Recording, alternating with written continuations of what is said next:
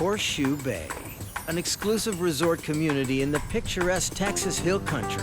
Life is good here, and nobody enjoys it more than Charlie White, multi-millionaire businessman, sports enthusiast, Here comes the party. generous host. Wherever Charlie goes, he is the life of the party. Anybody that lived in Horseshoe Bay long enough knew or heard of Charlie White. Say Charlie. Charlie. So when the wealthy retiree is found viciously murdered in his own home, friends and neighbors are stunned. What would drive a person to such violence? It was obvious Charlie White was not going to be getting up off that floor. It was brutal. Who would want to kill Good Time Charlie? In their search for an answer, investigators find clues in the most unexpected places. This was something that I'll probably never come across again in my career. And uncover dirty little secrets in the heart of Millionaires Row.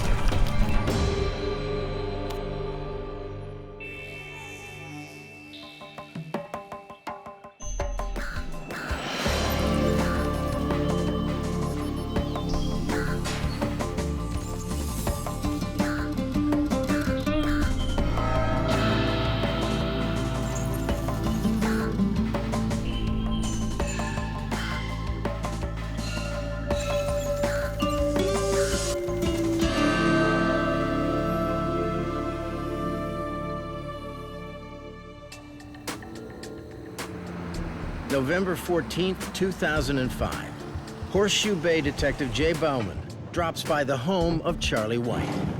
Charlie has been missing in action for several days. Our police department received a call from one of Charlie's friends that he had missed his golf date with the friend. Charlie had also failed to turn up for a flight to Dallas on his private jet. And they were worried about him. Bauman discovers the reason Charlie White hasn't been showing up for his appointments.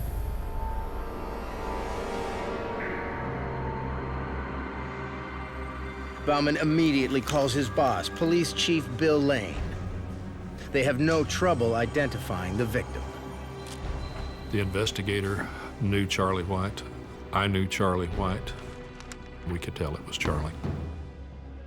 It was pretty obvious that it was not a natural death. A CSI team begins its examination of the residence, searching for clues that can tell them what happened. Trace forensic specialist Betty Steinhauser quickly sizes up the situation. Just looking at the scene, you could tell that it had been a struggle. There was blood splattered on the back of the couch, some on the bar, some few drips on in the hallway. So you could tell it had been a fight. There was 2 teeth that were dislodged from Charlie and were found in the floor. One was pretty close to the body. Another one was about 5 feet from the body. The force needed to dislodge teeth like that was a substantial amount. I mean, we're talking about breaking teeth from a solid jaw. He was pretty well beat up and tortured. And his body littered with papers. Chief Lane calls in veteran homicide specialist Joey Gordon, who has extensive training in interpreting crime scenes. Let's see what we have here. The papers that were put on the body were not placed in a way to conceal the body. You could still see the body very clearly. So the way that they were dumped on the body indicated that somebody was making a statement. It was business paperwork. All the paperwork that had to do with his finances, his businesses, transactions, things like that. Part of the investigation would be to figure out what that statement was. As they move through the rest of the mansion, the forensic team confiscates photos and other personal items. Any kind of documents that can give some idea possibly of the motive involved, how the crime was committed, anything that might be important prior to the crime having been committed and even afterwards. Anything like that is very important evidence. They also collect a number of items from the mansion's large kitchen. It appeared that someone had brought in groceries and stuff from coming in from a store. There was a brand new VCR in a box. There were several packages of Charlie's prescription. Investigators found a newspaper that obviously been opened up and read. All of which seems to indicate that Charlie's day-to-day life had been proceeding normally until he was murdered. All of Charlie's possessions seemed to be in place. We also saw items of considerable value still there and still on the person of Mr. White. Charlie had a gun cabinet that was full of rifles. They were all still there. Eliminating robbery as a motive. And on the question of how the killer gained entry to the house. There was no forced entry to the front doors. The front door was locked and secured. The back doors were locked and secured. There was no breakage, there was no pry marks. Which points to a disturbing possibility. The only other conclusion that made any kind of sense was that Charlie White knew whoever killed him, whether it was a relative, associate. That was the big question. While forensic experts continue to search the residence, Detective Bauman takes Charlie White away to the morgue, where he hopes to learn more about the killer by determining exactly how Charlie died. There had been a severe blow to Charlie White's head from a liquor bottle. There was also damage to Charlie's right rib cage area, where essentially it looked like somebody had stomped or put enough pressure to his rib cage area to actually break loose a section of ribs. A brutal beating that should have left Charlie dead, but the killer went even further. There was a green extension cord that was wrapped around the victim's neck about 3 times. The electrical cord around the neck was the clincher. It was obvious Charlie White was not going to be getting up off that floor. It was determined that blunt force trauma and strangulation were the primary and secondary causes of Charlie White's death. This is more than just murder. It's overkill. Why did the killer need to use such brutal force to kill a 73-year-old man? Continuing with the autopsy, the medical examiner comes across something unexpected. A message from beyond the grave. Buried inside Charlie's chest is a defibrillator, implanted after a near-fatal heart attack several years earlier. Investigators realized the device could contain important information about the last moments of Charlie's life, but they need someone who can interpret its message. Bauman contacts defibrillator specialist Nick Lubbers. I knew that the information on the defibrillator could be very useful in this investigation, and that much like a black box on an airplane, it would provide us insight into the death of Charlie White. Lubbers' first task is to establish communication with the device. And doctor, could you hold this over the pacemaker? I have an antenna that's basically a wand connected to my programmer that's going to talk to Charlie White's device. Then, he remotely downloads recorded data from the defibrillator's memory, data that paints a gruesome picture of Charlie White's final movements. I noticed that the device had stored an episode where it had shocked Charlie White's heart 8 times trying to save his life. After being struck by the primary murder weapon, the rum bottle, the defibrillator had zapped Charlie back to life, and then zapped his heart repeatedly while he was strangled with the secondary murder weapon, the electrical cord. Charlie White died not just once, but 8 times.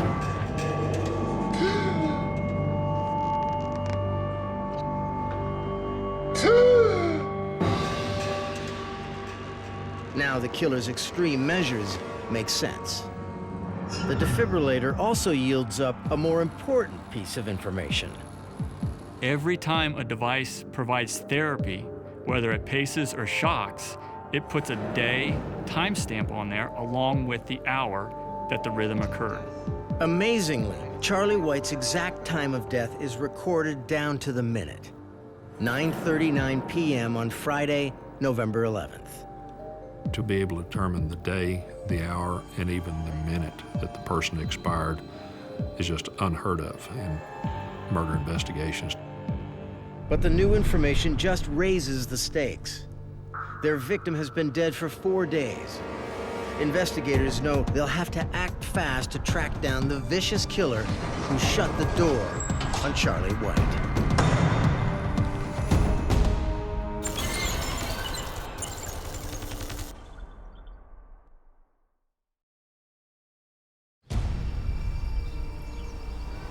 In Horseshoe Bay, Texas, millionaire Charlie White is found brutally murdered in his own home. Police now know exactly how and when Charlie White died, but they still have no idea of his killer's identity. With the time of death pinpointed to 9:39 on the evening of Friday, November the 11th, investigators focus on retracing Charlie's final days, creating a timeline of where Charlie was seen, and more importantly, who he was with. They start by interviewing those closest to Charlie and learn that an old friend had dinner with him 3 days before he was killed. At 8 p.m. on Tuesday night. No, you're a generous man, but give me a chance once in a while, right? One individual that we interviewed indicated that he had played golf with Mr. White approximately 2 days prior to his death. Take your time. This is your first time golfing, I guess, eh? Oh, my goodness. That's pretty good, pretty good. Are you sure you don't want to take a mulligan on this? My goodness, that's an impressive score. I'm pretty proud of that. I shot a 98. Charlie shot 112. Man, was he ticked. They add each new piece of information to their timeline. Then they discover that Charlie dropped in at his favorite watering hole on Friday afternoon, just hours before he was killed.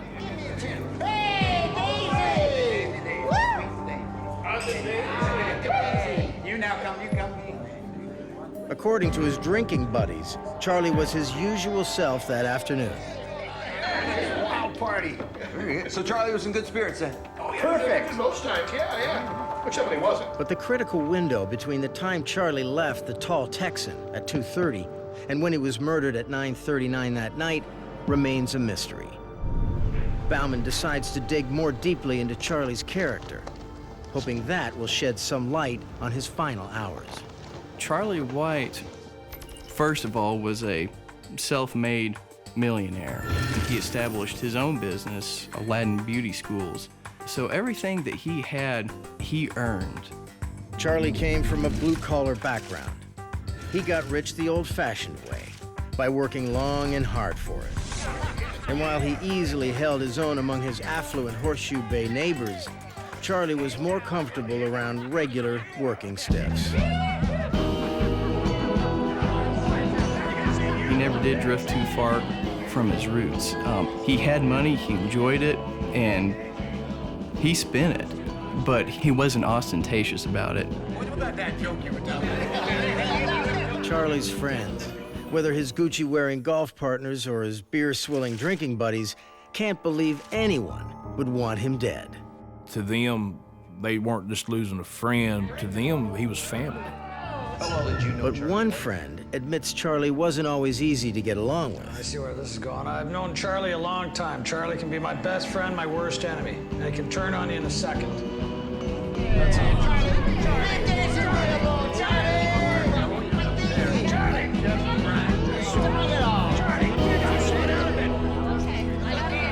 Charlie, you gotta back it up a second there. You get out of my space. I'm just saying, I said get out of my space.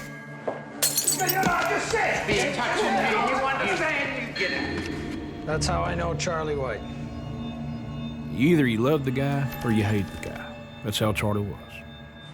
It appears there may be a crack in Charlie White's respectable facade. Then, among the personal effects collected at the crime scene, Bauman finds something that splits the crack wide open.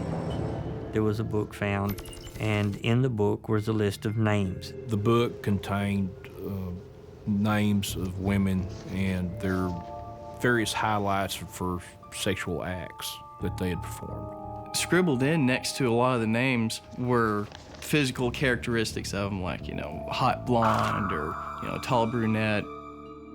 We counted over 1,100 names in the book. It turns out that a lot of those women were prostitutes, call girls.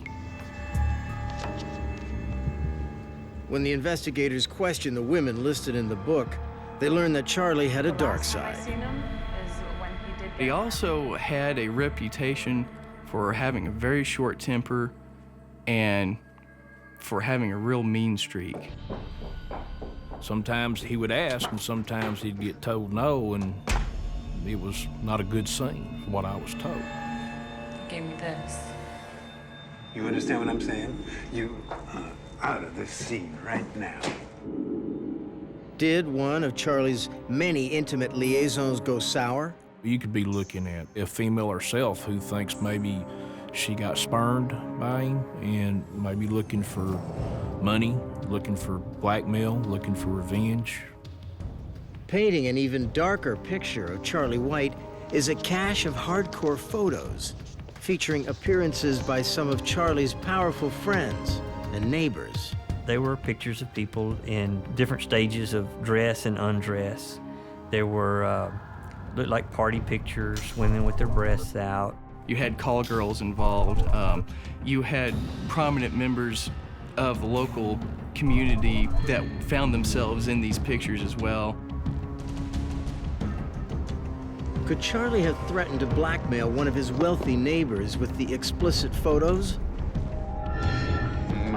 Horseshoe Bay's good time Charlie, it seems, is not the universally adored figure he first appeared to be.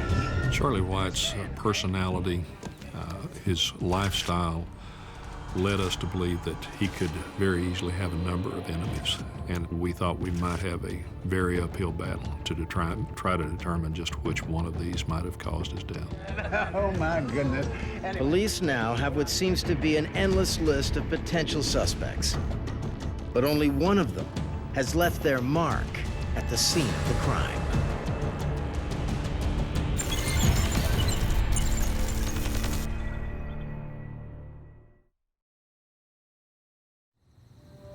In the exclusive resort community of Horseshoe Bay, Texas, investigators are puzzled as to who would sadistically murder popular resident Charlie White.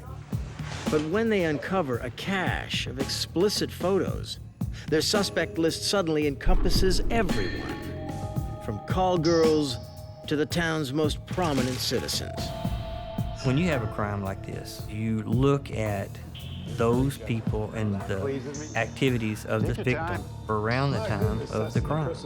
And you kind of draw a circle around that. Theoretically, that's your people of interest. They begin the painstaking work of confirming alibis and eliminating individuals from their list. When you get down to the one that you can't clear, every way you try, that's going to be your suspect. Meanwhile, at the crime lab in Austin, forensic expert Betty Steinhauser processes the items collected from the crime scene. On the electrical cord used to strangle Charlie White, she finds a dark smear. When I examined the cord, there appeared to be blood on the cord. Realizing it could be a critical clue to the killer's identity, she tests the smear using a special dye. In the lab, we use a chemical called amido black. Amido black will stain the proteins in blood and will cause it to darken and turn it to a blue-black color. Steinhauser's initial hunch is a good one. The smear is in fact blood. But whose blood is it? If it's not Charlie's, then it may be the killer's, which would provide investigators with a sample of their quarry's DNA.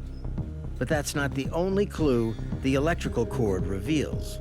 After I processed it with amido black, not only just spots of blood came up, but also what appeared to be a print, a latent print. A thumbprint captured in blood on the murder weapon. Is it the killer's?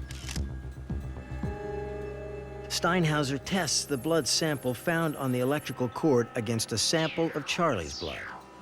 The results are disappointing. The blood that was found on the electrical cord did match Charlie White's blood. Which means they don't have the killer's DNA. Steinhauser turns to the thumbprint. It doesn't match Charlie's, so she runs the print through a criminal database, in case the killer is already known to police. The search comes up empty. If you've never been fingerprinted for any official reason, your fingerprints are not going to be posted anywhere. Knowing it may help them later, investigators put the thumbprint aside. But the electrical cord may have more to reveal. Perhaps determining where the cord came from will tell investigators something about their killer. Ranger Gordon returns to the Horseshoe Bay mansion and learns from a housekeeper that Charlie kept several green extension cords in his garage. Yes, that's precisely what we're looking for. Did the killer break off the attack and search the garage for a secondary murder weapon to finish Charlie off? Or did the killer know exactly where to look? Who would have that kind of familiarity with Charlie's home? Investigators wonder if Charlie's ex-wife Gerda may be able to shed some light on this question. New Mexico police pay her a visit. Greta White had been divorced from Charlie for many years. She lived in Ruidoso, New Mexico, while Charlie lived in Horseshoe Bay. Their only real connection was the children. Hello. Hi, good morning, ma'am. Officer Amador, this is Officer Robinson. Mind if we came in and asked you a few questions? About what? About your ex-husband, Charlie White? They had not been on good terms at all since the divorce. This wasn't a case where your ex is still your best friend. Well, I just have to ask you a few questions, okay? When officers ask about her marriage to Charlie, Gerda describes a difficult and painful relationship. Charlie had his hedonistic lifestyle that didn't include her necessarily. For years, Gerda endured Charlie White's heartless behavior. Where are you going? Where are you go- This is no big deal. It was obvious that she had a considerable amount of animosity towards Charlie. She felt that she had been abused for many years as his wife. And as police learn, she was not the only one. Gerda suggested that her children were under the same level of abuse by Mr. White, that they did not have a pleasant life with him. She tells the officers that Charlie subjected the kids to an ongoing ordeal of belittlement, verbal abuse, and abandonment. I told you, I warned you about that lip of yours. Get out of my car, get out! Take this with you.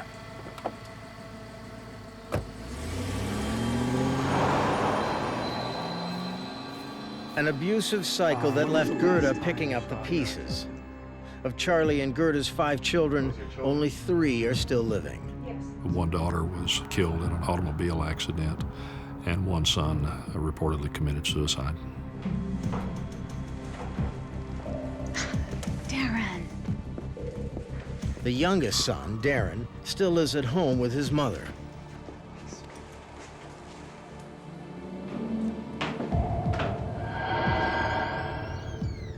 When questioned on the possibility of suspects, Gerda suggests they could take their pick of a dozen jealous husbands. But police wonder if Charlie's murder could be the work of a bitter ex-wife, one who finally settled an old score. She was very hostile towards Charlie, very angry, indicated that she's sorry she didn't get the opportunity to do it herself. Suddenly, Gerda White moves to the top of the investigation's suspect list. But they have no proof, nothing to tie Gerda to the scene of the crime. Going back over the items collected from Charlie's home, Detective Bauman finds 2 receipts. Nothing unusual until he notices the date and time. There was a receipt that came from a local Italian restaurant. It was dated for Friday, November 11th, just prior to the victim's death. Charlie ate his last supper just an hour before he was murdered. Was someone with him? We went to the restaurant and we spoke to a waitress who had actually waited on Charlie White. She tells Detective Bauman that he came in alone and ate his meal by himself. But she did notice something peculiar. There was a car parked right out here that I swear was his car, but there was someone waiting, sitting in there watching. Somebody was sitting out in his vehicle, which was out in the parking lot of the restaurant. Was that somebody Charlie White's killer? Bauman turns to the second receipt, which shows that Charlie went shopping at a local department store just before going to eat. We're just queued it up now. He secures video surveillance tapes from the store. We, in fact, did find a tape that indicated Mr. White pulling into a parking lot, getting out of his car, and coming into the store. He eventually comes around to the pharmacy where he picks up his medication, the same medication that's sitting on the bar in his residence right there where he died. We watched as he went through the store. We watched as he walked out to his car. But even the hard-nosed investigators are stunned by what they see next. Whoa, stop that. Who's stop that? As soon as he approaches the car, another person pops out. An individual comes out the passenger side of his vehicle and helps him load the items into the trunk of the car. He'd been sitting in the vehicle for almost an hour while Charlie was shopping. At last, the investigators' hard work seems to have paid off. This mysterious figure just might be the person behind Charlie White's brutal murder.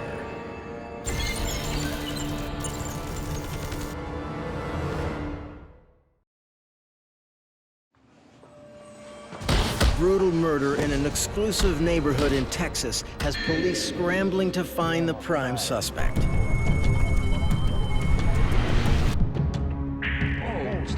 They finally catch a break when their killer seems to have been caught on video, getting out of Charlie White's car as Charlie returns from making some purchases. We got pretty excited at that point to see this individual. We have got to identify who this is because this individual was with Charlie within a couple of hours of his death. Whoa, back that thing up. Pause it. And can you zoom in a bit? Get some more detail there. But the image is hard to make out. You could get a general description, size, that type of thing, but you could not tell who it was. We could determine that this was a male and quite possibly a white male. A male, so not Charlie's ex-wife Gerda, as investigators had suspected. The mystery figure is clearly someone who knows Charlie White well. Who could it be? While investigators are unable to get a clear image of the person with Charlie just before he was killed, they realize they may be able to capture their suspect on tape after the murder, leaving the scene of the crime. We realized that there was only one way in and out of this particular residence.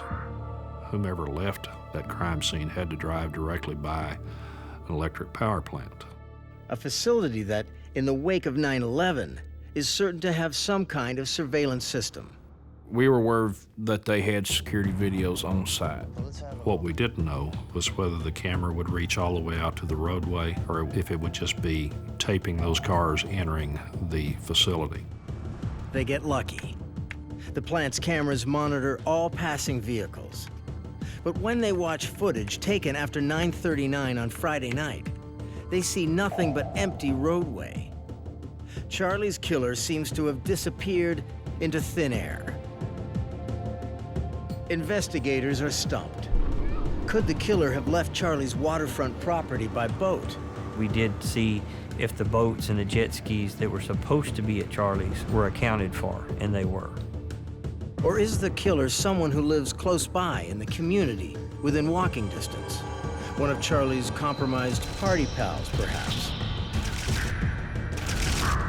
At the crime lab in Austin, Betty Steinhauser continues to comb through the evidence collected from the crime scene. Processing the newspaper found on Charlie's kitchen counter, she notices the date. It was dated the day after the time of death for Charlie White. Whoever was in the house at the time of the murder actually went outside, picked up the Saturday paper, and brought it back in. We know that the paper came after the murder. Therefore, it had to have been picked up by someone in that house during the time that the body of Charlie White was still laying in the den. Suddenly, investigators have an explanation for why no vehicle left the crime scene on Friday evening. Charlie White's killer stayed the night. Steinhauser tests the newspaper and reveals a palm print that could well belong to the killer. Meanwhile, investigators return to the power plant's security tapes and scan footage shot after 6 o'clock Saturday morning, the time the newspaper was delivered to Charlie's house. They hit pay dirt. Roughly about 8:30 in the morning, here comes a white Ford pickup, extended cab, coming into frame. Investigators have a visual image of a white truck leaving the scene of the crime. They go back through their suspect pool to establish if any of them own or have access to a white truck. And still wondering whether Charlie's ex-wife might have a hand in this crime, they give the New Mexico police another call. We contacted the Ruidoso Police Department and asked them to go by the residence of Miss Gerda White and check and see what vehicles might be there. Sure enough, parked in Gerda's driveway is a white truck. And we learned that Darren White actually drove a white Ford extended cab pickup. Exactly like the one in the power plant video. When interviewed, neither Gerda nor Darren made any mention of a visit to Horseshoe Bay. But clearly one or both of them was there. Is Darren White responsible for his father's brutal murder? Is Gerda? Or did mother and son act together to kill Charlie White?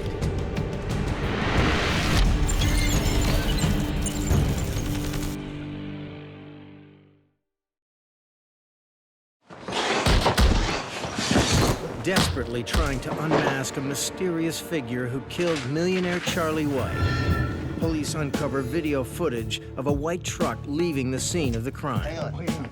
Pull that back up now. The truck belongs to Charlie's youngest son, Darren.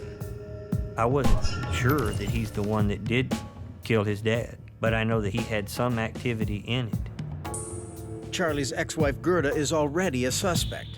Now Darren, who lives at home with his mother, is implicated. Darren. Investigators need to find them fast. But just as they prepare to head out, Darren and Gerda turn up in Horseshoe Bay. This is my son, Darren. Darren, this is all mine. Please, sit down. Darren and Greta voluntarily came to the Horseshoe Bay Police Department for interview. Investigators split the pair up and take them into separate rooms for questioning. In New Mexico. Chief Lane interviews Gerda White. The Friday. Yes. During the interview, Gerda was very nervous. She was not relaxed at all. She exhibited all the indications of a person with something to hide. Darren White, meanwhile, is questioned by Ranger Gordon and Detective Bellman. They learn that Darren had access to his father's house. Yeah, it's the key to my dad's place. He explained to me that he'd been living with his dad in Horseshoe Bay. Darren, did you live with your father full time? He explained his time with his father as almost an obligation. His father would call him up and insist that he come down and visit him. But I'd act like more of a servant at his parties. Darren would come down and he would throw a party, but not necessarily for Darren, but Darren would pull the jet skis or pull the boat with the girls behind it. He would tend bar. Boy! Anybody here want more drink? Say aye. Oh, Darren, I want some more drink now. In the first interview room, Chief Lane has little success pinning Gerda down on her whereabouts at the time of Charlie's murder. Gerda was very evasive about the actual time frame. I think Friday. Yes. Friday, that's the 11th. It might have been Thursday. And when asked where he was on the day of the murder, Darren tries to deflect the question. How is the investigation going? Darren seemed to be more on a fishing trip. He was wanting to know what we knew and didn't really want to tell us what we wanted to know. So investigators pull out their ace in the hole, the video image of Darren's truck leaving Horseshoe Bay on the day after the murder. A vehicle matching Darren's was just outside of Charlie White's house, and this is Saturday, the 12th of November. Gerda refuses to answer any more questions. Am I under suspicion? Am I going to be charged? No. Then I would like to leave right now. She finally reached a point where she was so uncomfortable that she wanted to discontinue the interview at that point in time. Lane has no choice but to let her go. In the other room, Darren tries to brush off the damning evidence, but Ranger Gordon pushes harder, telling him about the department store tapes from the night of the murder, showing Charlie with another person, a white male that matches Darren almost exactly in height and size. We're gonna find out who killed your father. I was with my dad on that night. Darren finally admits that he was in Horseshoe Bay that day. Darren confirms that he was the person waiting in the car at Walmart and at the Italian restaurant. But he clams up when it comes to what happened after he and Charlie returned home that night. Ranger Gordon warns him that they have forensic evidence, including fingerprints on the murder weapon that will conclusively identify Charlie's killer. So I said, well, here's what I know and here's what I've done. And I explained to him that I'd been to the crime scene, what I'd collected, and that when I have all of that together, I'll know who did this. Darren White has nowhere left to hide. And that's when he said, I don't know where to start. I just honestly don't know where to start. He was just... Where Darren does start is with the nightmare of a life with Charlie. He painted this really nasty picture of his father of verbal abuse, physical abuse, he even alleged sexual abuse. Certainly this was a troubled relationship between he and his father for many years. Then Darren tells Ranger Gordon about their return home on the night Charlie died. He was trying to get the groceries and things inside. Get in here now, you idiot. And that his dad and him got into an argument. Get yourself some whores? My goodness, you don't have a clue, do you? Oh, you are a disgusting excuse for a man, you hear me? How much money do I have to keep giving you? You poor excuse for a man, that's what you are. According to Darren, Charlie goes ballistic. It's about time you grew up and took some... You lazy coward. He indicated that he had thrown a number of items at him, cans and groceries and so forth, and had physically attacked him. Don't stop it. Don't you tell me to stop it. He was afraid that his father was going to try to retreat into another room and obtain a weapon and shoot him with it. Darren says he had no choice but to defend himself.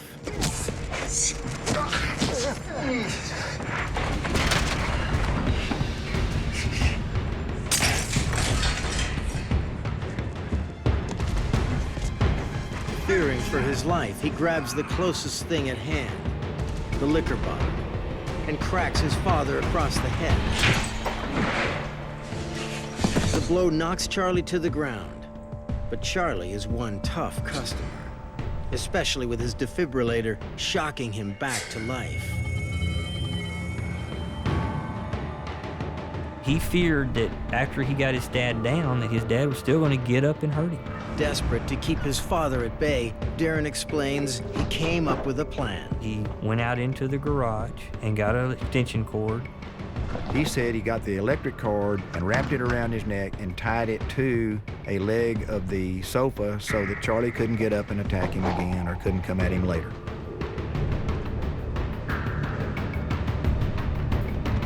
But Charlie White never gets up again.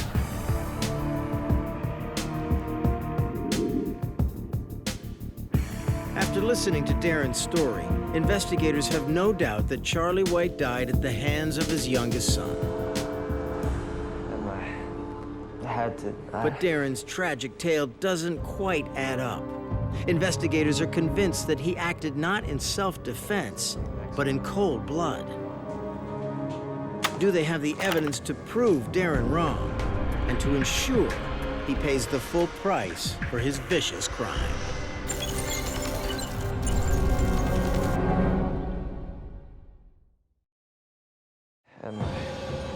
38-year-old Darren White has confessed to police that he killed his father, millionaire Texas playboy Charlie White. Darren contends that he acted out of self-defense. In court, he pleads sudden passion from an adequate cause, a secondary murder charge that could significantly reduce his sentence. The years of abuse at Charlie's hand, Darren claims, finally came to a head on the night of November the 11th. You are worse than your mother. Investigators don't buy it. They believe that Darren killed his father in cold blood, and they turn to the forensic evidence to prove it. The bloody thumbprint on the electrical cord matches Darren's, conclusively placing him at the scene of the crime. But Darren's account of what led to Charlie's death does not match the evidence. So angry and throwing things. About time you grew up and took some you lazy... Darren claimed that his father threw things at him and attacked him physically. Don't you tell me to stop it! But at the crime scene, there were no signs of the violent altercation Darren described. Everything seemed to be in its proper place. There was no spillages, there was no items broken. Basically, the only damage to the area was the body of Charlie White. What's more, when New Mexico police interviewed Darren just days after the incident, he showed no signs of having been in a fight. When you have two people combating each other or assaulting each other, both parties are going to sustain some type of injuries. It's going to be bruises, it's going to be cuts, it's something of that nature. Darren didn't have that. The blood spatter examination of Charlie's sofa indicates that it was Darren and not Charlie who was the aggressor.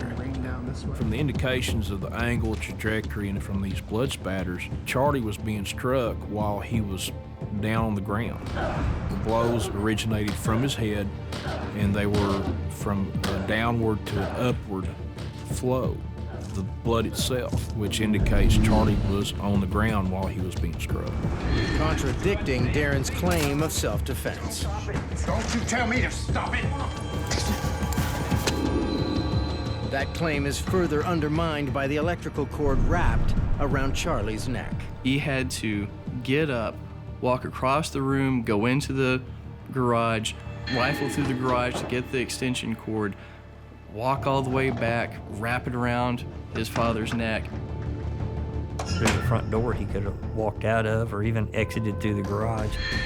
Instead of escaping the situation, Darren came back into the house to finish the job, drawing the cord tighter and tighter until Charlie and his defibrillator finally succumbed.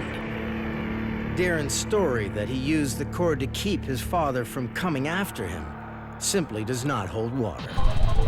We traced the photograph of the extension cord, and it was not tied to the leg of the sofa. Investigators contend that it was spite, not passion, that fueled Darren's attack, as evidenced by the papers dumped over Charlie's lifeless body. He opened that briefcase and dumped them on him and told Charlie White, "There, that's what's important to you, and you can have it." They point to the Saturday paper, which had Darren's palm print on it, as further evidence that his actions were callous and calculated. Only a cold-blooded killer could sit there and read the newspaper after he had committed the crime. Finally, they argue that Darren's overnight stay in the house after killing his father is completely at odds with his sudden passion plea. One would presume that if it were sudden passion from adequate cause, he would have realized, oh my gosh, what have I done? I've killed my father, and called somebody. Instead, he spent the night in a dead man's house. That was hard to explain away to the jury. After 9 long hours of deliberation, the jury sides with the investigators and their forensic evidence. And on February 22nd, 2008, Darren White is sentenced to 20 years in prison for the brutal murder of his father. I think that he deserved more than 20 years in the penitentiary for this crime. I think it was too brutal of a crime not to have more than what the sentence was. I can't really think of these circumstances as being any type of abuse that you couldn't walk away from other than having to kill someone. You good? You need more? Let's face it, Charlie was not our #1 dad. But again, nobody deserves to die like Charlie did.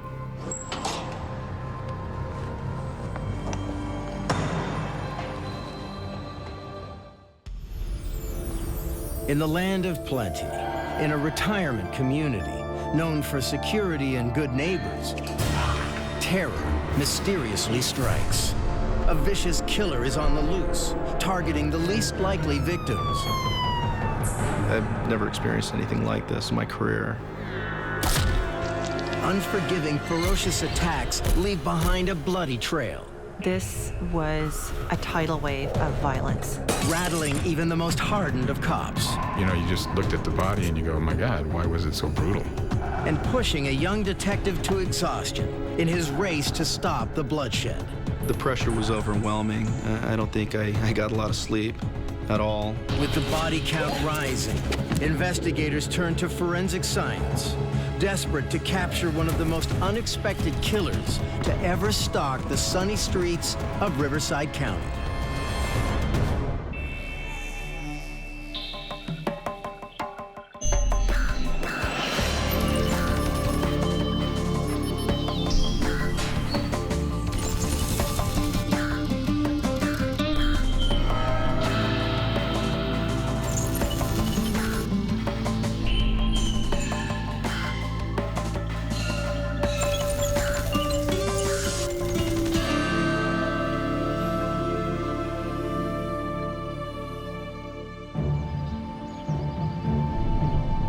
Canyon Lake, California, an hour from Los Angeles.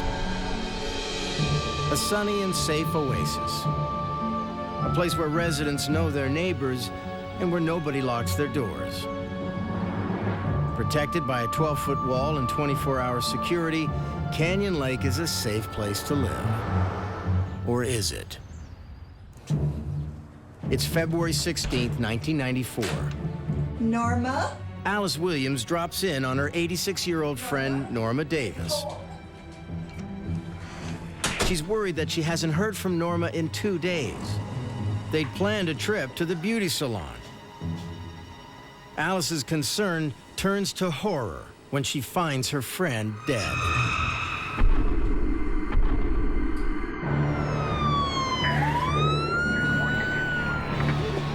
Detective Joe Greco arrives from the nearby Riverside County Sheriff's Department.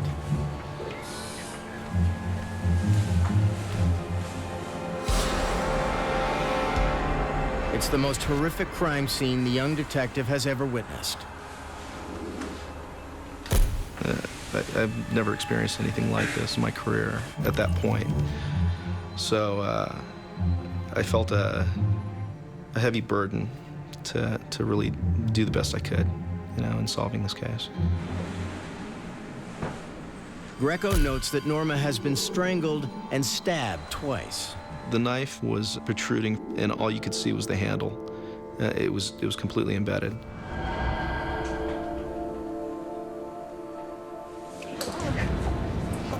It told me that the killer was extremely violent, probably enraged over what I didn't know.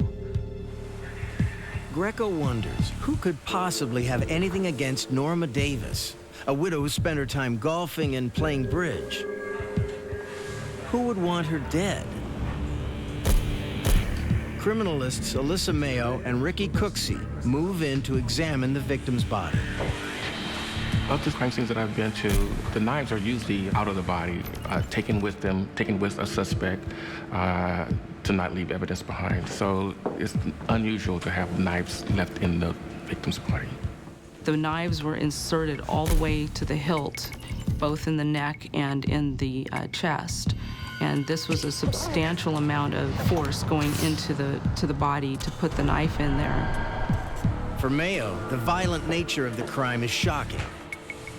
In all my years in criminalistics and going out to crime scenes, I can honestly say I've only seen this less than a handful of times. While searching the house for clues, Greco moves to the kitchen and finds 2 blades missing from a knife block, suggesting that Norma might have been slain with her very own kitchen knives. But was the attack premeditated, or was it a case of a burglary gone wrong? It didn't appear initially as if the house was ransacked. Norma's Medicare check was still on the counter in the kitchen, and that was not taken. So the police were very much wondering about the motivation of the killer. Greco wonders why there are no signs of forced entry. Did Norma Davis let her killer in?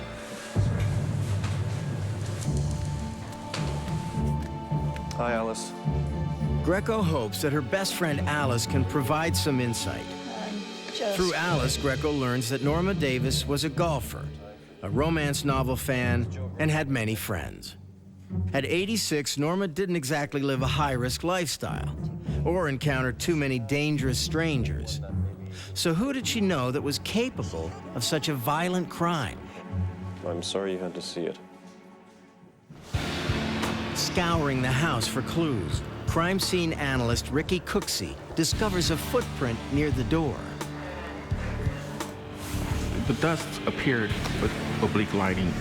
It appeared white on a wooden floor background.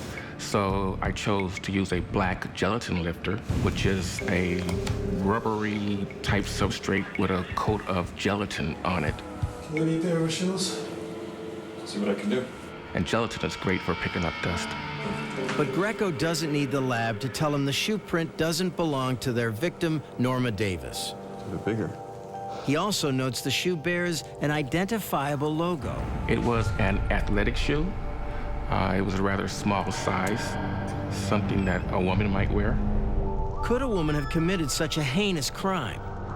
Was the killer someone who knew Norma Davis? It seems inconceivable. But Greco can't rule out any possibilities. Was that Norma? I can't let you go any further. This is an ongoing investigation for homicide.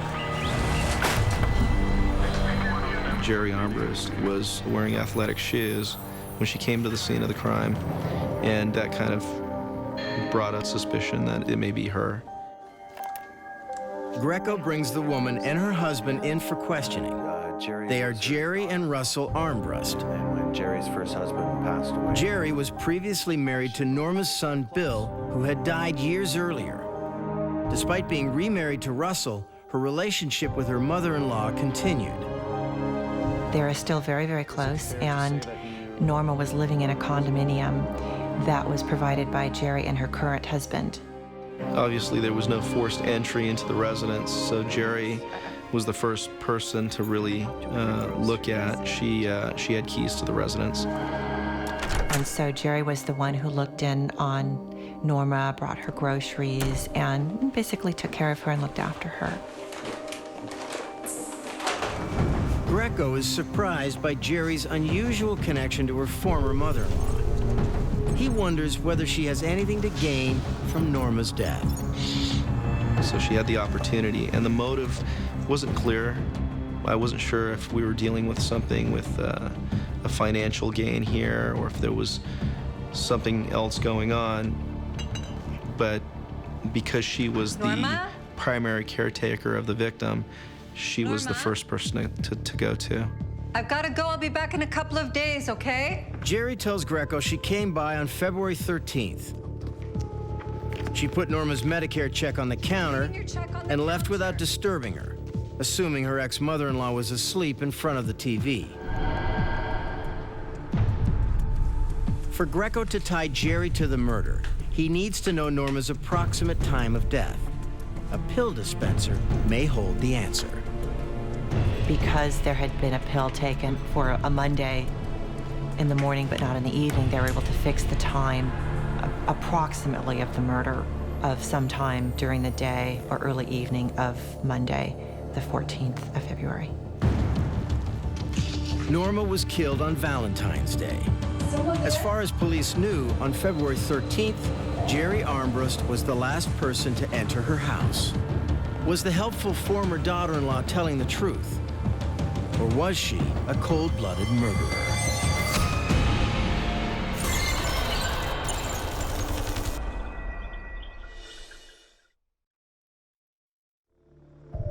In Canyon Lake, California, 86-year-old Norma Davis is brutally stabbed and strangled in her home. It's the first murder to hit the quiet community, and residents fear for their lives. With no clear motive in sight, police focus on Jerry Armbrust, the victim's former daughter-in-law, who had both the means and opportunity to commit the crime. But is there any evidence to arrest her? While all forensic evidence is being evaluated, the police dig for other leads. The community was worried that it could have been a transient, that it could have been maintenance workers, it could have been anybody at that point. So I interviewed quite a few people, just trying to find something that would give me some direction as to where to go. Thanks for your help. Fear in the close-knit neighborhood turns to panic when 2 weeks later, on February 28th, Greco is called to the scene of a second murder in the same complex, only blocks away from Norma Davis's Canyon Lake home.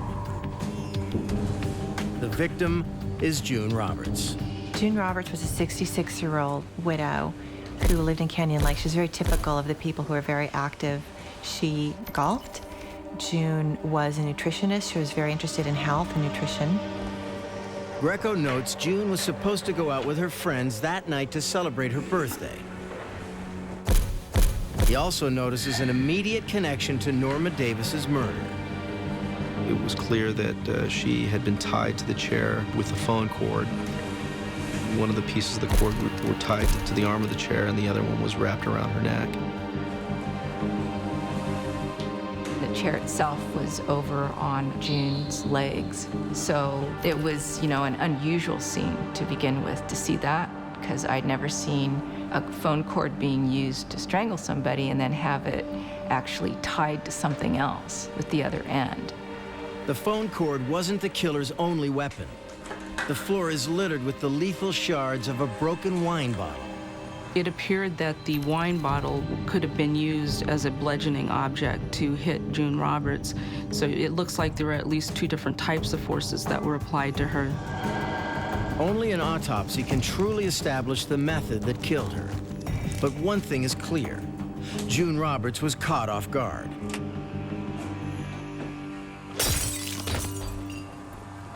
Did she know her killer? I don't know if she had time to fight back. If she had been hit with the wine bottle first, that would have really put her out. And then it would have given the killer time to tie her to the chair. The murderer appears to have walked right in. Just like at Norma Davis's house, there's no sign of forced entry. But similarities don't end there. Both victims were elderly.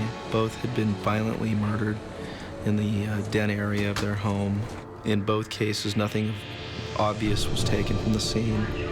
Perhaps the most telling similarity is that both the killings are too violent to be just burglaries. There's an expensive diamond ring on June's finger that the killer didn't take. Greco notices, however, that a couple of credit cards seem to be missing from her wallet. Suspecting a link between the recent murders, Greco needs to find concrete evidence to tie them together. Except for being elderly women and neighbors, what else do Norma Davis and June Roberts have in common? At the time that this murder occurred, it appeared as if she was rearranging photos in her family album. She had a Bible open and she was reading some Bible passages. A prayer list tucked in the Bible connects June to the first victim, Norma Davis. Were they friends? Greco considers the possibility. The fact that they both lived within close proximity to one another, you could walk from Norma's house to June's house, no problem. Greco and his team discover a photo that further suggests a link between the 2 murders. June's late husband, Dwayne, was friends with Jerry's current husband, Russell. Now Greco can tie both his victims to Jerry Armbrust, Norma Davis's former daughter-in-law. I was leaning towards Jerry as being the potential killer because she knew both victims and she had access to the community. She could get in and out of the gates without any problems. So my focus was with Jerry. Greco is determined to leave no stone unturned and asks Ricky Cooksey to compare the original shoe print collected from Norma Davis's house to a new print from a shoe provided by Jerry Armbrust. But the prints don't match.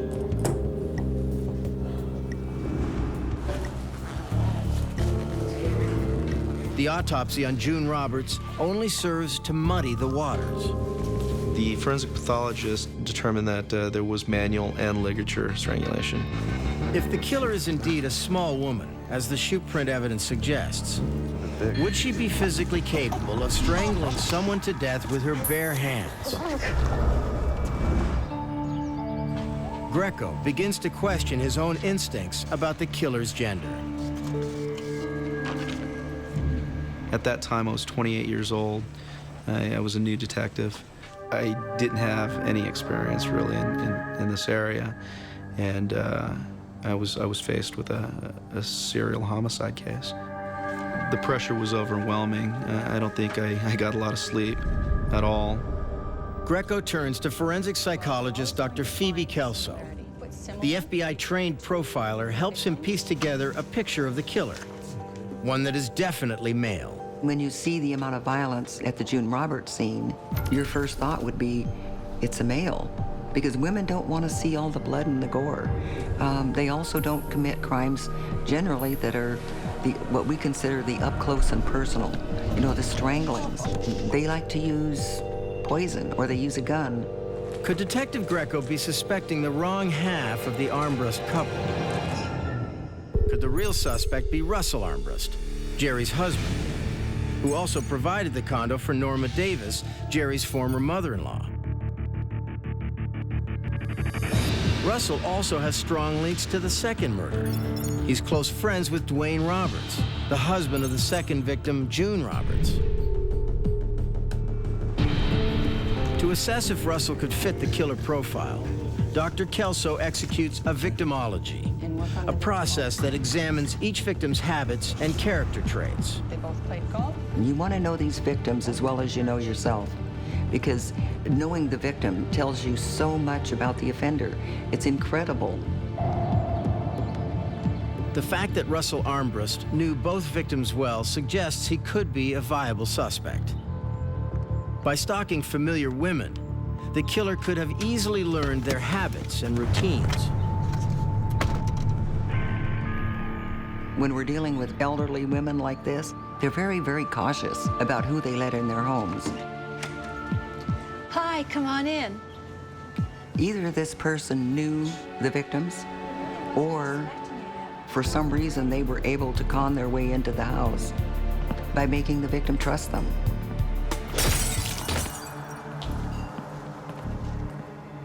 They wouldn't have been very suspicious looking. From Dr. Kelso's assessment, Greco knows that Russell Armbrust could fit the profile of the killer. But none of the evidence supports his theory. Greco has nothing to tie Jerry or her husband Russell to the crimes, and both their alibis prove rock solid. It was frustrating. It was very frustrating to not have any kind of physical evidence or solid leads to follow up on.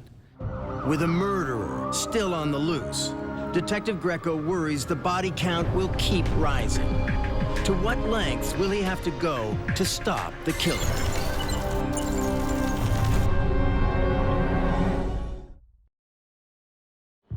Canyon Lake is in a panic after the brutal and senseless killing of 2 senior citizens. For Canyon Lake, this was a tidal wave of violence.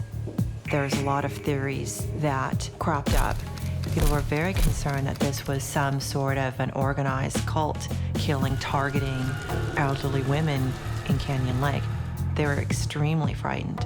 These things were happening very fast, so I didn't really have a whole lot of time. From the first victim to the second victim was only 2 weeks. The tip line was absolutely flooded with panicked community members. They were calling in about people who were transient, people who just didn't look right, people who were just strangers. Many of the elderly people either moved out, many of them moved in with one another for safety, and many of the adult children of the elderly residents came and scooped up their parents and took them out of Canyon Lake. They were that scared. While Detective Greco strongly fears the killer will strike again, he's no closer to finding a suspect. Greco returns to the location of the last 2 murders. Getting your son here? Yeah. So I could look at everything and try to go over it and over and over it and try to figure out if there was something that I'd missed. But coming up empty-handed again, Greco wonders if the missing clue might be found somewhere else. Checking with the credit departments, he catches a break. He receives an activity report on the missing credit cards of the second victim, June Roberts, and discovers someone used the cards the day she was murdered. We divided the receipts amongst the detectives involved in this case to follow up on the credit cards. And one of the places that I went to in particular was a salon in the city of Temecula where the card was used. Greco learns that June's credit card was used to pay for a series of services. In particular, a woman had treated herself to a manicure, pedicure, and haircut just 45 minutes after June was viciously murdered. She told me that the woman had blonde hair, described her as being between 5'4" and 5'6", weighing approximately 130 pounds. Even more surprising, he learns that the woman wasn't alone. She was with a young child. See you later, bye. Who was using June's credit cards, and what connection did she have to the Canyon Lake killer? So if you can just describe... Working with the manicurist, a forensic artist puts a face to the mystery shopper. Shattering Greco's earlier suspicions, the woman who used the credit cards is not Jerry Armbrust. But was this the face of the killer? On March 10th, 3 miles away, in nearby Lake Elsinore, Greco is called to emergency. There's been a third attack.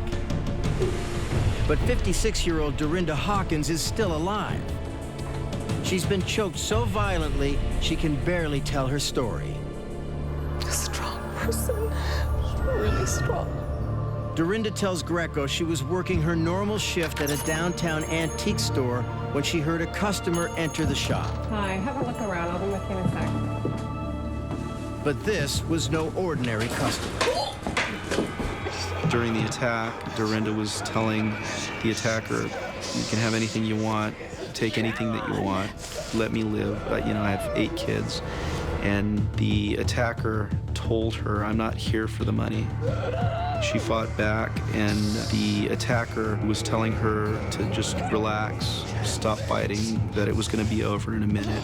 Relax, relax! The attacker was actually standing on her while getting leverage and trying to pull the rope around her neck tighter. Greco speculates that the thick layer of material from her turtleneck sweater likely saved Dorinda's life that day. At the forensics lab, Marianne Stamm examines Dorinda's clothing, hoping to find trace evidence that might lead police to her attacker. Forensic scientists or criminalists collect significant evidence such as hairs that may be foreign to the victim and therefore could possibly have come from a suspect.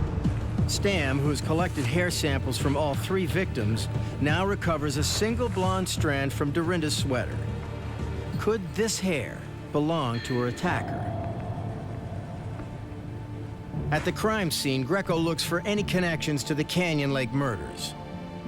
With cash still in the open register and no valuables taken, it's clear robbery wasn't a motive for the attack. So what was the assailant after? Greco is faced with 3 attacks in 3 weeks, the latest bearing no geographical connection to the first 2. Was this latest assault simply a copycat crime?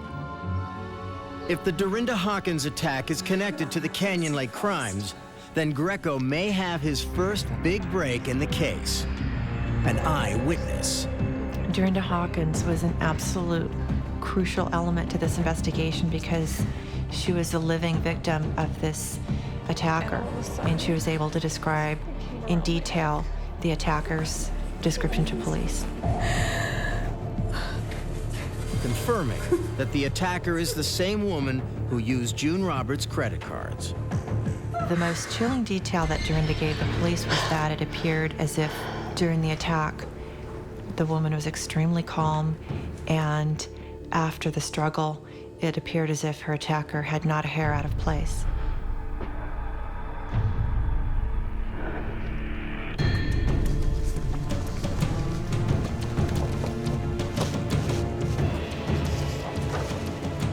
Greco is hunting for a blonde, athletic serial killer in her mid-30s.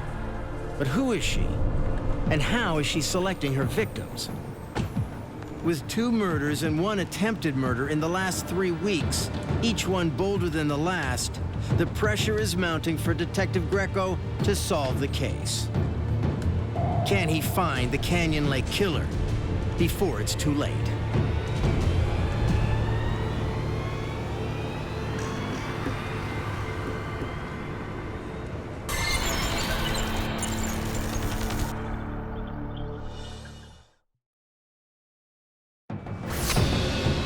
A vicious killer has butchered 2 women and tried to strangle a 3rd in Riverside County. The attacks are cold-blooded and violent. Forensic sketches link the 2nd murder of June Roberts with the strangulation attack on Dorinda Hawkins and strongly confirm that the serial killer is a woman. As Detective Greco continues to track a shopping spree that may be linked to his killer, he wonders what kind of person could commit such horrendous crimes and then reward herself with indulgence and pampering. Greco returns to Dr. Kelso for more psychological insight. Female killers fall into 2 separate groups. The Black Widows will marry over and over and over again. The reason is financial gain. The other group is the nursing group. Their choice of victim, almost always, are the elderly. And then when they die, nobody's really all that shocked. Anxious to find out if the killer falls into either of these categories, Greco accelerates his search. He goes from the spa to a new hair salon listed on the credit card statement, tracking the women's movements, trying to find out more about her. And he does. The stylist tells Greco that the same customer came in to get her hair color dyed from blonde to red. Why, after 3 attacks, would the killer decide to change her appearance? Was she closely following the investigation? Or was she disguising herself to kill again? Norma was here. Detective Greco, as young as he was and as inexperienced as he was, always went back to his basics and always went back to his training. No signs of forced entry. The killer is familiar to the murder victims. Who is Greco overlooking? Greco starts to narrow his search. The first purchase this person made on June Roberts' card was in Lake Elsinore. You would think that they lived in that area or had ties to that area. So I went back to Jerry to find out whether or not she knew anything about the suspect that I was looking for. Despite once being a suspect herself, Jerry Armbrust is completely cooperative, anxious to find her ex-mother-in-law's killer. I provided her with details of what this person looked like, and also the fact that she had this boy with her. But Jerry can't think of anyone she knows with a young son. I don't know anyone that has an 8-year-old boy. I'm sorry. The following morning, as Greco plans his next move, he's paid an unexpected visit by a troubled Jerry Armbrust.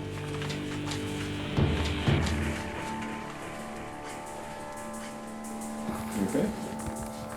Jerry tells Greco that her husband Russell's daughter, Dana, stopped over to visit the night before. Hey, little girl. Look at you! Jerry noticed some disturbing details in her stepdaughter's appearance. The height fit, the age fit. She recently had dyed her hair from blonde to red, and her boyfriend's son was with her quite a bit. And that she had once lived in Canyon Lake and still had a pass to get in.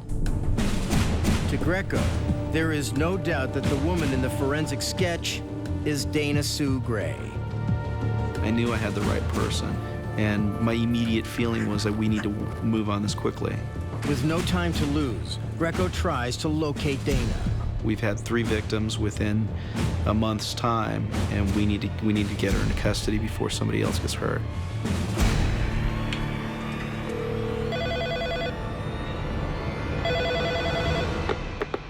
Please leave message after tone. But Jerry's stepdaughter is nowhere to be found. Greco rallies the Riverside County Sheriff's Department to find and capture Dana Sue Gray. With 2 women dead and a third in critical condition, Greco knows the killer will strike again. They need to move quickly before another person falls victim to her wrath.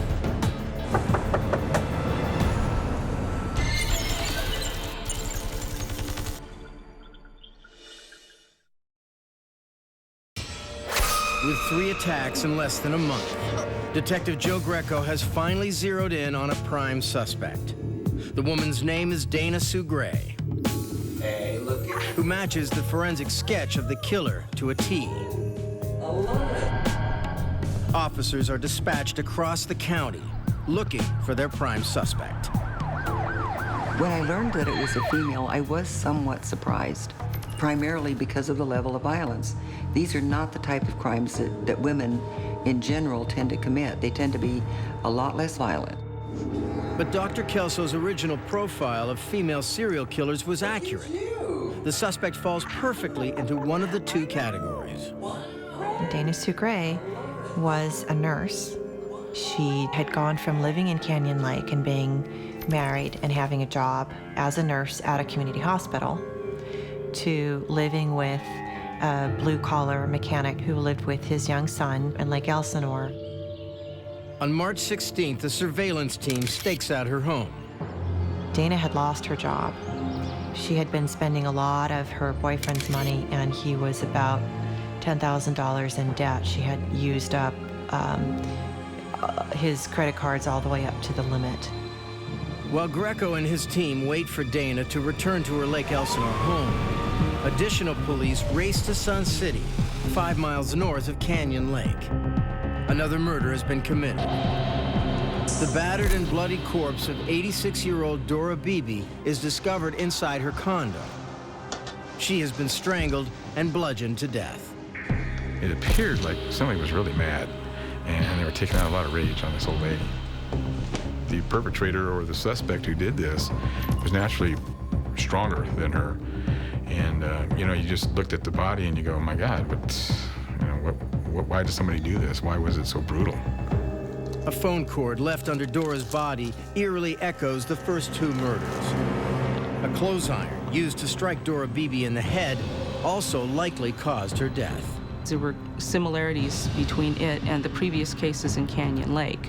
No forced entry, the age of the victims, maybe the victimology of the victims, the fact that the violence seemed to be escalating.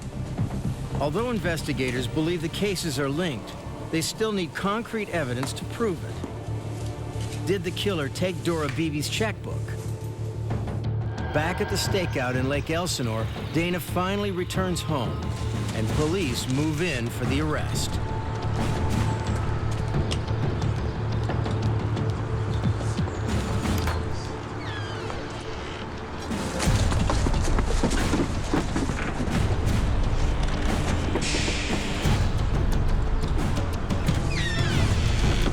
Dana answered the door, and she was surprised. She was in shock. She asked me what it was about, and I told her, I think you know what this is about, and you need to come with me. Inside her home, police discover a stockpile of luxury goods. The killer has been on a steady shopping spree, just as they suspected. There were diamond earrings, there were shoes, there were quite a number of mundane items, but all of these items would have provided linkage evidence to substantiate the fact that she used the credit cards of the victims after their death. Still searching Dana's home, the forensic team finds more than just shopping loot. They find Dora Beebe's missing checkbook. I realized that Dana was out killing her last victim earlier that day. With Dana Sue Gray finally in custody, Greco pressures her to confess. Dana, you know why you're here, don't you? No. Dana claims to know nothing and denies all of Greco's accusations. But confronted with the shopping spree evidence, Dana suddenly changes her story. She admits to finding Dora Beebe's checkbook in a garbage can. Her admission stops the detective dead in his tracks.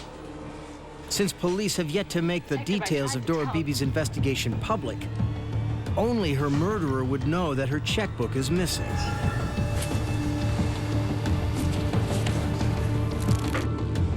For Detective Greco, this is the slip he's been waiting for. Thank you. I recalled in the middle of the interview getting up, leaving the interview, and going to talk to the detective that was working that case.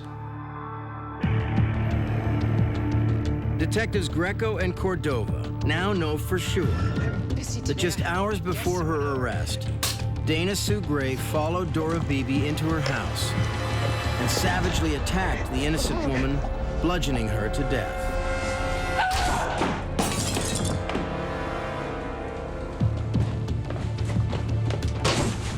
Dana is a cold-blooded butcher who kills and then goes shopping. I told that officer what happened, and I told him. Greco knows she's guilty, but does he have enough evidence to tie her to all 4 attacks?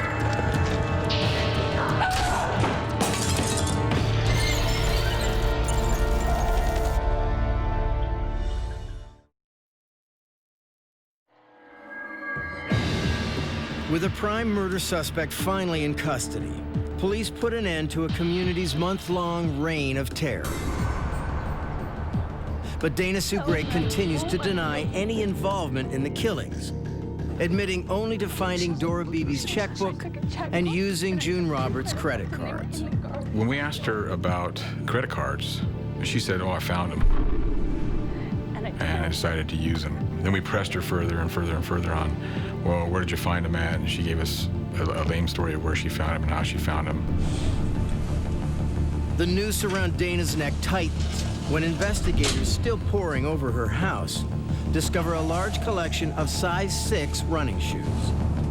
And from looking at those shoes and having an idea of a possible shoe print that was found at the very first homicide scene, I decided that we should collect all of those shoes so that we could take them back to the laboratory and look at them for blood, and then have an analyst do a shoe print comparison. Ricky Cooksey pulls various prints from Dana's stockpile of shoes and compares them to the print recovered from the home of the first victim, Norma Davis. His work finally pays off. A print from one of Dana's shoes perfectly matches the one collected from the first murder scene.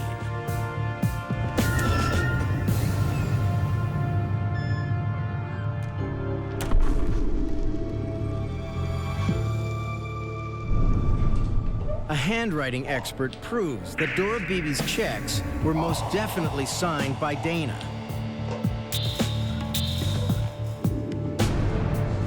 All evidence points to Dana's guilt, but investigators need to build an airtight case to ensure a solid conviction. Hair analysis allows investigators to prove that witness descriptions of the killer were consistent with Dana's hair color changes. I asked the investigators to bring in the suspect's hairbrush. I was able to see a trend where the suspect's hair was most likely a blonde or a light brown color, versus later on, towards her last victim, she had changed her hair color more to a reddish color. The most damning evidence of all comes from Dorinda Hawkins, the one victim that looked Dana Sue Gray in the eyes and survived.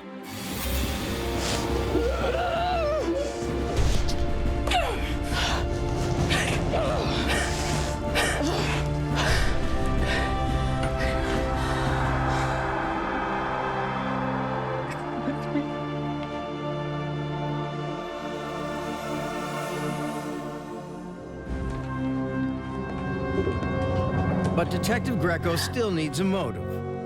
Why did Dana kill Norma Davis, a woman she was quite fond of? A woman she called Nana. Dana, is that you? Hi, Nana. I made some cookies. Bring them in. They're right there on the counter. Okay.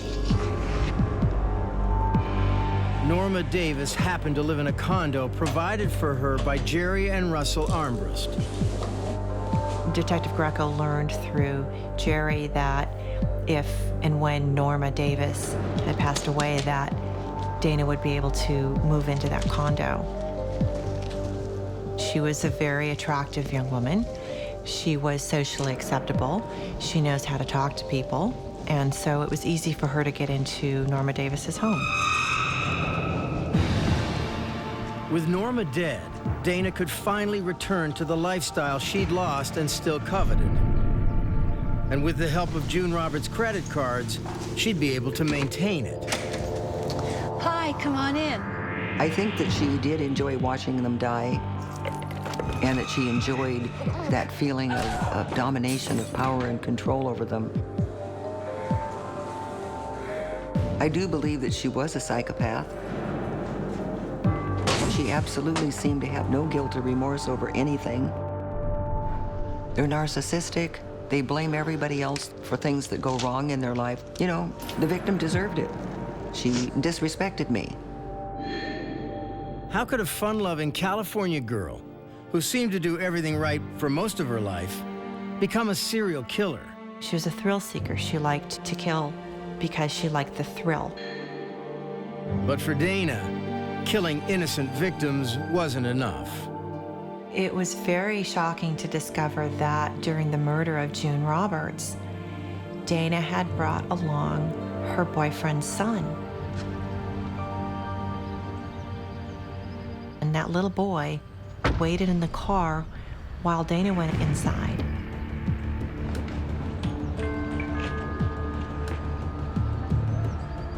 Where she proceeded to bludgeon, choke, and strangle June to death while the little boy waited patiently. After that, Dana went and got a massage. Apparently, the little boy had to wait for that as well. And she ate lunch at a fancy cafe and then she took him shopping. Detective Greco can't explain the killer's actions. I don't know if Dana was always dangerous. I don't know if she snapped and something changed in her. It's really hard to say. It's something that only she can answer. While he credits forensics for producing overwhelming evidence against Dana Sue Gray, Greco believes the person who really solved the case is Jerry Armbrust. She's the one that deserves all the credit because she didn't have to help me out. It was her own stepdaughter, you know. That had to be very difficult, and it really changed their lives. It changed everybody's lives.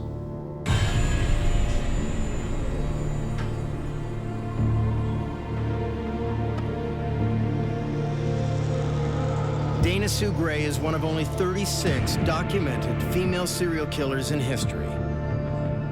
Unlike most women killers, she is distinguished by the level of violence used against her victims.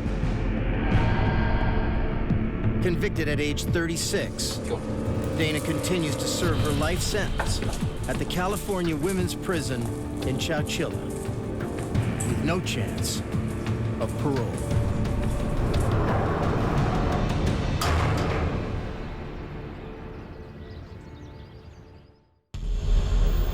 They called it Bloody Christmas.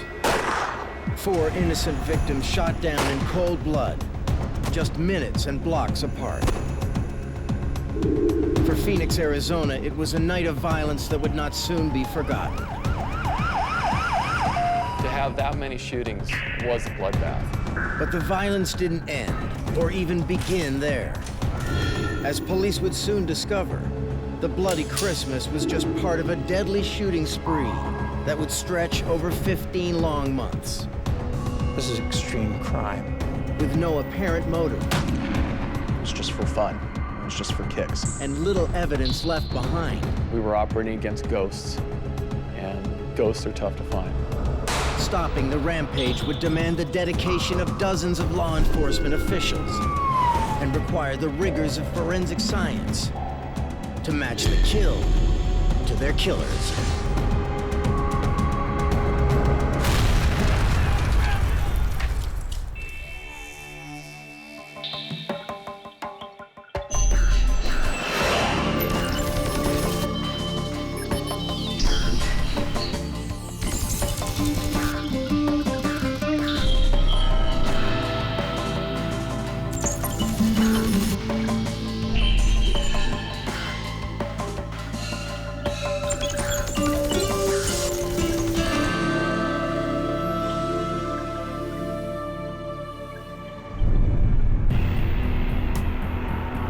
December 29th, 2005, just days after Christmas.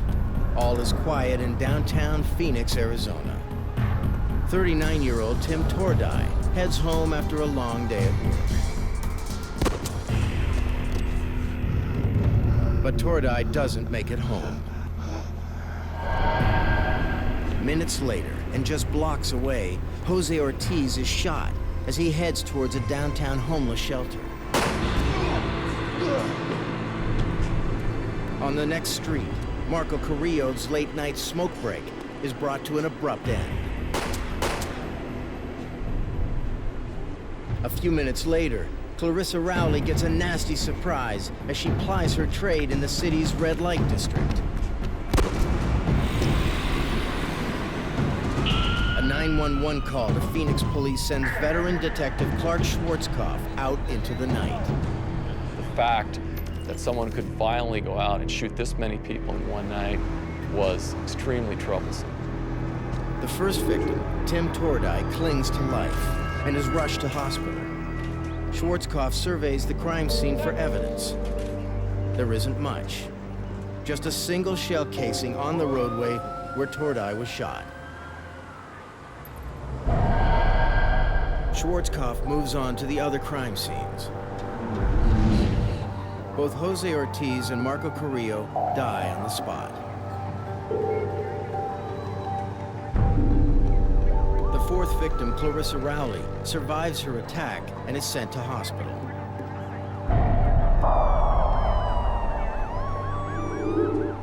Schwarzkopf tries to make sense of the multiple shootings. Given their proximity, time, and location, the incidents are almost certainly related. He wonders if the crimes are motivated by drugs. So that's what we look for first, is some type of drug or drug-related issues. There were no drugs found at the scene. The victim's personal belongings are not taken. Robbery clearly wasn't a motive. Perhaps the two survivors can tell Schwarzkopf what's behind this rash of violence. He starts with Tim Tordai. When he got off the bus, he was walking. He was listening to his radio, shot in the back. He did not hear the gunshot that hit him. He just felt the impact of the projectile. Tordai can tell the detective nothing about his shooter. I didn't see anything. Schwarzkopf then interviews Clarissa Rowley. I thought it was a John. I don't know what else to tell you. The fact that she was a prostitute could have brought any number of people into the mix. A disgruntled pimp, a disgruntled customer. Rowley didn't see the driver and can't identify the make or model of the vehicle. With little else to go on, Schwarzkopf turns to the only evidence he has, the bullet casing found where Tim Tordai was shot. He turns it over to ballistics expert Phil Wolfslegel, who quickly determines that the casing is from a .22 caliber semi-automatic rifle. Schwarzkopf secures the bullet fragments from the other victims, hoping to learn if they came from the same gun. Wolfslegel inspects the bullets for rifling marks. When you fire a bullet down the barrel, there are channels cut in the inside of the barrel that are designed to spin the bullet. As the bullet is pushed down through those channels, the surface of the bullet is cut. From the forensic aspect, the cutting into the surface is what leaves the unique information that can be compared back to that particular firearm. With careful examination, Wolfslegel gets the information he needs. The bullet fragments, although fairly well damaged, did have significant rifling information on them that I was able to say that they were consistent among each other. There was no indication of a different firearm being involved. Confirming Schwarzkopf's theory that all four victims were shot with the same .22 caliber rifle.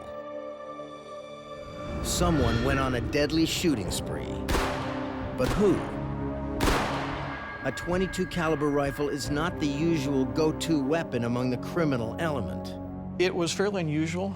Most of the shootings that we encounter here in the city of Phoenix are larger caliber. But the .22 caliber does offer certain advantages to a killer. a .22 rifle is not very loud. Sounds like the cracking of a whip because of the more silent report of the weapon. It is very difficult to figure out from actually where the shot came. And the .22 caliber has an extensive range, which means the shooter can be a long distance from the target. So where did the shots come from? Clarissa Rowley was shot from a car. Is this the same case with the other victims? Schwarzkopf and Wolfslegel recreate the Carrillo crime scene, tracing the bullet's trajectory to the middle of the street. We knew that that shot had to come from traffic. It wasn't fired from somebody off the road. It was fired from somebody on the road. They determined that Tordai and Ortiz were also shot from the road. The killer must be shooting from a vehicle. 4 drive-by shootings in one night. For Phoenix residents, the news is chilling. It was a bloody night, and it definitely made headlines in the newspapers. For police, the incidents are equally disturbing. To have that many shootings was a bloodbath. It's been referred to as Bloody Christmas. That one person could pull off so many shootings in downtown Phoenix, unseen and unheard, suggests a steely will and a steady hand. Schwarzkopf wonders if police should be searching for a professional sniper. Individuals with possible military experience, individuals with possible police or ex-police experience. And what is the shooter's motive? Schwarzkopf's biggest fear is that the violence has not yet come to an end. Is the shooter poised for another strike? And can police move fast enough to stop it?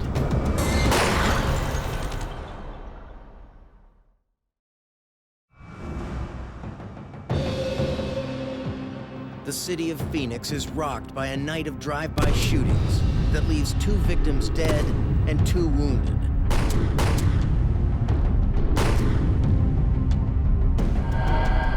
Ballistics analysis confirms that the same .22 caliber rifle was used in all 4 incidents. But that's all the police know about the crimes. We've had this bloodbath, you've had this bloodletting that occurred one night. What investigators hoped was that this was a one-time incident. But evidence proves the contrary. To see whether the weapon has been used in other crimes, ballistics expert Phil Wolfslegel enters the recovered shell casings into a ballistics database called NIBIN. NIBIN system is a camera and computer system that you can enter a cartridge case into, and it will digitize a photograph of it. It will then search that database for similar casings. Almost immediately, he gets a hit. A .22 caliber bullet casing recovered 6 months earlier from a murder scene in the nearby town of Tolleson. The victim was 20-year-old David Estrada. David was found on the sidewalk at 83rd Avenue and I-10. He had his luggage there.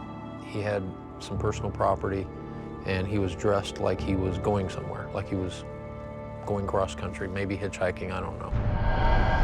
The cause of his death was determined to be a single gunshot wound to the chest.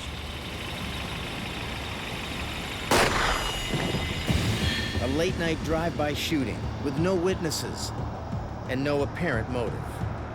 We questioned 30, 40 people in his background. There was nothing that we could associate with his death. Nobody that he knew had caused his death. Now the matching shell casing clearly links Estrada's murder to the Bloody Christmas shootings. Then Schwarzkopf learns that around the time Estrada was killed, someone had been shooting domestic animals in Tolleson. We've been getting calls. Horses were being shot in Tolleson Farms. I don't remember the exact number of incidents, but it was going on for a couple of weeks. At the ballistics lab, Wolfslegel examines shell casings and bullet fragments from the animal shootings. He quickly determines that they are from the same gun used to shoot David Estrada and the Bloody Christmas victims. Realizing the shooter has been active for some time, Schwarzkopf searches through old case files. looking for unsolved incidents with a similar MO. He finds two. Phoenix resident Tony Mendez was murdered on May 17th, a month before Estrada's shooting.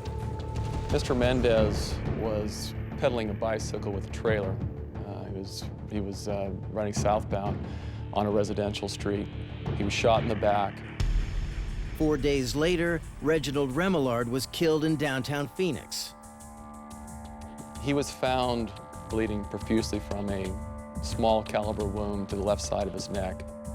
Once again, ballistic analysis proves that both Mendez and Remillard were killed with the same weapon used in the Estrada and Bloody Christmas shootings. Instead of isolated incidents, the Bloody Christmas episodes appear to be the latest violence in a shooting spree stretching over 7 months.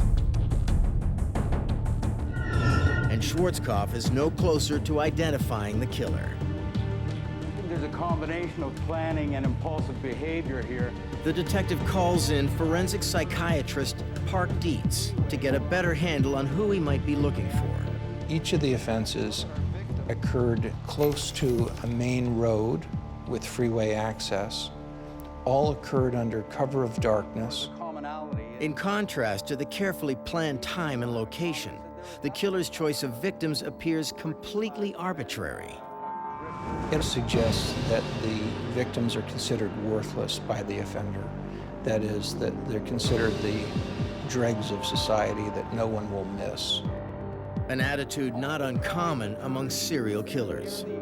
I think anyone who successfully evades detection for murder after murder begins to feel superior.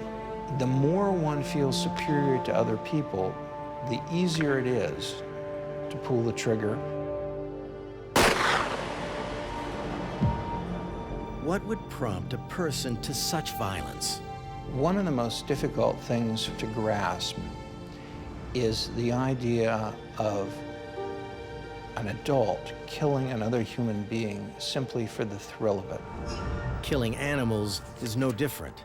Shooting animals is just a substitute for shooting people. What the offender wants is the thrill of shooting something and getting away with it.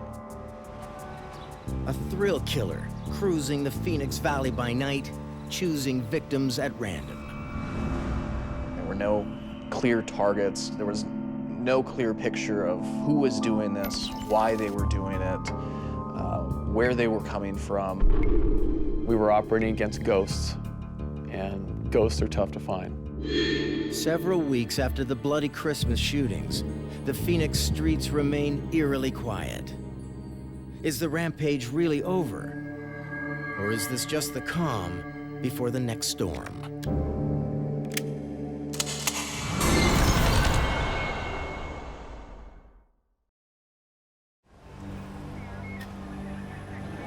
A deadly thrill killer in Phoenix has racked up 5 murders and 2 attempts, and police have no idea who is responsible. With no new evidence coming in, Detective Schwarzkopf turns to the media.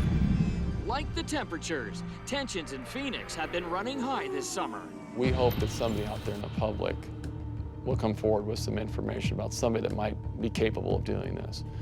Somebody that may have said something about doing this. Somebody that may have bragged about doing something like this. They were hoping to find somebody, anybody who knew what was going on. The best way to do that is to broadcast the message as widely as possible. Thousands of tips pour in, and police question hundreds of possible suspects. We were looking for people that had grudges, people that were disgruntled with something in their life. One by one, the suspects are ruled out. Thank you very much for the information. Despite the publicity, Schwarzkopf is no closer to apprehending the killer. Then, 4 months after the Bloody Christmas attacks, 20-year-old Claudia Gutierrez Cruz is gunned down in a late-night drive-by shooting. The incident has all the hallmarks of the thrill killer, but there's one big difference. This victim is shot with a shotgun.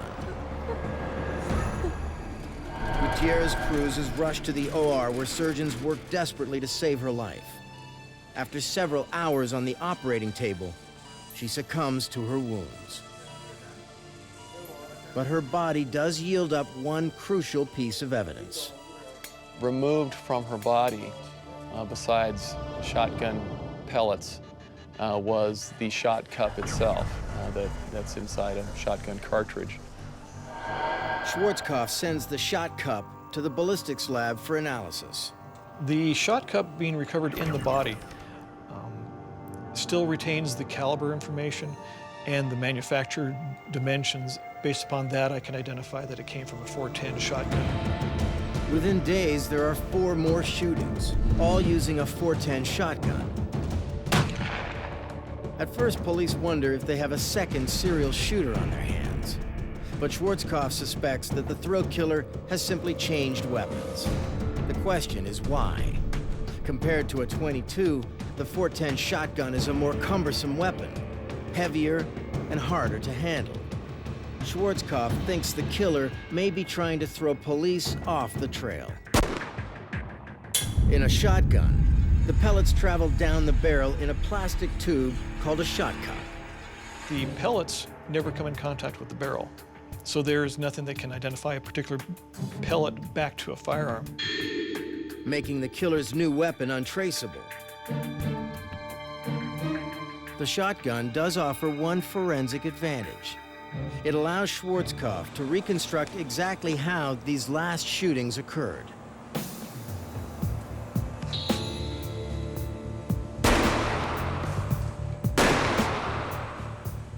Schwarzkopf and Walslick shoot paper targets from different distances using a .410 shotgun.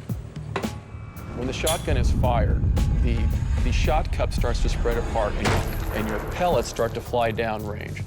The further the pellets fly, the more they start to separate. So targets that are further away have a more dispersed pellet pattern than targets that are closer. They compare the patterns on the targets with the wounds on the victims. Gutierrez Cruz was shot from point-blank range, so close that the pellets hit her in a single clump, and the shot cup was embedded in her body. Dispersed pellet wounds on other victims indicate that they were shot from a distance, as far away as 20 or 30 feet, leading Schwarzkopf to a chilling conclusion. The plausibility of someone doing it by themselves, to me, was zero. If you're driving by a person at a fairly good rate of speed, it's very difficult to target that person as you're driving and trying to control a vehicle. It would be very easy, however, for a partner to target somebody, and you could continue driving as fast as you wanted to. Suddenly, Schwarzkopf is chasing not a single individual, but a team of thrill killers, making the case that much harder to solve. Anytime you have more than one person involved in making a decision, things go differently. That can change the timing, it can change the victim selection, it can change choice of weapons. One can act without the other, and so there are many more variables at work than if we have one person who's responsible for it. For Phoenix residents, the prospect is terrifying. You have a population of 4 million people, and every one of those people is vulnerable. Residents wouldn't send their kids out at night to play or to go to friends' houses. A lot of times they wouldn't even drive to the supermarket. There were just major concerns about what could happen to them. Police intensify their presence across Phoenix streets. We would work the case during the day. Then I would do surveillances till late in the morning hours at night. We had a lot of officers out on the streets in marked and unmarked cars. Unfortunately, police can't be everywhere.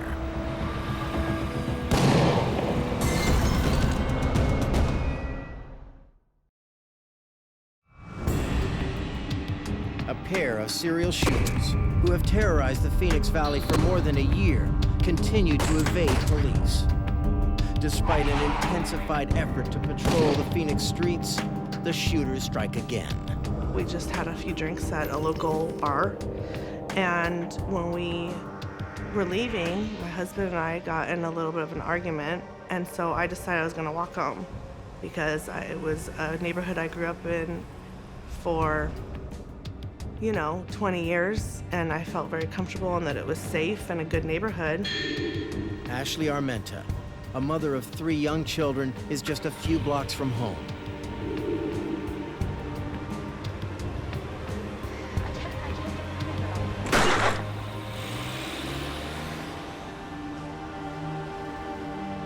I put my hand up to my head and saw the blood on my hand. I said, I think someone threw a firecracker at me or something. I couldn't figure it out because it just felt like a lot of stinging. Luckily, the pellets merely grazed the back of her head and neck. She was very fortunate. Had the individual targeted her at the waistline, she probably would not be with us today. And Armenta is able to supply Schwarzkopf with a crucial piece of new evidence. I thought it was some firecrackers going off for the 4th of July. But I do remember the car. Miss Armenta was the one that gave us an absolute, almost perfect description for the very first time of the suspect's vehicle. Armenta provides a make, model, and approximate year of the car. She also remembers it is silver in color. And that description that she gave us was monumental in building a case. Schwarzkopf now has a vehicle associated with the shooters. An all-points bulletin is issued on the car. And we were trying to stop or question or have any reason we could to contact anybody in that area that looked suspicious. But there are thousands of silver sedans in the Phoenix Valley. The search seems hopeless until Schwarzkopf is called into a seemingly unrelated investigation. There were fires at 2 department stores on the night of June 8th. Both on the west side. There were numerous people in the stores. They had to be evacuated. But the arsonists don't get away undetected. Security cameras picked up 2 men in the store that they believed were responsible for these crimes. The cameras capture images of the men both inside the store and in the parking lot, where they are seen getting out of a silver 4-door sedan. It seems Schwarzkopf's APB has paid off after all. Finally, the detective gets his first glimpse of the 2 men who may be the city's notorious thrill killers. The tapes don't afford a clear view of the men's faces, but the footage does reveal a clue. In the video, you can see a tattoo. It's clearly visible on the subject's right forearm. A clear, distinguishing feature. Someone out there must be able to identify the tattooed man and his accomplice. Recognize these guys? The Glendale Fire Department wants to hear from you. They're both between 25 and 30 years old, seen getting away in a light 2-door sedan, possibly a late 90s Toyota Camry. Police were able to release photos of them to the media and to the public and ask for help in identifying them. Thank you for coming in, Joetta. This time, the public appeal gets results. A woman recognizes the tattoo. His name is Sammy. She'd worked in a bar as a bartender for several years and a waitress on the west side of town, and I knew this particular individual.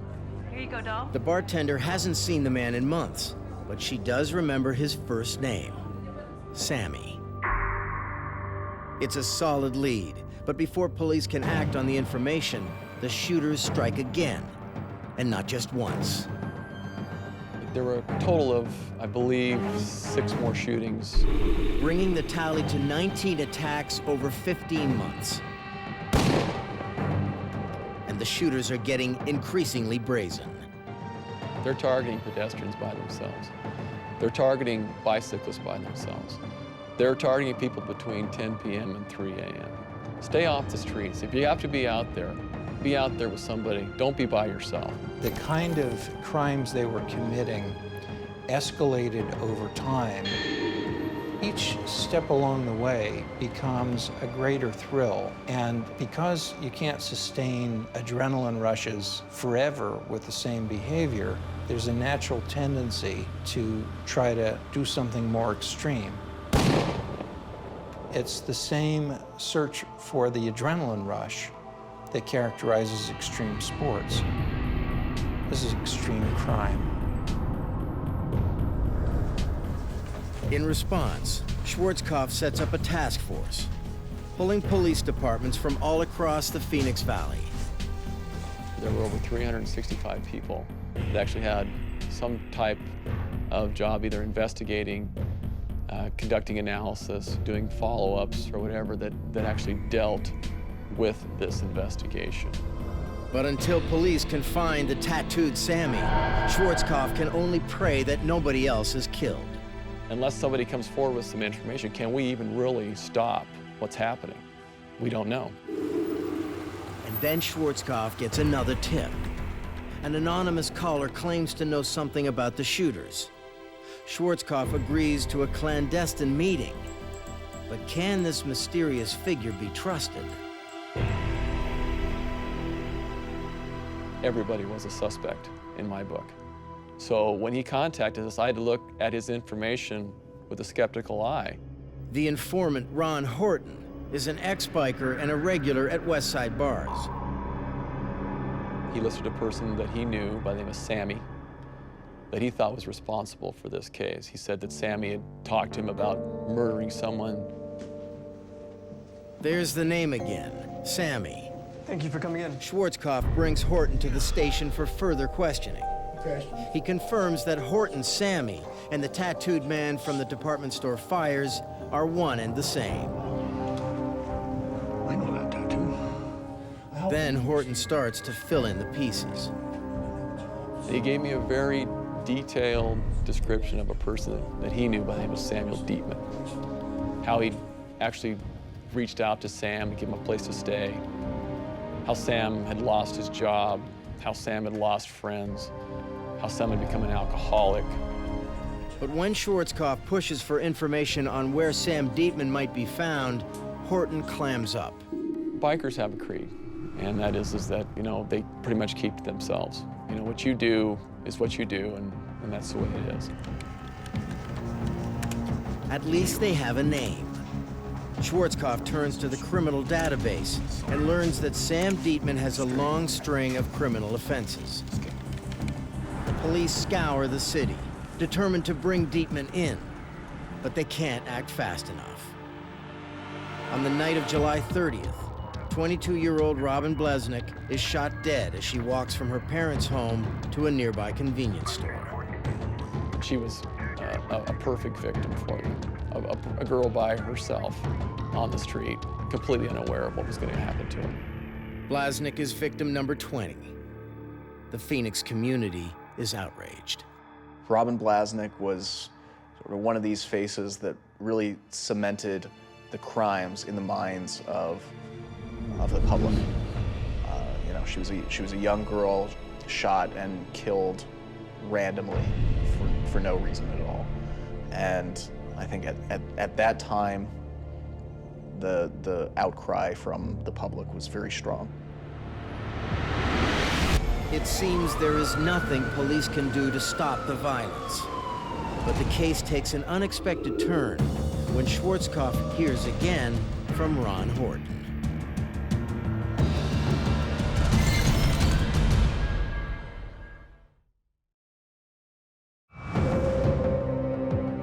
The city of Phoenix is under siege as the notorious thrill killers continue to gun down unsuspecting pedestrians.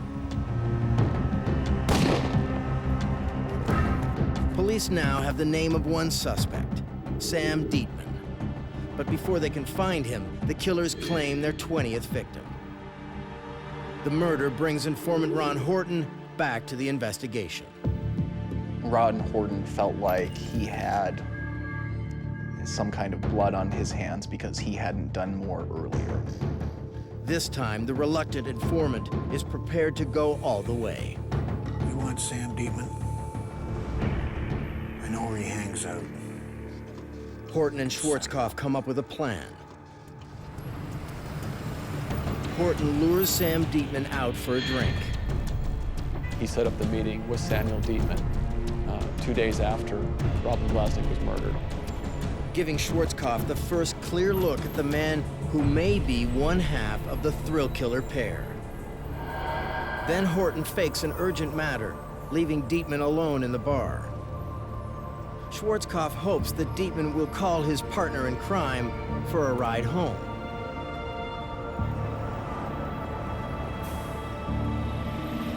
The ploy works. When I saw that Toyota Camry roll into the parking lot with a white male driver and almost a perfect description of the same vehicle that Ashley Armenta had provided us, I stepped back and I kind of went, okay, now's time. Schwarzkopf runs the vehicle's license plate number. It's registered to a Dale Sean Hausner. Until that day, we had no idea who Dale Hausner even was. He was a ghost, as far as we knew. But Schwarzkopf is certain he has both thrill killers in his sights. It was at that point I knew exactly who was involved. I knew that we had the right two individuals.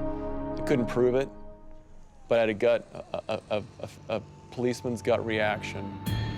But police can't move in on the pair just yet. We had no probable cause to arrest these guys. We had third-party information that one of them may have committed a murder. We had a car that was similar to thousands of other cars in this valley. So what we needed to do to develop our case was to follow them. Schwarzkopf hopes the two will return home, but that's not where they're headed. And from there, it was probably the worst night of my life. These guys patrolled the streets of cities in the southeast part of the valley, slowing down as they approached pedestrians, making quick U-turns, clearly looking for someone to shoot. We had surveillance officers on them that had to not only watch their every move, but not let anybody know that they were watching them. For hours, police trail Hausner and Dietman as they cruise the Phoenix Valley. And all the time, just basically biting their nails, hoping to God that they didn't shoot somebody right in front of us. But there are few pedestrians on the street that night. The saving grace that night is that it had rained. So the hunters call off their hunt and head for home. Hausner and Dietman disappear inside for the night, and the surveillance team sets up outside to watch and wait. From then on, they were under 24-hour surveillance. Unwittingly, the killers play right into Schwarzkopf's hands. Sam Dietman made a trash run. Our surveillance officers grabbed the trash bag and brought it to me at Maine Police Headquarters. And in it we found a map. This particular map, I looked and I could recognize that there were specific marks on this map that correlated with shootings that I had investigated. Although incriminating, the map alone doesn't prove that Hausner and Dietman carried out the shootings. Schwarzkopf needs more. And he gets it. There was a soda can in this trash, and inside that soda can was a .410 shotgun casing, the same type of shot that had been used in the murder of Robin Blasnick. The fact that he owned or clearly had access to .410 ammunition was huge for the case. But it still isn't enough to conclusively link Hausner and Dietman to the crimes. Schwarzkopf turns to a rarely used policing method. In an emergency situation where you believe the public is in danger, you can procure an emergency wiretap. The surveillance team manages to place a bug inside the wall of the adjoining apartment. Suddenly, Schwarzkopf is privy to the inner workings of the deadly duo that has terrorized Phoenix residents for more than a year. Hey, Dale. Hey, You know they're searching other states? Really? We're being copycatted? Oh, yeah. It's like we're pioneers. Better life for everyone. They sound like high school teammates joking about the game, and here they're talking about having killed people. Check this out. On the 5 a.m. news, Phoenix and Mesa police have linked the shooting death of a young Mesa woman to the serial killer, which now brings the total to 6. Idiots. They forgot about the guy on 27th Avenue in Northern. Hausner and Dietman's chilling banter provides clear cause for arrest. On August 3rd, a Phoenix SWAT team raids Dale Hausner's apartment.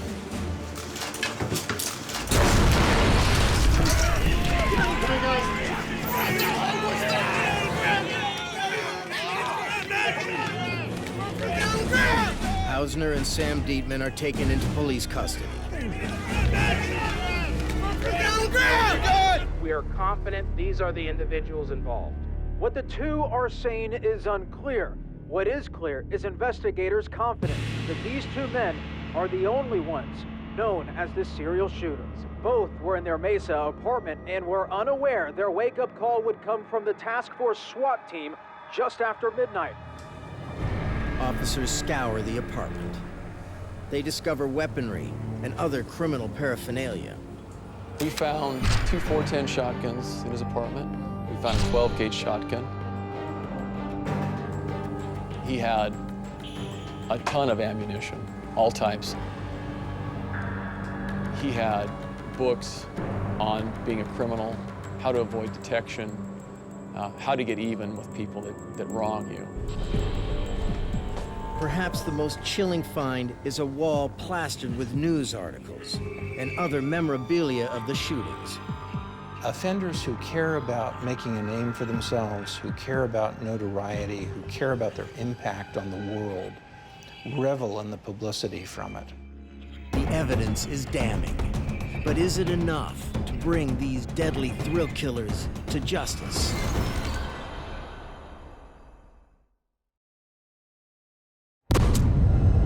After 15 months, 7 fatal shootings, and dozens of other attacks, the Phoenix police finally have the thrill killers on their knees. Inside the killer's apartment, they find an abundance of guns, ammunition, and other evidence related to the crimes. While officers search the apartment, Schwarzkopf returns to the station to question the suspects, and finally gets an insight into the nature of this deadly pair. Originally, I thought Dietman was probably the person that was in charge of this group. After interviewing them both extensively, I learned that Dale Hausner was in fact the leader of the two. Dietman is a licensed electrician, but his career, like many other aspects of his life, had fallen apart.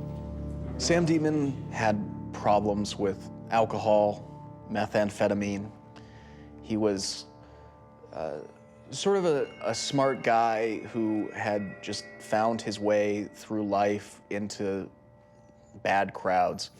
Hausner, on the other hand, seems like a regular guy. He works at the Phoenix airport and moonlights as a freelance photographer for a boxing magazine. But behind this innocuous facade is a voracious ego, greedy for notoriety any way he can get it. It was Hausner who set the tone for collecting obituaries and news clips and pinpointing on a map where they'd done their murders, and who set the tone for this being fun and thrilling. Under questioning, Dietman breaks down, admitting to the murders of Claudia Gutierrez Cruz and Robin Blasnik. I didn't kill all these people. Dale killed all these other people. Hausner, however, is a tough nut to crack. He denied everything, which isn't unusual for somebody in this type of situation. Instead, Hausner tries to turn the tables on his partner. Collect these. I've been doing this for years. And look, this photo. He gave me this picture. He told me to hang it on the wall. He said he was the driver and you killed the rest. He would say that, wouldn't he? Once he realized that Sam Dietman was confessing to what had occurred, he wanted to blame Sam. Sam had used his car. Sam had access to all his weapons. We have been watching, and Hausner even holds a news conference from jail, saying police have got it all wrong. Upstanding member of society. I've been with the same City of Phoenix job for 8 years. I worked 3 jobs to make ends meet because the city, unfortunately, doesn't always pay what you'd like it to. Hausner was a grandstander and liked the attention he was getting there, wanted to be in control. Schwarzkopf is certain of Hausner's guilt, but he needs forensic evidence that will tie Hausner directly to the shootings. And he gets it inside Hausner's car. Expended cartridge casings from his vehicle were recovered. The casings, 7 in total, are from a .22 caliber rifle. They match the casings found at several crime scenes, including Tim Tordine's. So there was a direct link between the crime scene and the suspect's vehicle. The evidence against Hausner is now overwhelming. The weapons in his apartment, the map, the wiretap conversations, the .410 shell casing, and now the .22 caliber casings found in his car. To cap it off, Sam Dietman agrees to testify for the prosecution. Most conspiracies fall apart because the weakest link gives in and confesses or talks too much. And that's why the smartest offenders don't conspire with others and avoid having partners. You just can't trust another criminal. Hausner's insatiable appetite for attention became his undoing. I think Hausner liked having an audience, so he found himself a stooge, and it backfired. For his part in the killings, Dietman is sentenced to life in prison with no chance of parole. I'm truly sorry for the pain that I've caused. Hausner continues to deny any wrongdoing. This is all just overwhelming to me. I can't believe this is happening, to be honest. But the jury simply doesn't buy his story. After full consideration of the facts, the defendant is guilty as to first-degree murder. Out of 87 counts that Dale Hausner was charged, he was found guilty of 80 of those counts. On March 27, 2009, Dale Sean Hausner is sentenced to death. This was easily one of the most horrendous crime sprees in the history of the state. I'm glad that as a task force and as an individual, we were able to stop it before it affected anybody else. I don't want to have to do it again. Abbotsford, BC, a city where innocence still has a foothold. With dozens of churches scattered across the community, it's the undisputed buckle in the British Columbia Bible Belt. Until the devil comes to town. I'm buddy's house. It's a little party for us, huh? No! Please, no! Stop! Who would do something like this? Obviously, he was a disturbed individual. The search is on for a vicious predator. Catch me if you can. Who toys with his victims. This killer was taunting not only the police, but was taunting and threatening the entire community. Cutting-edge forensic science is employed to track down the killer. But at every turn, investigators are foiled. It was just a very, very tough case to solve. Are you having trouble finding the killer? In this deadly game of cat and mouse, who will come out the winner?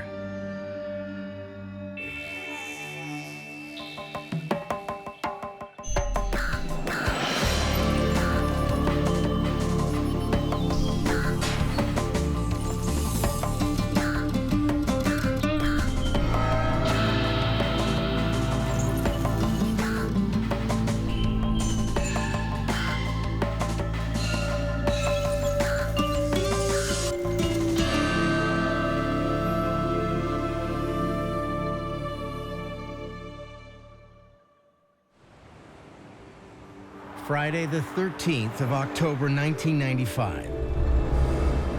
Dark forces are at work in the city of Abbotsford. A devil prowls the streets and leaves behind his handiwork.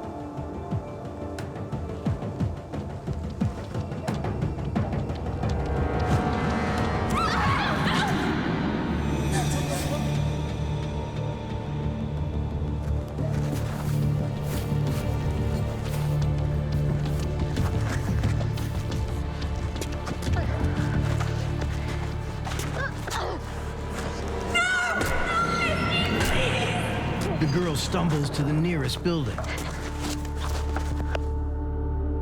the Abbotsford Hospital. 16-year-old Misty Cockrell has already undergone several emergency procedures when Police Sergeant Rod Gale arrives.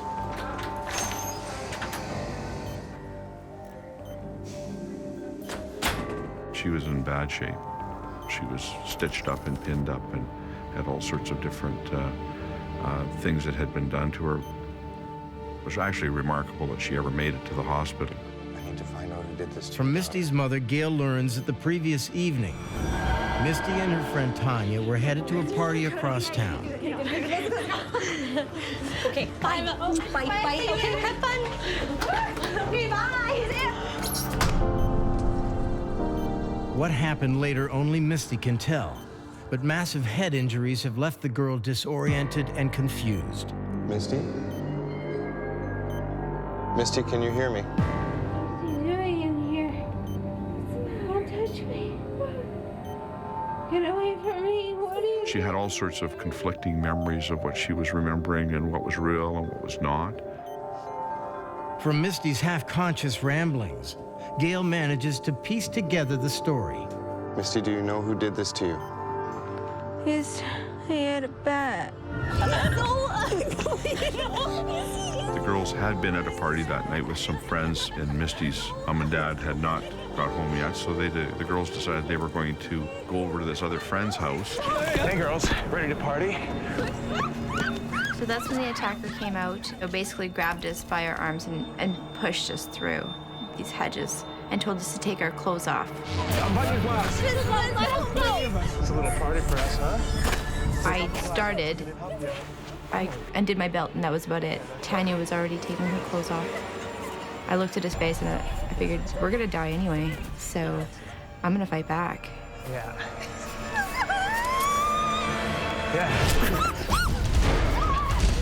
He ended up grabbing the bat anyway. I just remember looking through the hedges at my school and counting 7 blows to the head, thinking this is the last of it.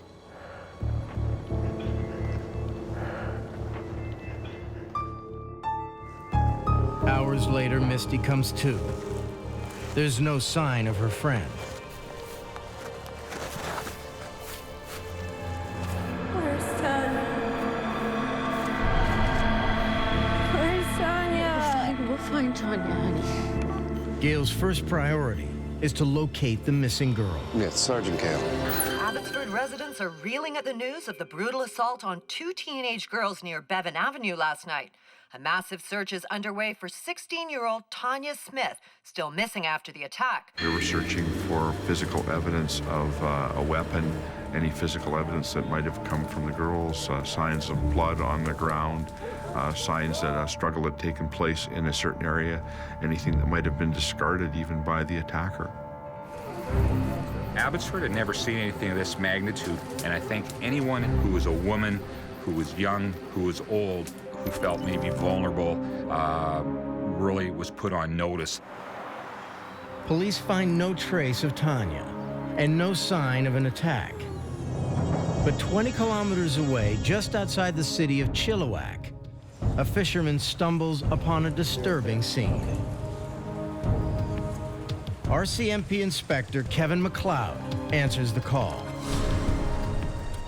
There was some clothing located, apparently tossed up in some bushes. The clothes looked to be thrown up and hanging in these bushes very haphazardly around the entrance of this pathway down to the Better Canal.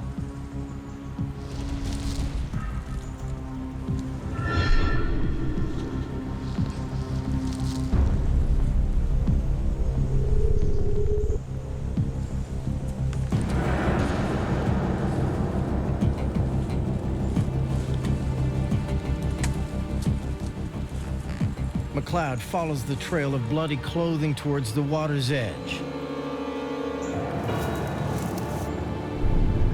and comes across every policeman's worst nightmare. The victim was laying on the shore of the canal It was almost as if he was leaving a trail as to where the body was placed in the water. McLeod is aware of the missing girl in Abbotsford. Sergeant Gale, Kevin McLeod, I think I got your girl. We retrieved a photograph of the victim from the Abbotsford police, and were able to determine that the victim was Tanya Smith. This was a young girl. She wasn't a troublemaker. She was just out doing what your own daughter would do on a weekend, and she just happened to be in the wrong place at the wrong time. The forensic team scours the area where Tanya's body was found. At the top of the trail, tire tracks. We knew that this girl had most likely been transported by a vehicle from Abbotsford to Chilliwack. They also find boot prints. The evidence is preserved as plaster casts. There was no way to identify at that time whether or not these were, in fact, the killer's tire tracks or the killer's footprints. So you record and note everything. Back in Abbotsford, Gale returns to speak with the only person who can identify the killer. But Misty can no longer help him. She's slipped into a coma.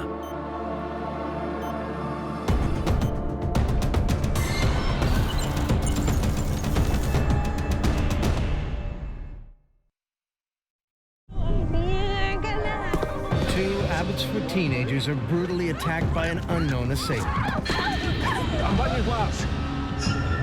One of them, Tanya Smith, is found dead in a remote canal.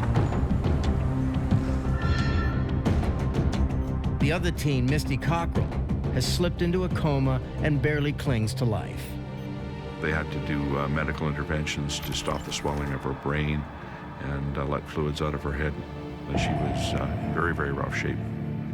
Misty is the one person who can identify the killer, and investigators take no chances with her personal safety.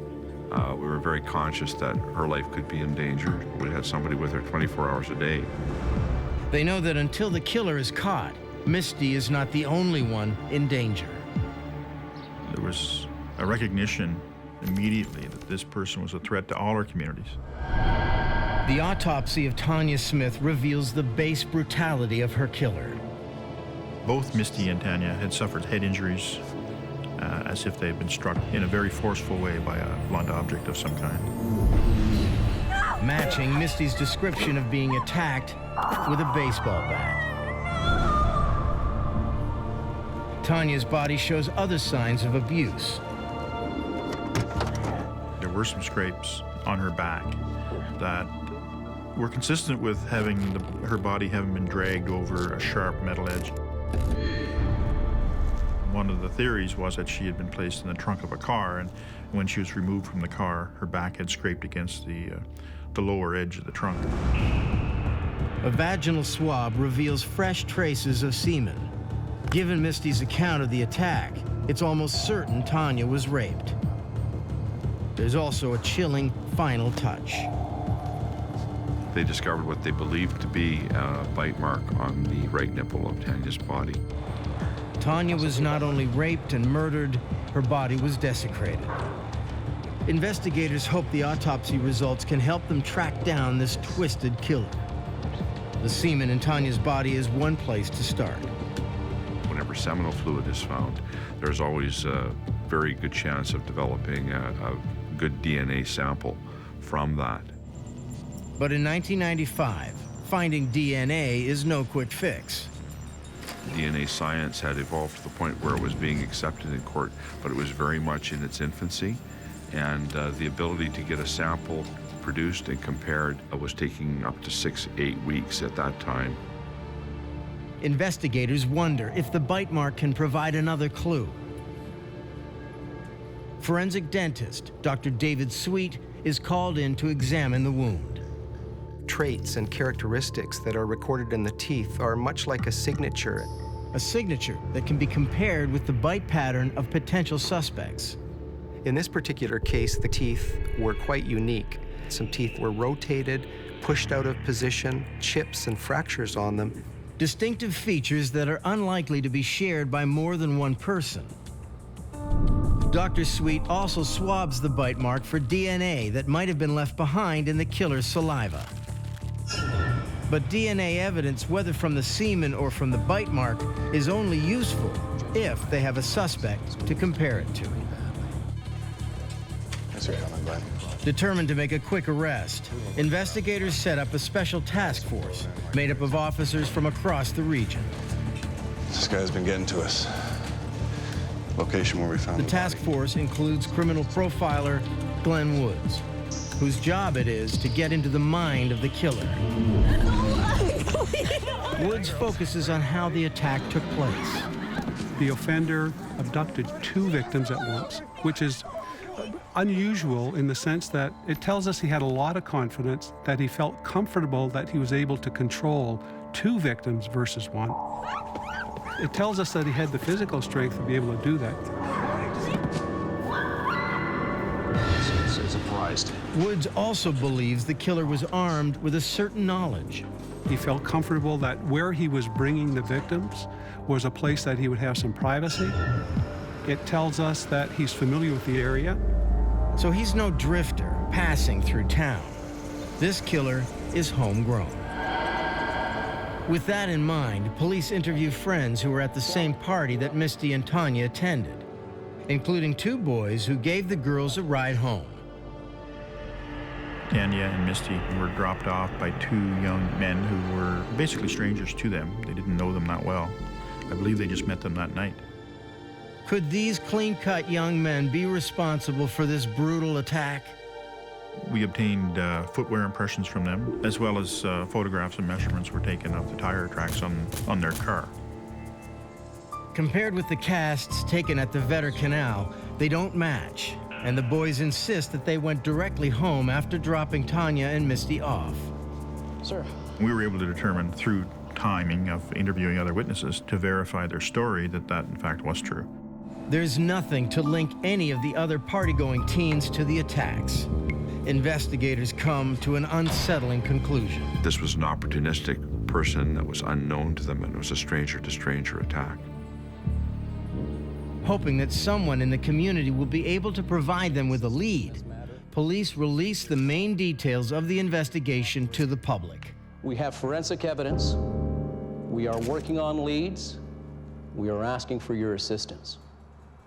The appeal to the public does prompt a response, but not one investigators are expecting. Sergeant Gale. I know where the murder happened. Where would that be, sir? Beside a walkway. Runs north and south on that grassy area behind the trees. Where are you getting this information from? I'm the killer. Her right nipple tasted pretty good.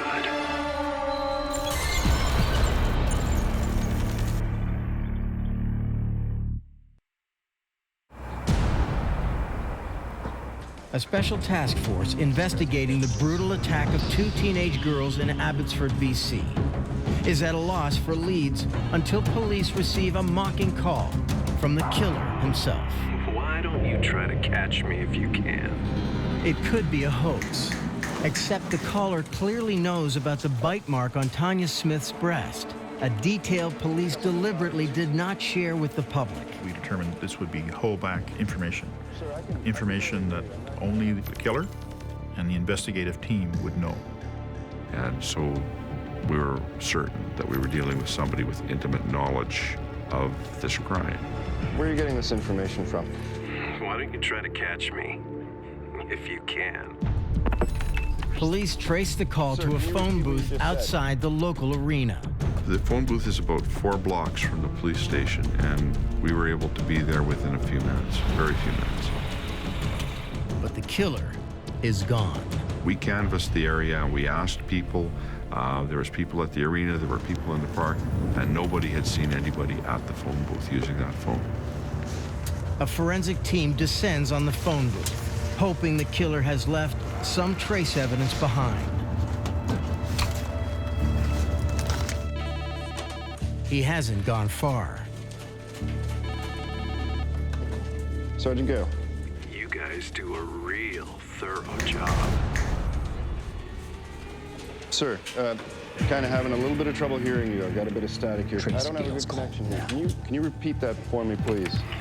Do you think I would be stupid enough to leave fingerprints behind when I make a phone call? Police scramble to locate the source of the call. I'm giving you the chance to try and find me. I'll be driving around looking for someone else. Sir, can you repeat what you just said? I can barely hear you. Sir. But this time, the trace fails.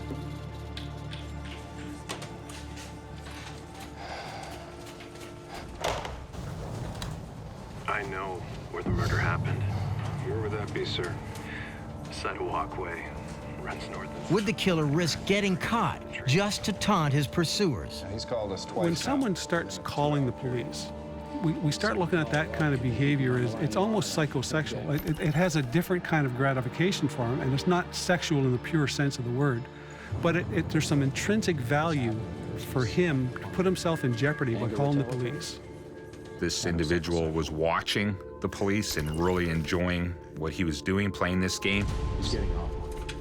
Woods suspects the killer has had past dealings with police.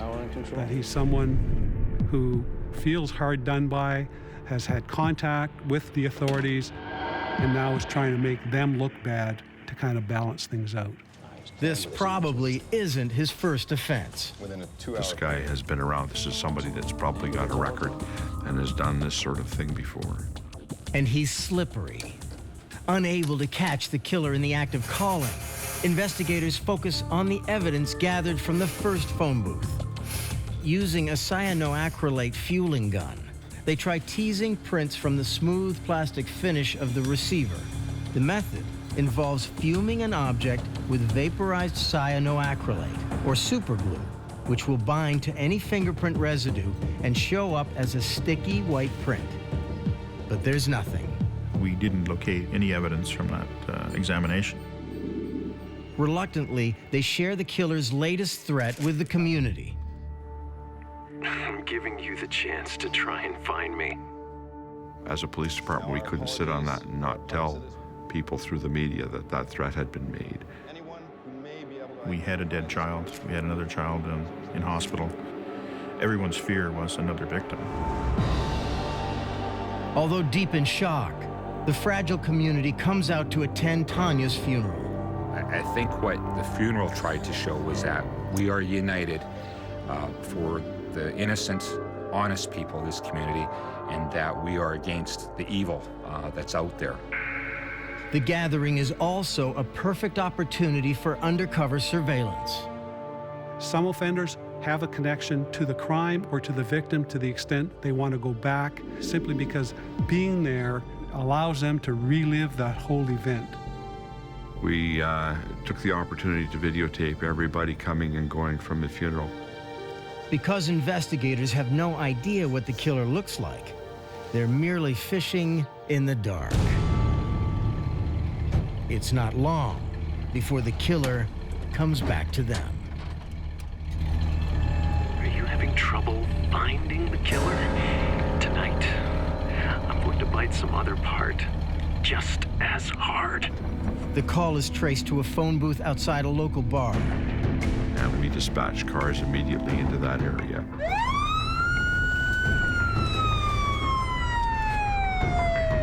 Sergeant Gale.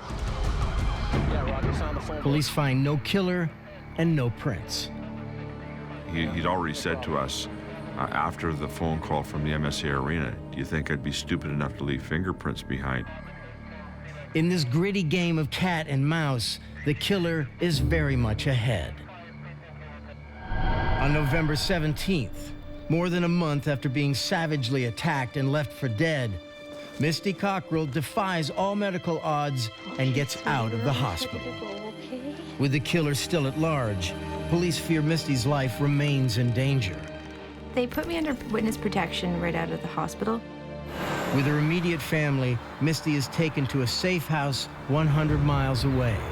We weren't allowed to talk to our friends and our family. We weren't allowed, and if we did, we couldn't discuss where we were.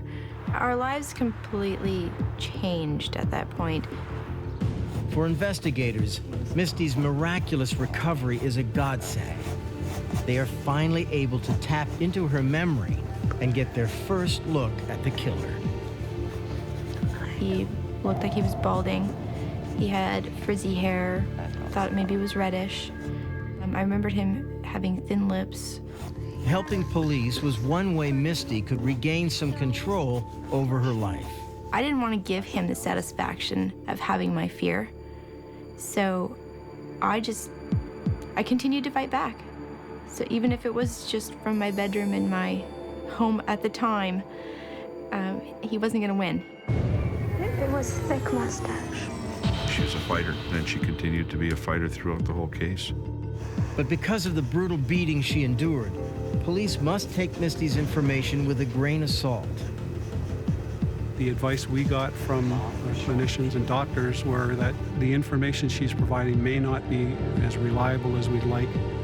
Why don't you try to catch me if you can? So they turn to the only other evidence the killer has left behind, his voice.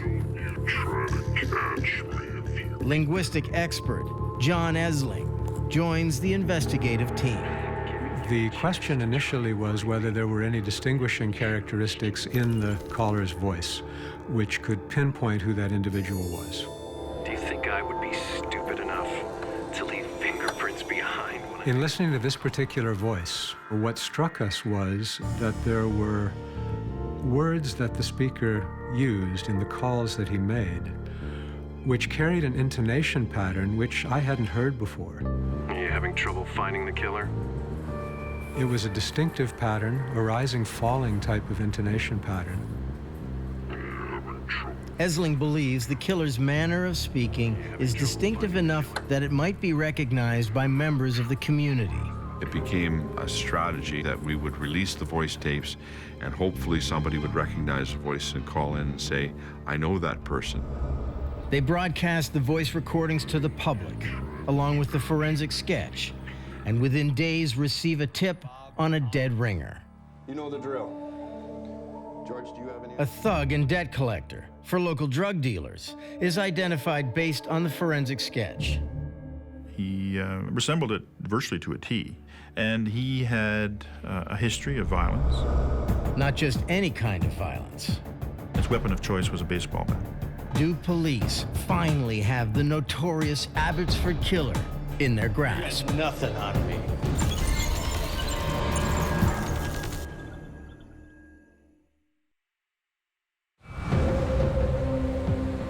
In Abbotsford, a brutal predator who has murdered one teenage girl and left another for dead raises the stakes when he contacts police, taunting them to find him before he strikes again.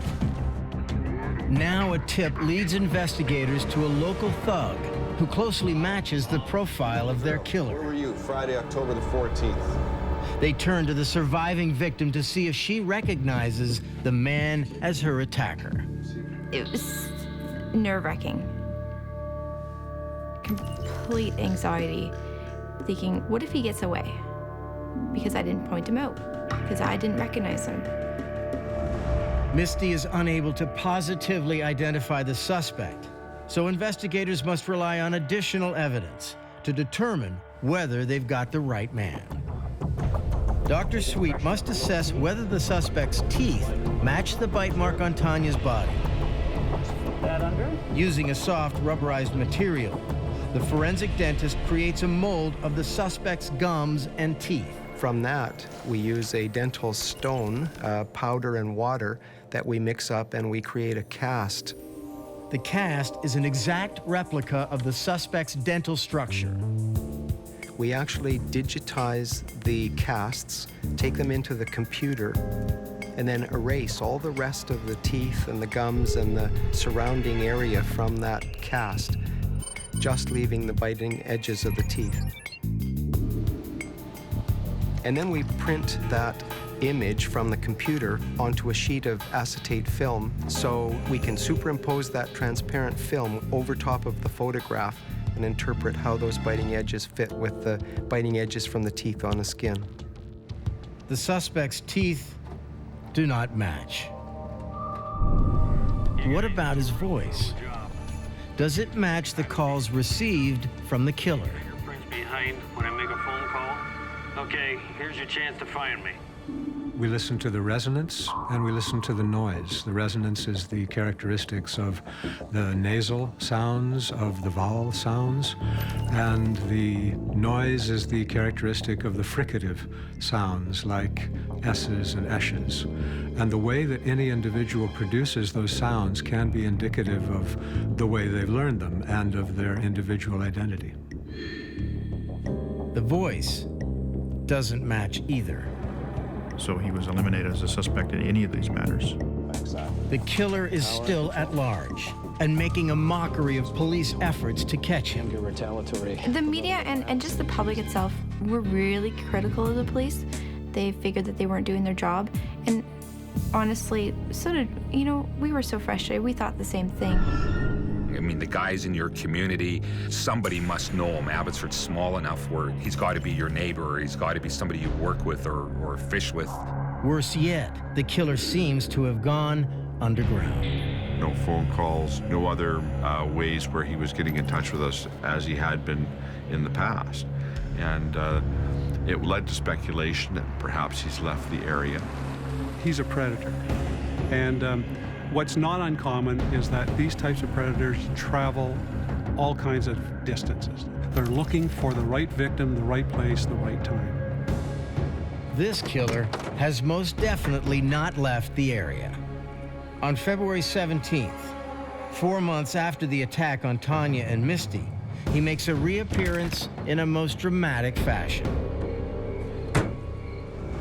Good morning, Abbotsford. This is Radio Max, Maximum Radio. The lines are open. To hear your favorite classic rock, just give me a ding.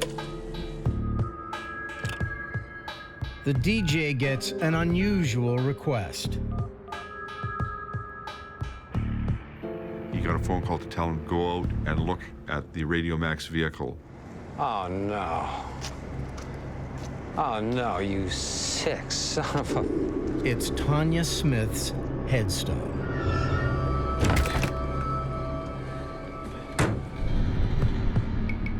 It was just cruel. Her family, her friends, my family, myself. He'd already taken her life. Why disrespect her anymore? His purpose here is to try to raise the profile of this case and become more notorious, knowing full well that that would be publicized, that he would be able to actually have control of a community by raising the fear in the community, threatening to do more events, becomes as important to him as actually committing the offense. We tried to find witnesses that may have seen somebody take the headstone out and put it on the back of the car, but nobody saw anything. On the headstone, ominous words. There was a threat on there. They said, next time, Misty. It's time to move Misty and her family to yet another secret location. Our new normal was just moving around. That was it. And being fearful of what could possibly happen. And it's a way to re-victimize someone. When will it stop? For police, the answer to that question is simple. They don't stop. They stop by getting caught. And this killer seems to have no fear of that.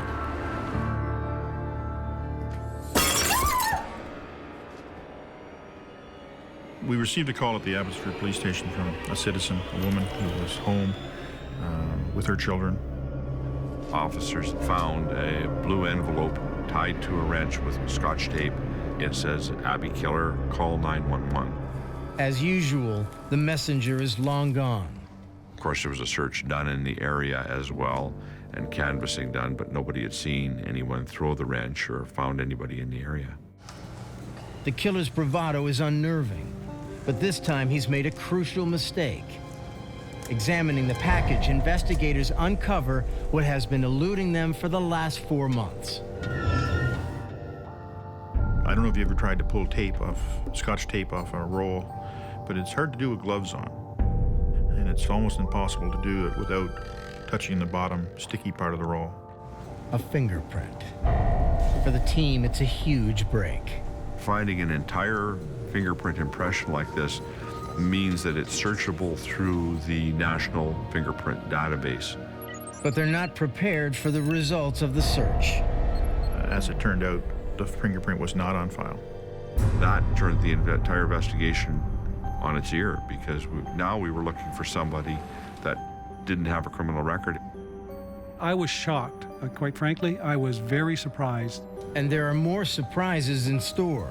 Inside the blue envelope is a letter from the killer. The letter contained a lot of information about other offenses that this person was claiming to have committed. There was a woman that had been attacked across from the MSA hospital, the young girl across from the McDonald's restaurant, and another woman who was leaving a house in Clearbrook area.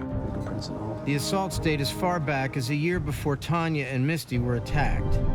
Because the incidents were never reported to the public, only the attacker would know about them. He was taking credit for crimes that he never got caught for and felt that was enhancing his image. It's not just the information in the letter that has investigators alarmed. It's also the way the letter is worded. He used terms like MO and attempt sexual assault on a 12-year-old girl. And an attempt sexual assault is something that is a police terminology. It's not something you commonly hear from the general public. The forms of sentences and abbreviations were certainly consistent with the way the police would write a report. A chill falls over the investigative team. Could the killer they're so desperately seeking be one of their own?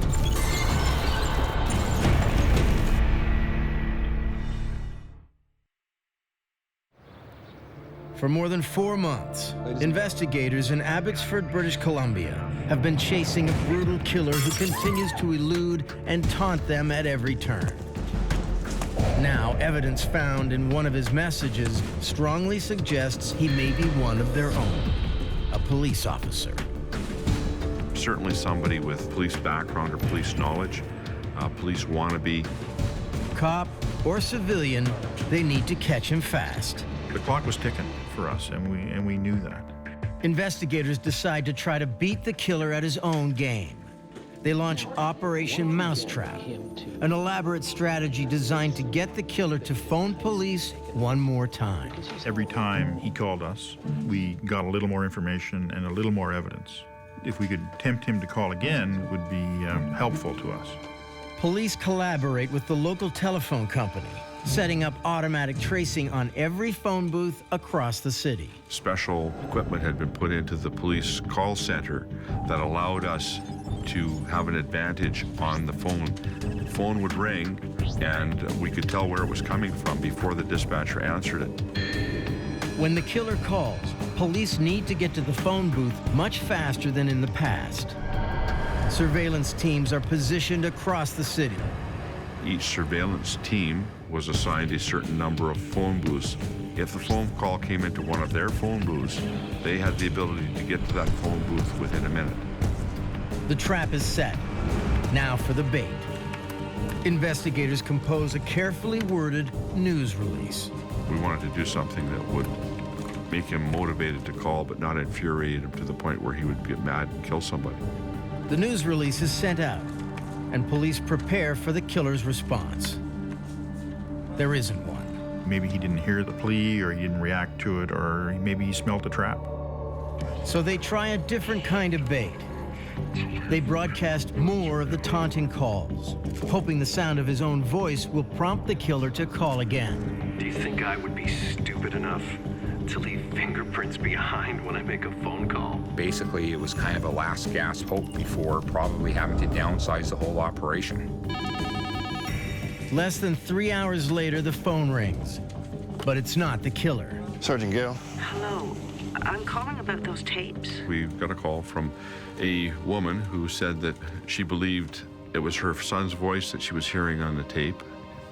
She gave information that her son fished at the Vetter Canal, and he'd made some suspicious comments to his brother about, you don't know me anymore, you don't know what I'm capable of. Her son's name is Terry Driver. Investigators dig into his background and learn that he has police connections. This individual was the son of a retired Vancouver City police officer. We later learned, in fact, that he was also interested in becoming a police officer himself and had been turned down from applications to the police department. A police wannabe, just as investigators suspected. They also discovered that Driver spent much of his youth in and out of special care facilities for violent behavior. Despite this, he has no criminal record, similar to the killer. They contact Driver's workplace. Driver worked at a small printing press operation in Abbotsford. Each time a taunting call was made to police, Driver was absent from work. With the coincidences stacking up, police decide to get a closer look at Terry Driver. He had a fairly average middle-class home.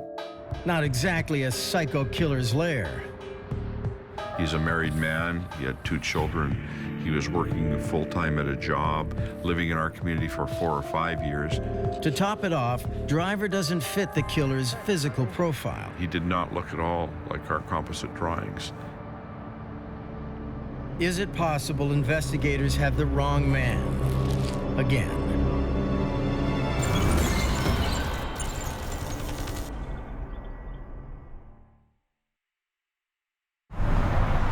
For 6 months, a brutal murderer has eluded police and held the tight-knit community of Abbotsford in a thrall of terror. Investigators finally have a suspect in their sights, 31-year-old Terry Driver. But the suspect doesn't match any of the assumptions they've made about the killer. Terry Driver did not really match the psychological profile that we had established. Excuse me, sir. Are you Mr. Terry Driver? Yes, I am. I'd like to ask you a few questions, please. Driver insists he has nothing to do with the attacks and refuses to cooperate with investigators. He would not voluntarily provide his DNA or fingerprints to assist in eliminating him. And he immediately wanted to talk to a lawyer and get advice on this. His demeanor was quite incredulous that we would even suggest that he was the Abbotsford killer. Police are stymied. Without more direct evidence linking Driver to the crimes, they can't make an arrest. All they can do is keep him under 24-hour surveillance. Then, Driver makes a surprising move. Driver made the concession that he would come in and provide fingerprints only, and only under the condition that they were provided in the presence of his lawyer. Could their suspect be innocent? We'd been through this where we had somebody that looked like a decent suspect, and it failed to materialize in evidence.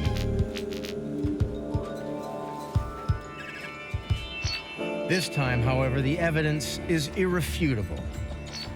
I think 11 points of identification were found, which was sufficient to say it was positively his print. Investigators are ecstatic. Rod hugged me and threw me up against the wall, hurt my back. But Terry Driver is stunned.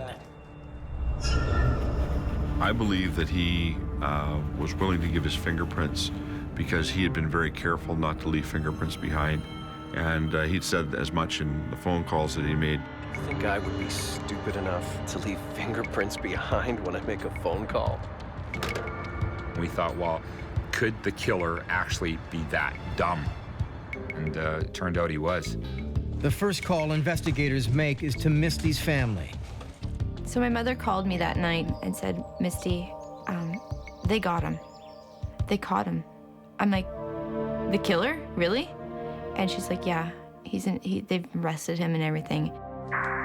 While investigators are sure they've got the notorious Abbotsford killer in custody, they need every bit of evidence they can gather to ensure he stays behind bars.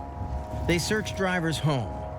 There was a computer and a printer that was identified as having been the source of the letter. Then they examine Driver's dental structure and find it to be a perfect match with the bite mark on Tanya Smith's body. What seals the deal, however, is the DNA.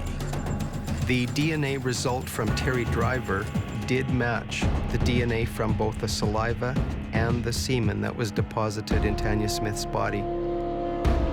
the odds were 1 to 1.7 trillion that anyone else other than Driver could have been the killer. That's an amazing number. It's higher than the population of the world. Which means that if there's life on another planet, it's a possibility it could have been someone else. That was pretty conclusive. Investigators uncover one last disturbing detail. We reran the tapes of the surveillance at the funeral, and in fact, we had pictures of him. Terry Driver did attend Tanya Smith's funeral, just as police suspected the killer might. Terry Grant Driver is found guilty of the first-degree murder of Tanya Smith and the attempted murder of Misty Cockrell. I can't see myself ever forgiving Terry Driver for what he did. I think forgiveness should be something that's earned, but I won't let him run my life, so I would sooner forget and just put it behind me and just keep going forward. Driver is also found guilty of 2 earlier assaults and is labeled a dangerous offender. Which means he may never get out of jail. The arrest and conviction of Terry Driver finally dispels the reign of terror that has gripped small-town Abbotsford for months. But the person most liberated by Driver's conviction is Misty Cockrell. I had my power back. It was my life, and he couldn't control it. He couldn't control my feelings about it anymore, and I felt like I'd won, and that he had lost. East Point, Georgia, a modest community deep in the American Southeast, graced by tree-lined streets and church-going citizens. But in the spring of 2001, this normally peaceful community is swept by a wave of violence.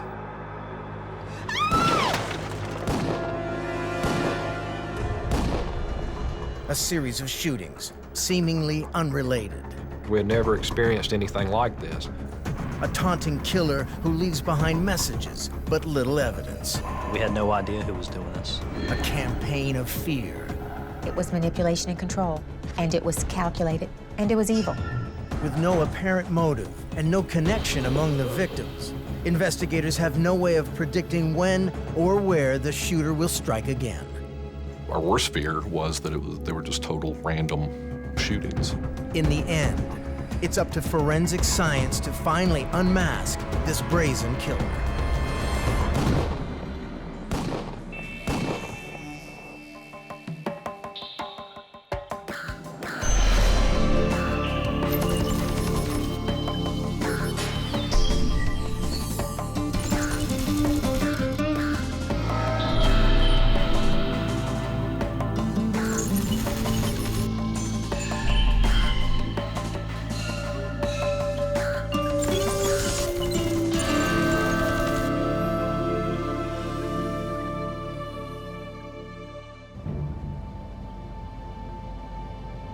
February 28, 2001.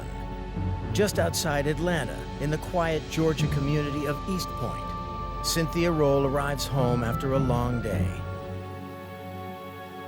never dreaming it will be her last.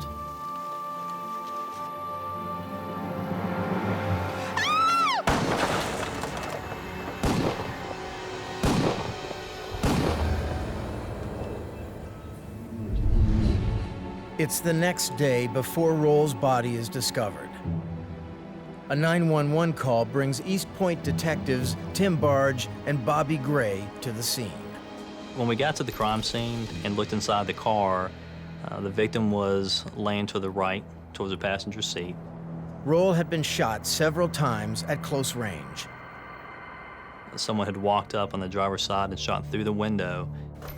The assumption was at the time she never got out of her vehicle when she was shot.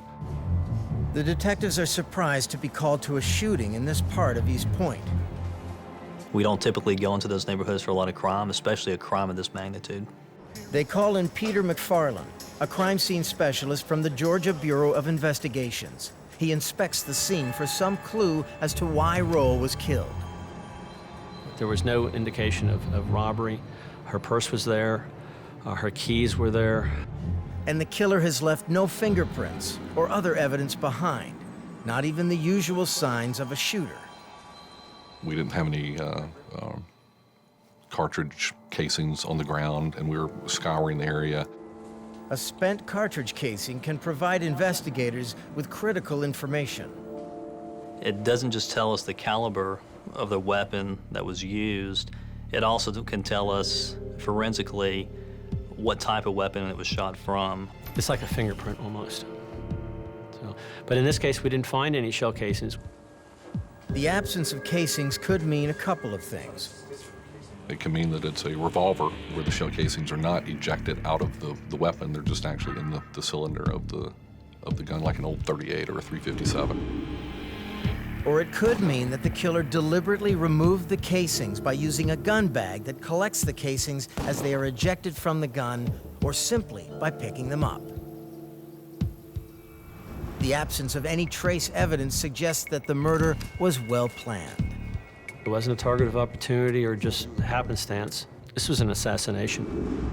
As Roll's body is removed to the morgue, the investigation team moves inside. We did check obvious things with any broken windows, anything tampered with, was a door tampered with, and there was nothing to indicate that there was a burglary that had happened. Detective Tim Barge. Detective Barge interviews Roll's son, Trent. Did your mom seem concerned about anything? No, everything seemed fine. She had a son, she had a granddaughter, seemingly no real problems in her life. Everybody liked her. The neighbors were shocked that this happened. Then Detective Gray spies something. Wow, can you tell me about this jacket? Yeah, I thought I mentioned. She was a probation officer. Immediately, the detectives realize that Roll could have any number of enemies. She did work with probationers, which are released felons, usually, that are released early out of jail, and they have to report back to her at her office. Some of them could be potentially very violent and very vengeful probationers if they felt that they had a bone to pick with their probation officer who was supervising them. Was anybody having any problems? Had she possibly made somebody mad? Has she revoked someone's probation? That was one of the first lines of inquiry. Hoping to get more information about the night of the shooting, Barge and Gray canvass Cynthia Roll's neighborhood. We were trying to determine, did anyone hear something? Did anyone see anything? Their efforts get results. Several neighbors had told us they saw a black male that was heavy set, approximately 6 foot, running up towards the street.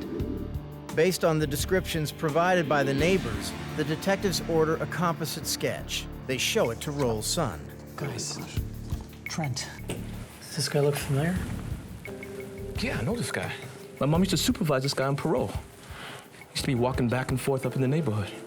I was getting in trouble. I grew up with him.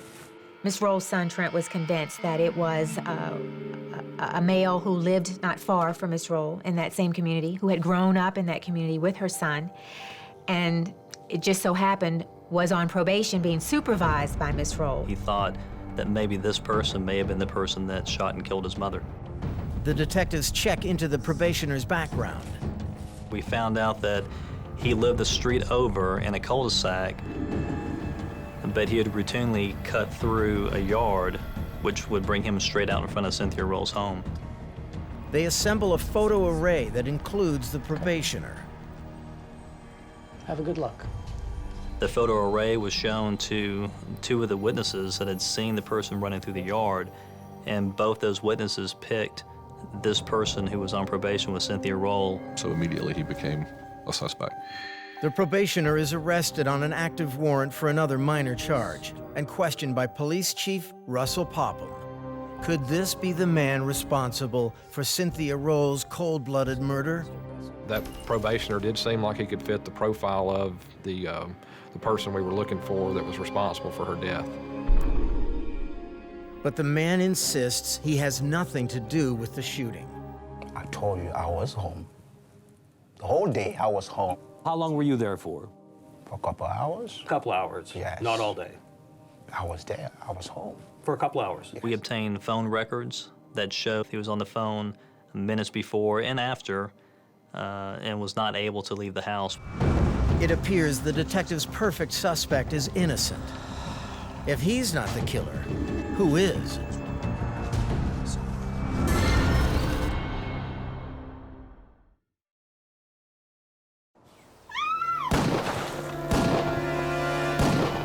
In East Point, Georgia, probation officer Cynthia Roll is shot to death in her own driveway. Within days, police have a suspect in custody. A probationer under Roll's supervision who was seen near her house on the night of the murder. But the man has an airtight alibi. I told you I was home. The detectives are back to square one. Make sure we keep a close rope on him, though. We didn't have any other suspects. Barge and Gray scour the files of hundreds of probationers, looking for someone who might have had an axe to grind with Cynthia Roll, but find nothing. They do get one further piece of information about the murder. It was an autopsy performed by the Fulton County Medical Examiner's Office, and they subsequently recovered 3 lead bullets from her body. The bullets are badly damaged, but McFarland is able to draw one conclusion.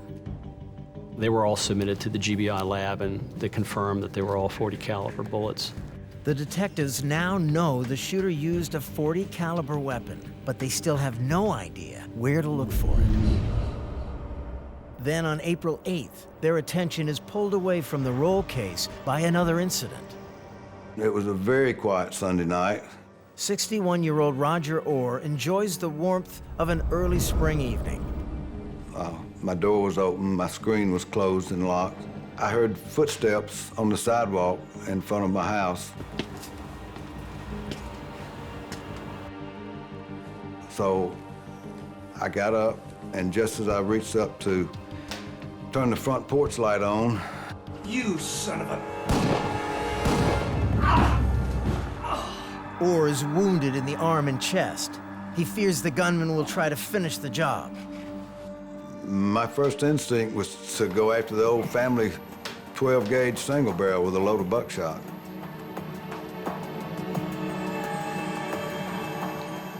But his attacker is gone. Yeah, I'm gonna need an ambulance. I've been shot.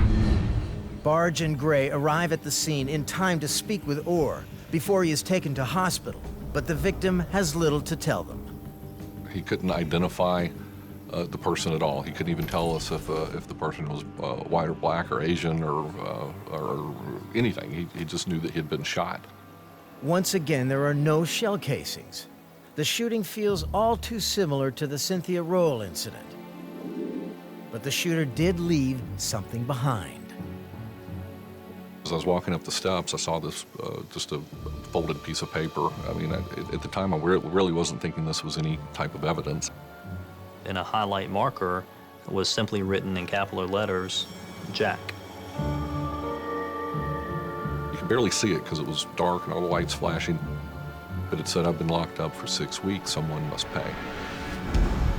Is this the threat of an angry probationer? And what does it have to do with Roger Orr? The detectives try to make sense of the sinister message. Meanwhile, just across town, another incident is unfolding.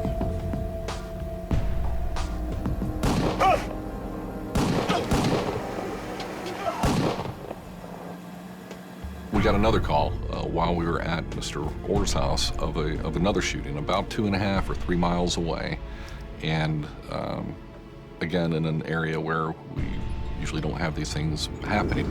Detective Barge goes to investigate this new incident, where Captain Popham is already on the scene.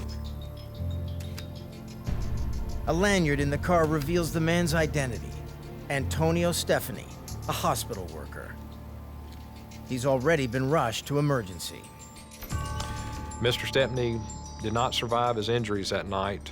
From the bullet trajectories in the car and a trail of blood along the street, Barge and Popham are able to piece together what happened.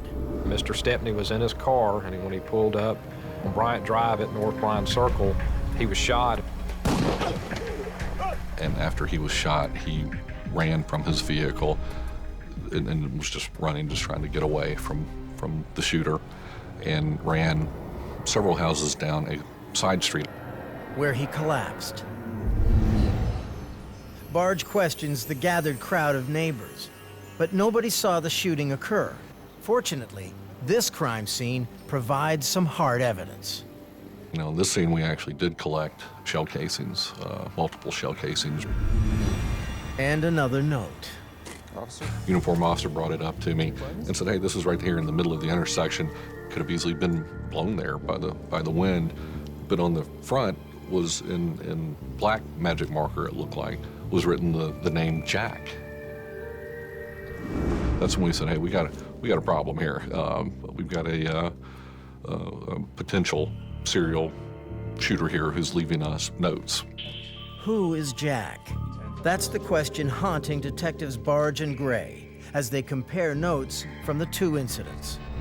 We were trying to think, okay, is this somebody's name? Is it an acronym for something? Is it something that the shooter saw on television? The note at the Stephanie scene had no message.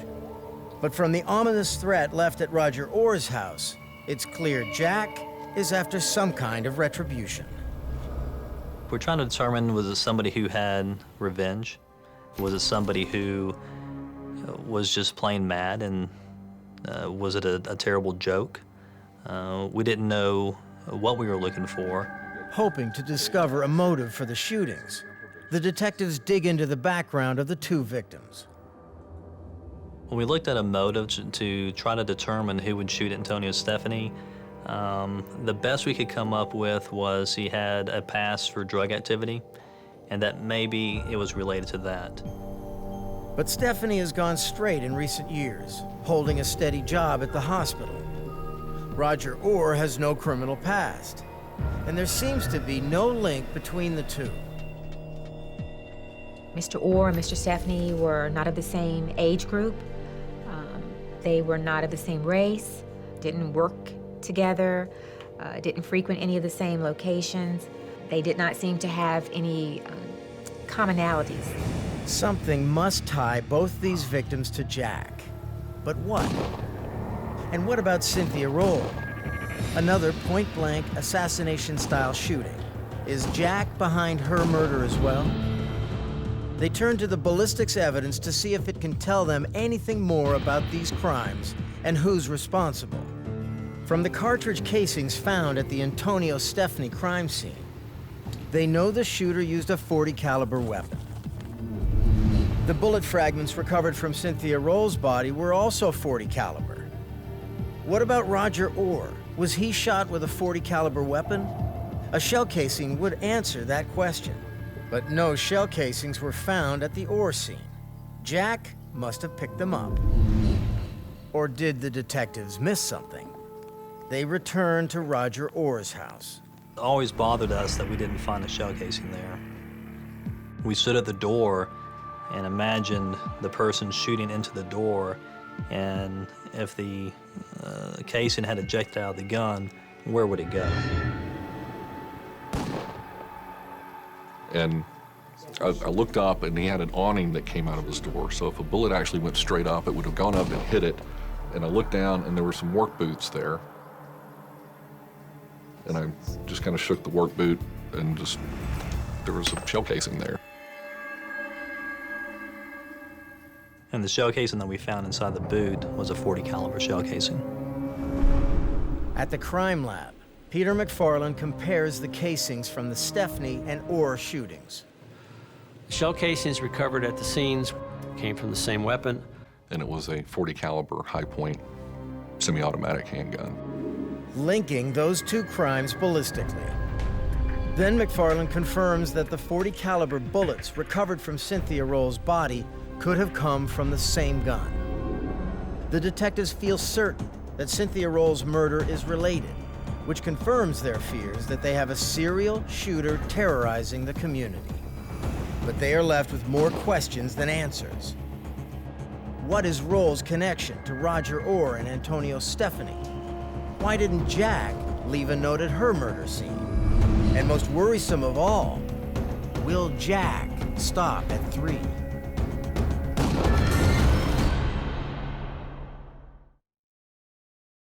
Police in East Point, Georgia now believe they are dealing with a serial shooter who has left 2 dead and 1 seriously injured.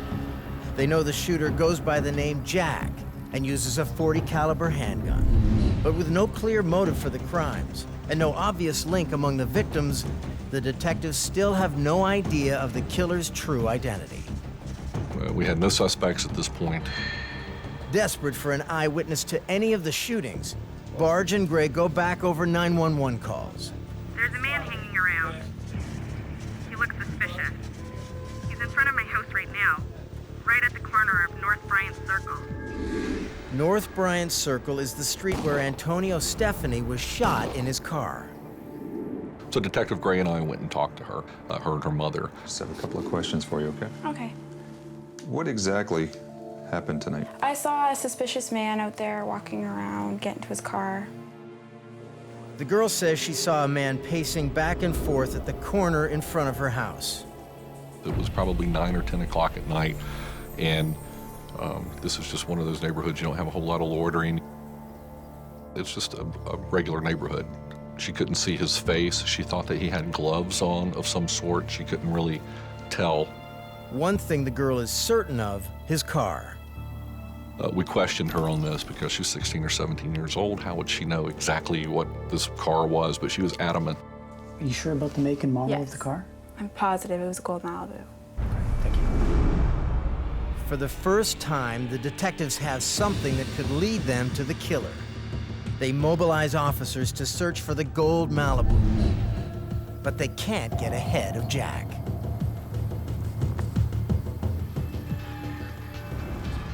On the evening of April 12th, Barbara Northern and her mother, Beulah, settle in to watch their favorite television show.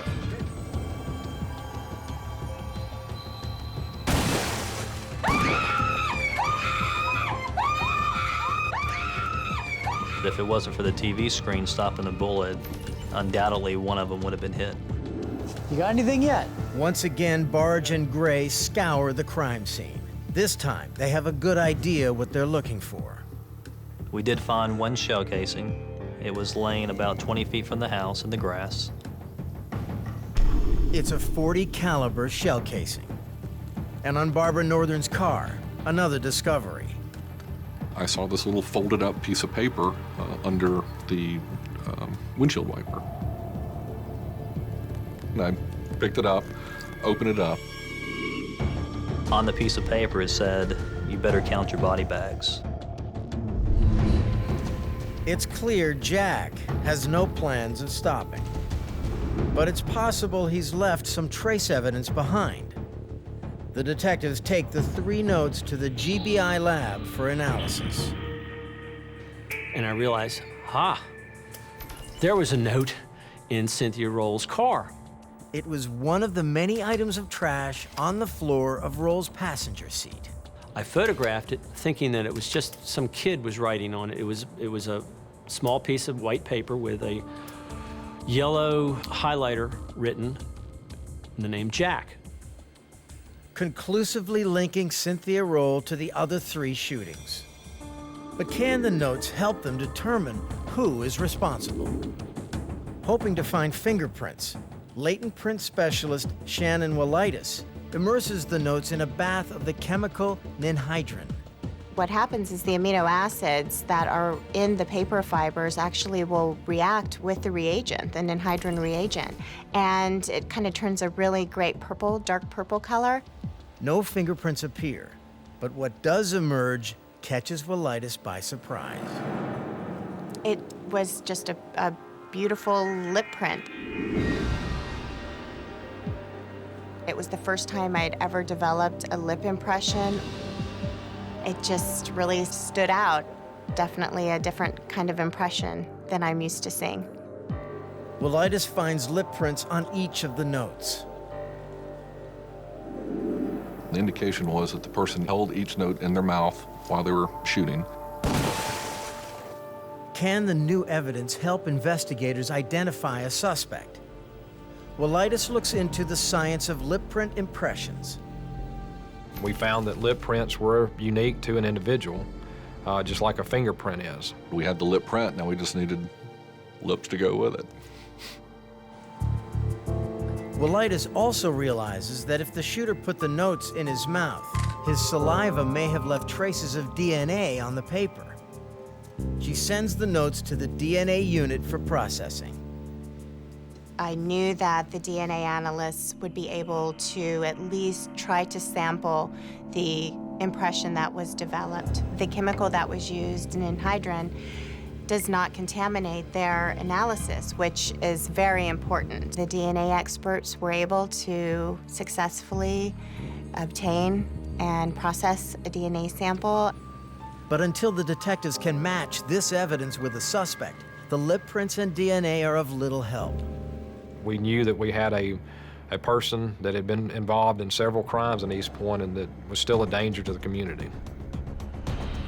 Because clearly from the note that said better count the body bags, he wasn't finished. How can police get to Jack before Jack gets to someone else?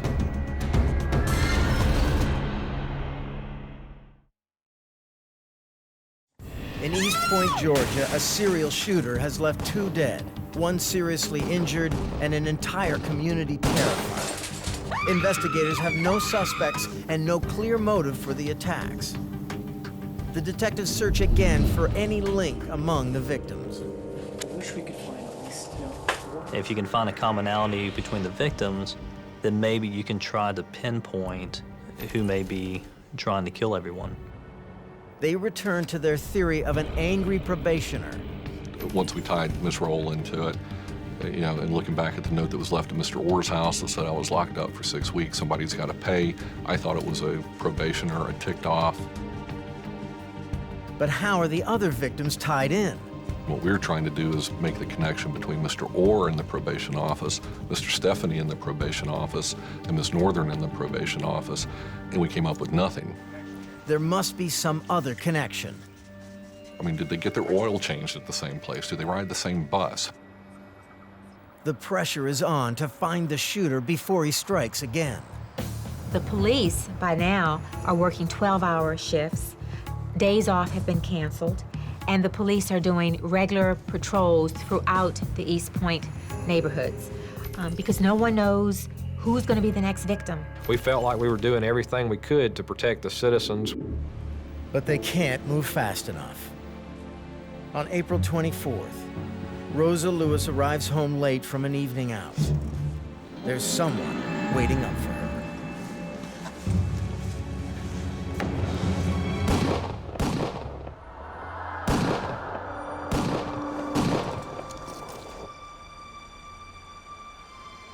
The shooter leaves his latest victim for dead, but she's not. With the help of a neighbor, Rosa makes it back to her apartment, then lapses into unconsciousness. By the time Barge and Gray arrive, she has already been rushed to hospital. It's another point-blank shooting. As she was getting out of her car, someone had come up to the next to the car that was parked next to hers and had shot over that car.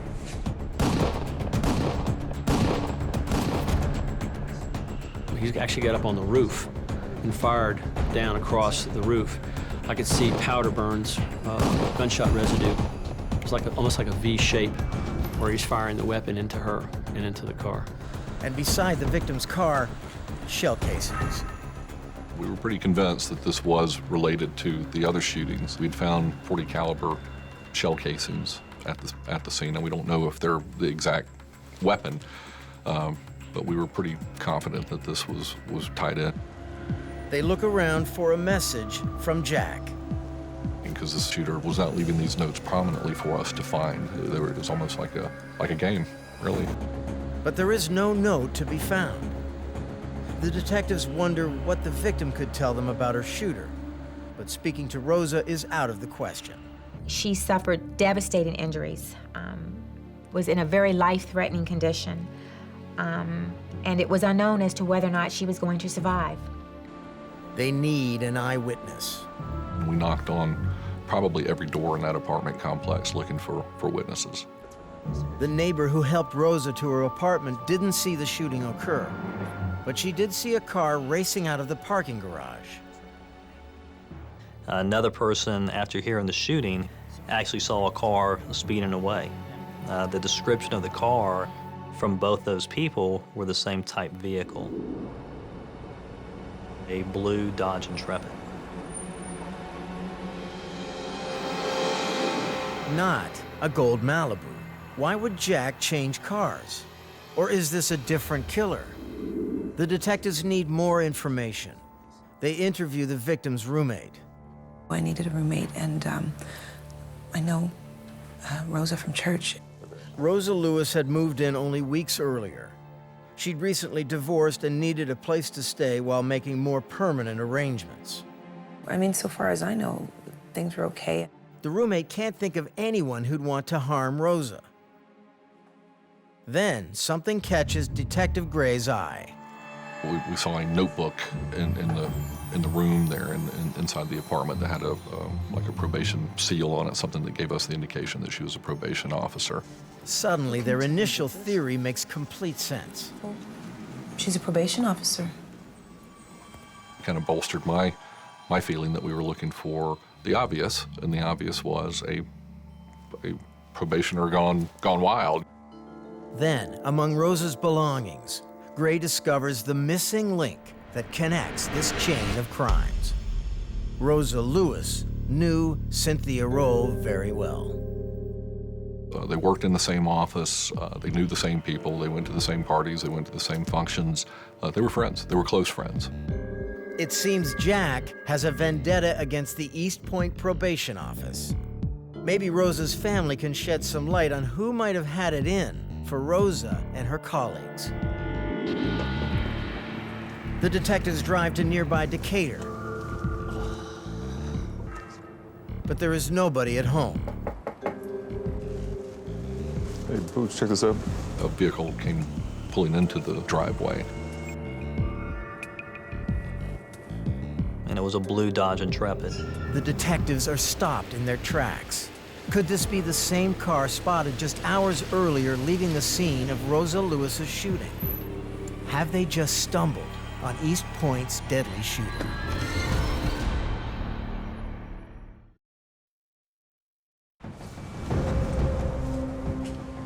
The deadly serial shooter in East Point, Georgia, has struck a fifth time. The victim, Rosa Lewis, clings to life in hospital. When police go to get more information from Rosa's family, a man drives up in a blue Intrepid, the same type of car two witnesses saw just hours earlier leaving the scene of the crime. Of course, we remember the description, and that really kind of made us look at the vehicle a little differently. But the car's driver hardly seems like a cold-blooded killer. How can I help you? What is this about? It's Rosa Lewis's ex-husband. When the detectives inform Lewis that his ex-wife has been gravely wounded, your wife has been shot several times and she's at McGrady Hospital. His reaction is not what they expect. Rosa? It's not her character. What is this about? Instead of saying, where is she? I need to go to her. I need to let my sons know. Who did this to her? He would ask us things like, why did this happen? Things that didn't really match. Yeah, I just don't know why this happened. And Detective Gray and I both just kind of looked at each other like, wow. I mean, he's saying all the wrong stuff. And then there's the blue Intrepid. Knowing they must tread carefully, the detectives asked to continue the conversation inside. When Detective Barge asks Lewis where he was at the time of the shooting, Lewis claims to have been at home. But Detective Gray gets a different story. While we were there talking with Mr. Lewis, his son, Antoine Lewis, came home. Was my dad home? Yeah. Oh, I thought I heard him leave the house last night. And the things that we preliminarily were getting from Mr. Lewis were not matching up with what his son was telling us. There was something else going on here, and we weren't really sure what. We decided that the interviews with Antoine and Mr. Lewis would be best done at the police department. At the station, they learn more about William Charles Lewis. He runs a small construction company. And we found out that Mr. Lewis was very involved in his church. He was one of the persons within the church who ministered to the people, to the congregation. Even though he was not an ordained minister, he was looked up to in that regard. Despite the divorce, Lewis describes his relationship with Rosa as a good one. We hit our rocky patches from time to time, but I guess it's like the old saying, you know, you gotta go through the rain to get to the rainbow. But Antoine paints a different picture. Antoine, come on. It wasn't the best. I mean, they fight. They argue that. He admitted that they had had a very poor relationship, that his father was very controlling, that he was very domineering, and would often lie, that he would cheat on his mother. When asked to describe his father, Antoine answers in one word. He's unpredictable. Whose story should the detectives believe? They need an outside perspective on William Charles Lewis. As they were interviewing him, the other investigators were doing background work not only on him, but also on Miss Lewis's background. Captain Popham interviews Rosa's sister, Brenda. It was horrible for her, for everybody. One of the things that we found about Mr. Lewis was that he did like control. He liked to control where Rosa Lewis went, what time she came home, how much money she spent, who she spoke with. You can help me pay some of these bills? He pretty much directed what went on within the family, and she complied. Let's see what we have in here. Maybe we can slow down some of this spending. Since we were talking about a budget, cutting down on some things, I'll cut down on a couple of things, okay?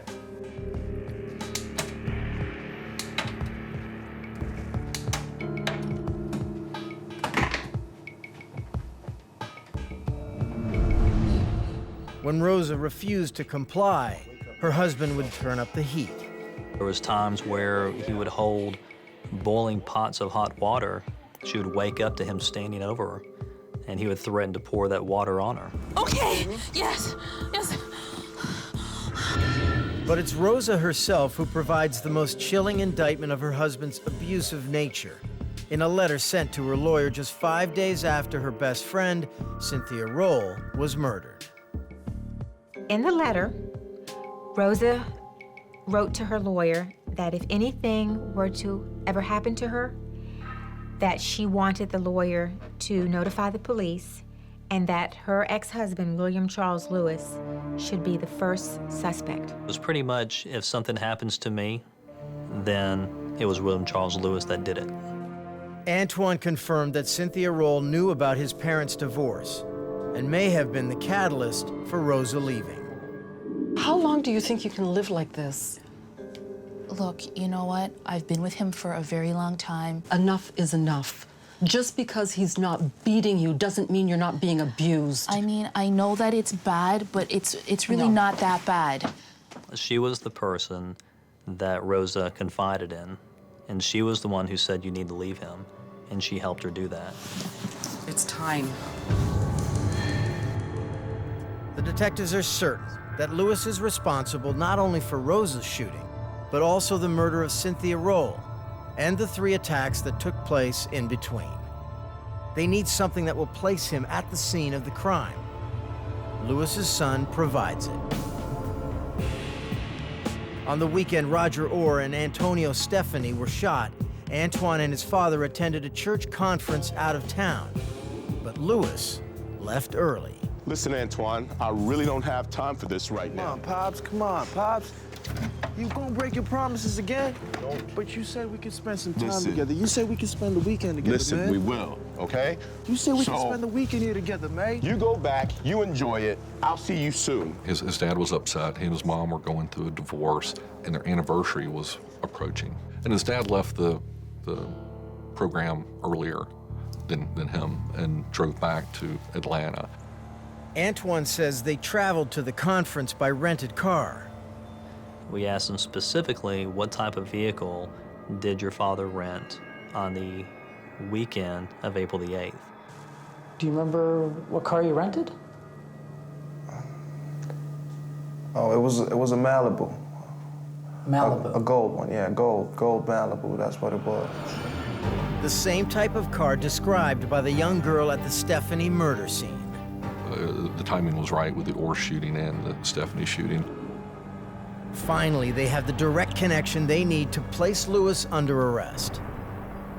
We actually were able to talk to the district attorney's office on the telephone right outside the interview room and got the authorities to hold him. But the evidence remains circumstantial. They still have no confession, no murder weapon, and no eyewitness. It's up to forensic science to put this murderer away for good.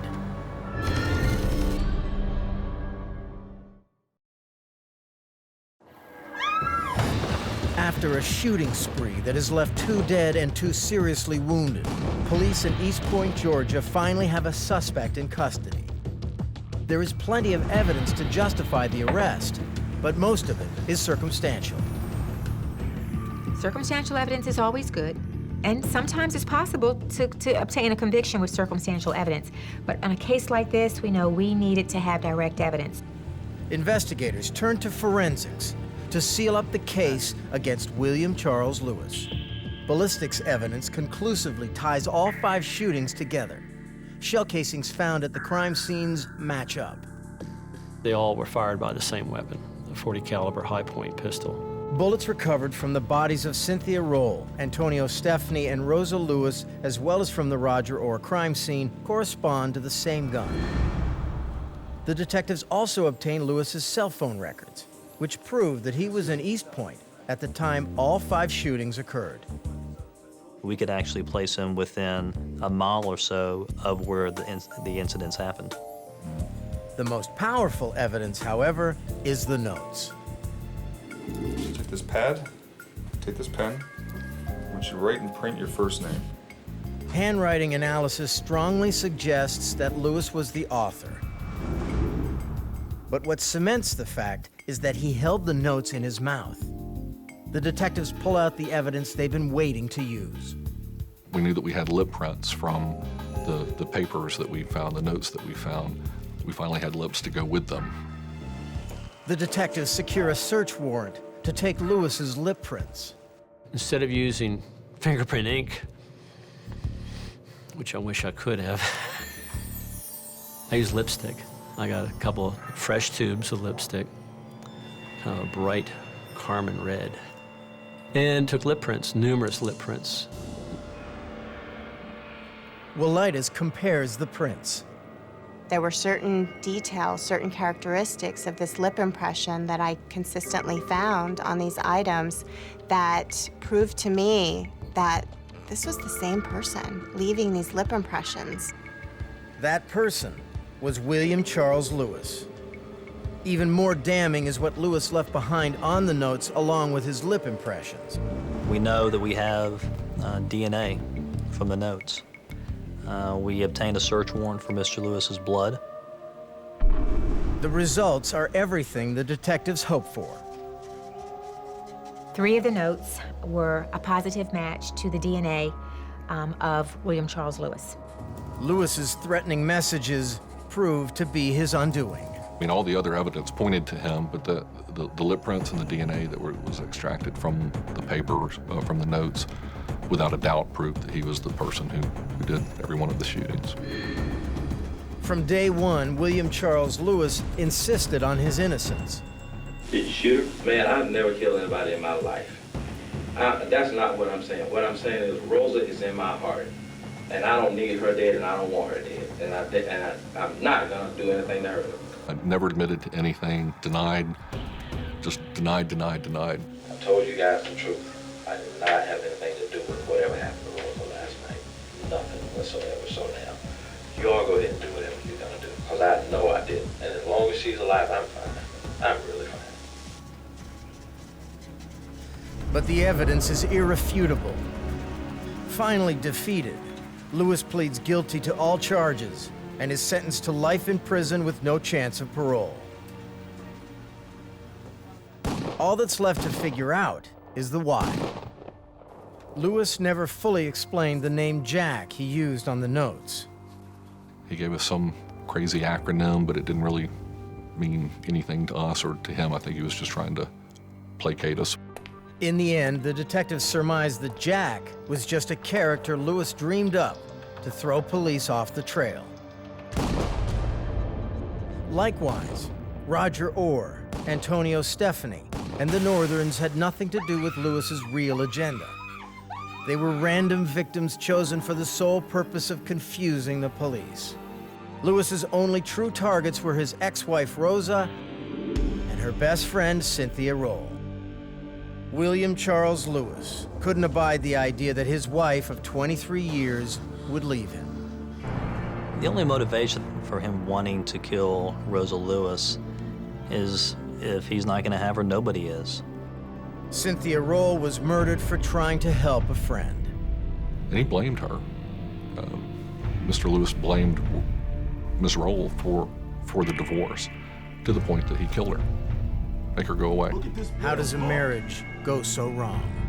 It was manipulation and control, and it was calculated, and it was evil. Miraculously, Rosa Lewis survived her injuries. But can the damage to all the victims and their families ever be measured? We leave the courtroom and we accept the verdict that is just, and we go on to another case. But the persons who lived that case as victims, I think their lives are forever changed.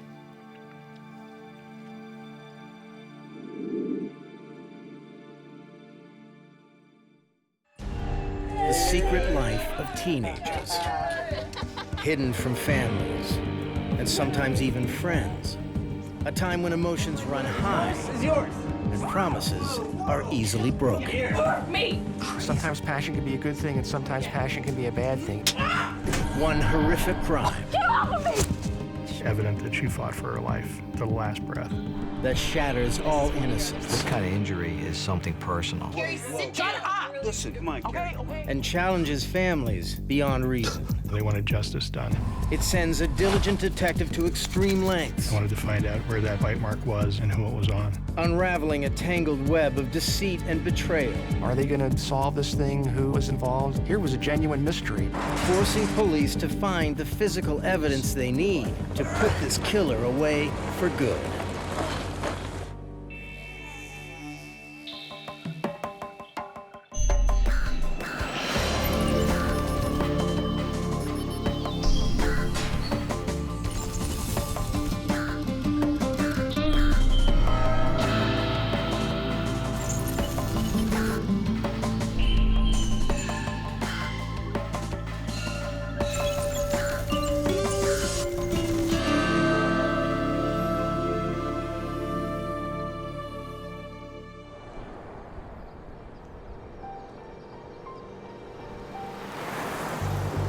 Easton, Pennsylvania.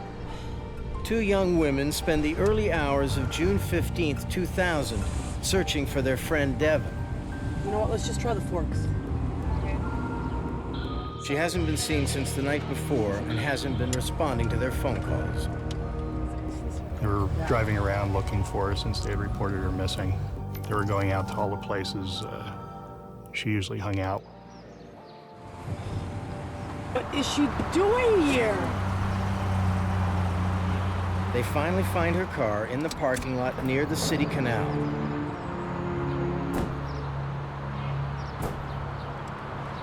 Devin! Devin, At first, they think Devin is sleeping. what's your problem, man? Devin! Devin! Devin! Devin! But that's the last thing Devin is doing. Devin! Devin! Somebody help! Help! Oh my God! Devin! Stop it! No! Stop it!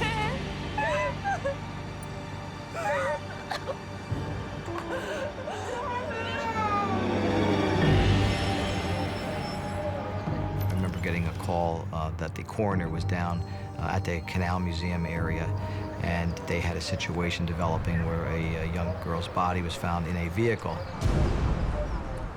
Detective Barry Golozeski arrives on the scene and learns that the victim is 19-year-old Devin Guzman.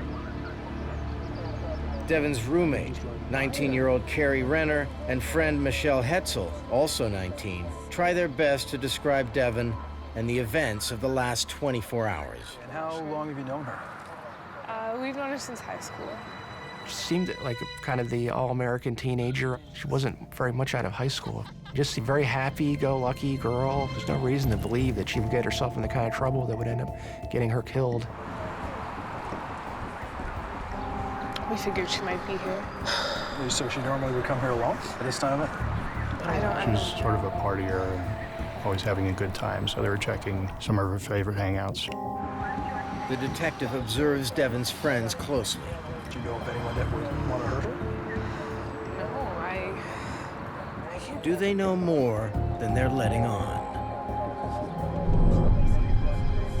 Examining Devon's body, the coroner makes a disturbing discovery. There was a gaping 4-inch sharp force injury that was inflicted on her neck. Other than some blood on the rear driver's door sill, the vehicle is remarkably clean and void of blood spatter.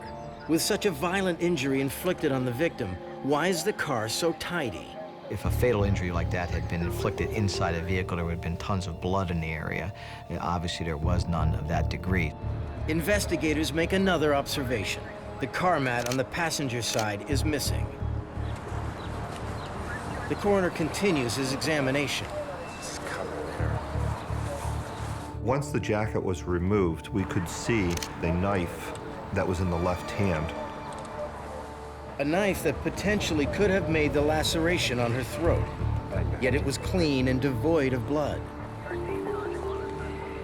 Even more confusing, Lysick also finds a syringe tucked into Devon's waistband. He now wonders, could her death be drug-related? The needle, the tip of the syringe was actually broken off, so it wasn't actually a functioning syringe that if someone was doing narcotics, they would be able to use. One theory starts to formulate. It was pretty clear to the investigators that this body had been murdered someplace else and brought to this location. The coroner notes other details that support this conclusion.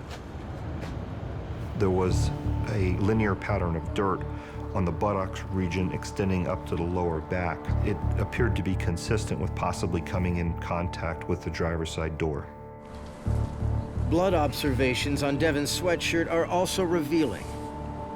Miss Guzman had to have originally been lying on her back for a period of time with the blood pooling. When the body was then moved, the clots were adherent to the sweatshirt, again creating an inconsistent pattern with how the body was found lying in the vehicle. Investigators make a final assessment. This was a staged, organized crime scene. Made to look like a drug-induced suicide. It would be impossible for someone to inflict that kind of injury on themselves, quite frankly. If the killer wanted police to believe Devon had killed herself in her own car, he or she failed. It was very amateurish in the way it was done, and it did not lead police in a different direction. But it does create more complications. This is a secondary location. One of the problems we have is there's always a lot less evidence than we would find if it was the primary location. But there are some observations police make that have them wondering if the killer had any connection to the victim. The victim was actually posed in a sort of a peaceful pose, a fetal position, and she had a jacket covering her like a blanket, like she was resting comfortably. And that's sort of a clue to us that, you know, this is somebody who actually cared about the victim. But who? Which person in Devon's life would commit such a heinous crime against her? It's not just a random thing when someone's neck is cut in this fashion.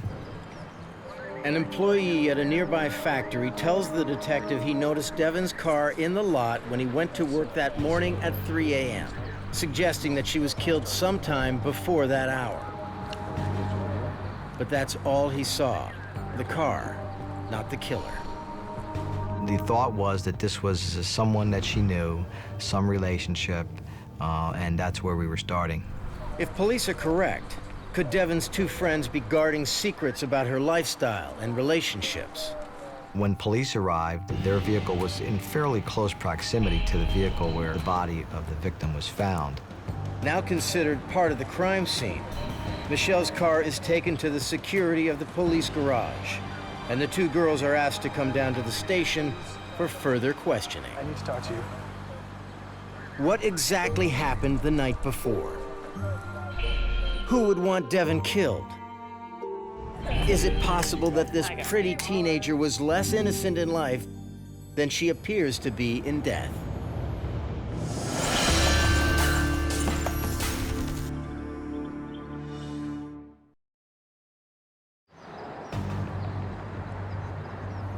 The Pennsylvania town of Easton is stunned by the brutal slaying of 19-year-old Devin Guzman, found dead in her car by two friends, her throat violently slashed.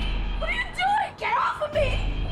Evidence has led police to wonder if Devin knew her killer, and if her two friends could be guarding secrets about Devin's activities. Detective Golozeski starts with Michelle Hetzel. Many times in homicides, it's someone usually you're close to, if it's some type of crime of passion. He attempts to piece together exactly who Devin was with during her final hours. Both ended up dropping out. He learns that on June 14th, the night of the murder, Michelle and Devin got together. Ladies done, or are you still feeding? We're done. Anything else? No? Thanks, George. Okay. So what's wrong? You just seem quiet. Carrie and I had another fight. What? Really? Golozeski learns of troubles between the victim and her roommate, Carrie. They had a lot of fights. Devin went to Michelle basically to cool off and to just kind of escape. Yeah, I didn't want to say anything because I feel like all I do is complain to you. No. I want you to talk to me about this stuff. She's getting really hard to live with. I don't want to see you sad. After cheering Devin up, Michelle tells Golozeski she went home to her husband, Brandon. Thank you.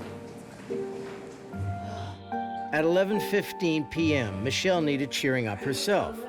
Her husband was worried and called Devin asking her to come over. Hey, Devin, it's Brandon.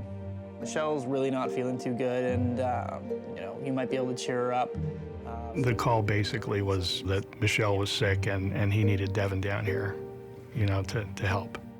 But by 1:30, 1:45, she hadn't showed up yet, so I started getting really worried. So she's not there. What are you talking about? I don't understand. If she left her house, where is she? Well, she's not here.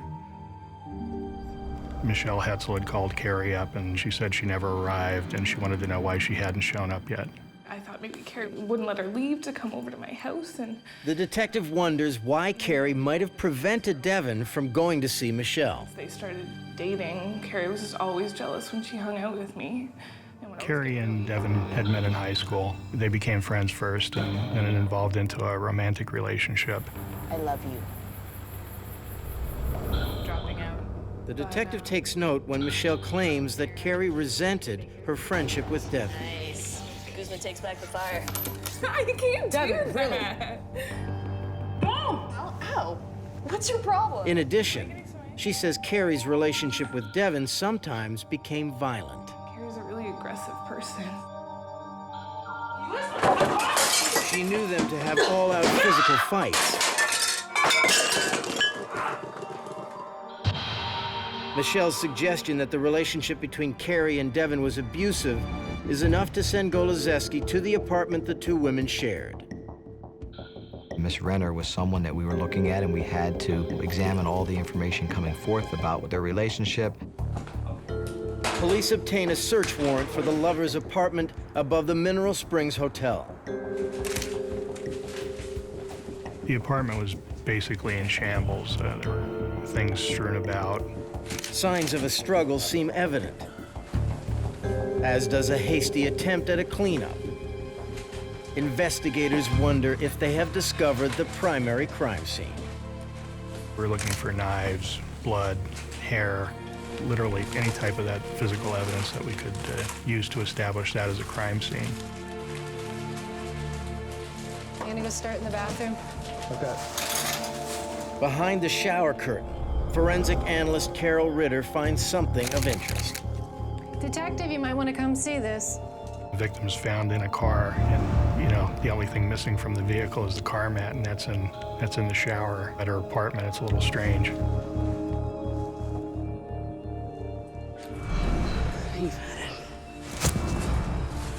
Was Carrie the killer?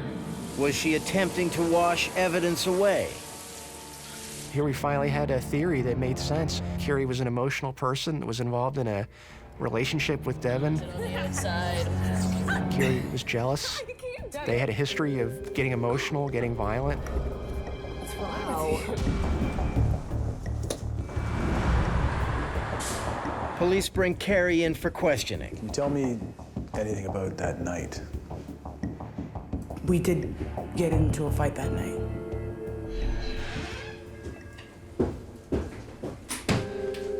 Hey, where were you? Nowhere. What do you mean nowhere? I tried paging you like 10 times. We have to get into this right now. Devin? What? Hi. Where were you? What is there not to talk about? I booked the day off for you. I was with Michelle, okay? There. What? I was with Michelle. And you don't want to be with me? No, it's not that. I just wanted to see her today, okay? That's it. We really don't have to have a Listen, I'm talking to you. Push me.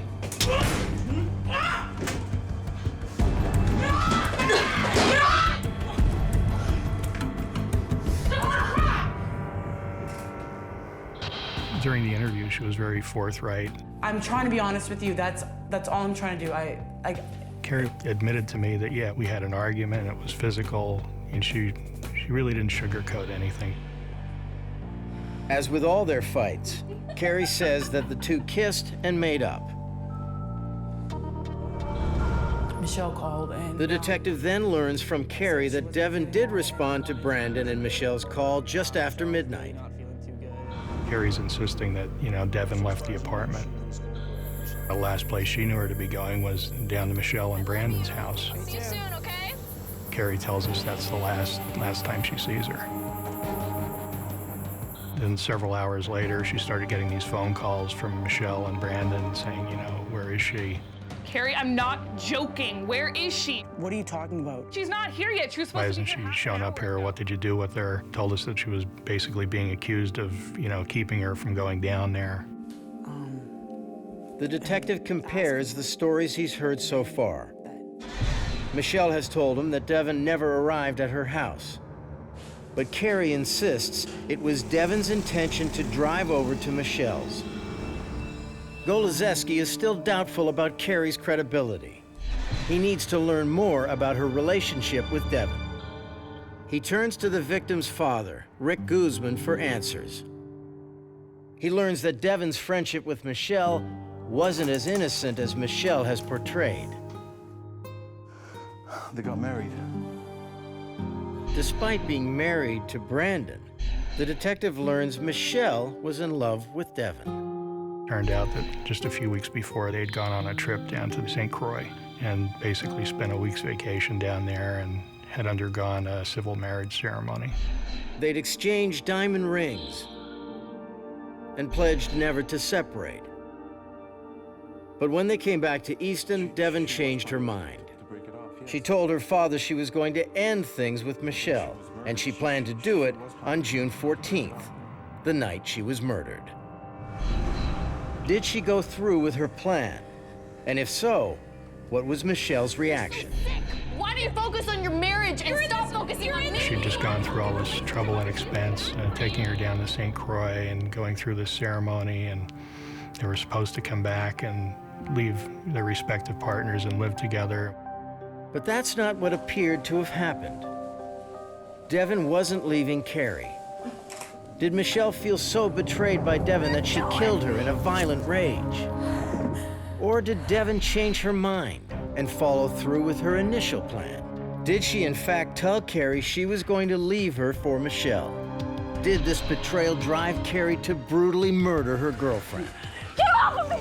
Two potential scenarios, two compelling motives for murder.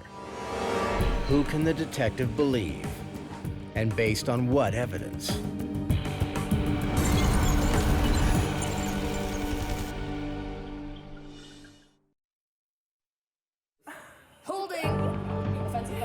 Murder victim Devin Guzman was entangled in a heated love triangle with Carrie Renner and Michelle Hetzel. Both women fought over her. But detectives learned that Devin and Michelle had a volatile relationship, resulting in the discovery of suspicious evidence. While Carrie is the #1 suspect, new information has Goloszewski considering an additional suspect, Michelle Hetzel.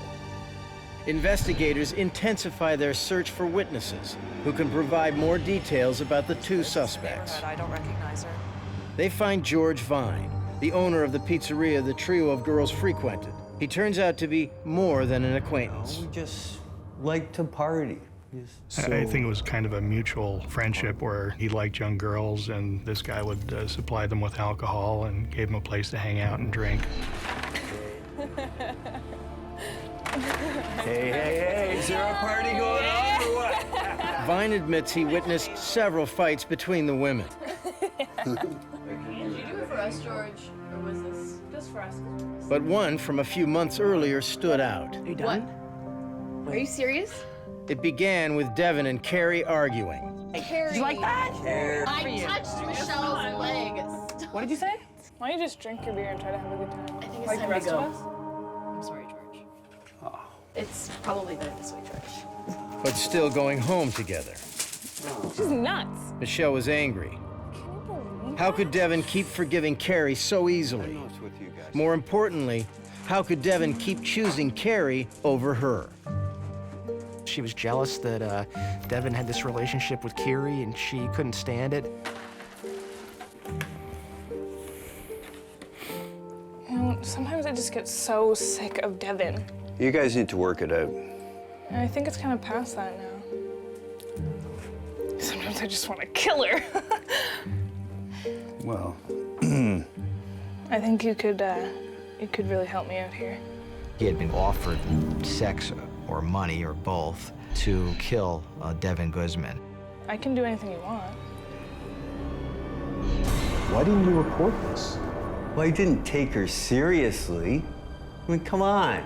He didn't think anything of it. He didn't report it. He just thought it was one of those off-the-cuff remarks, but that certainly changed the direction the investigation was going, and in a hurry.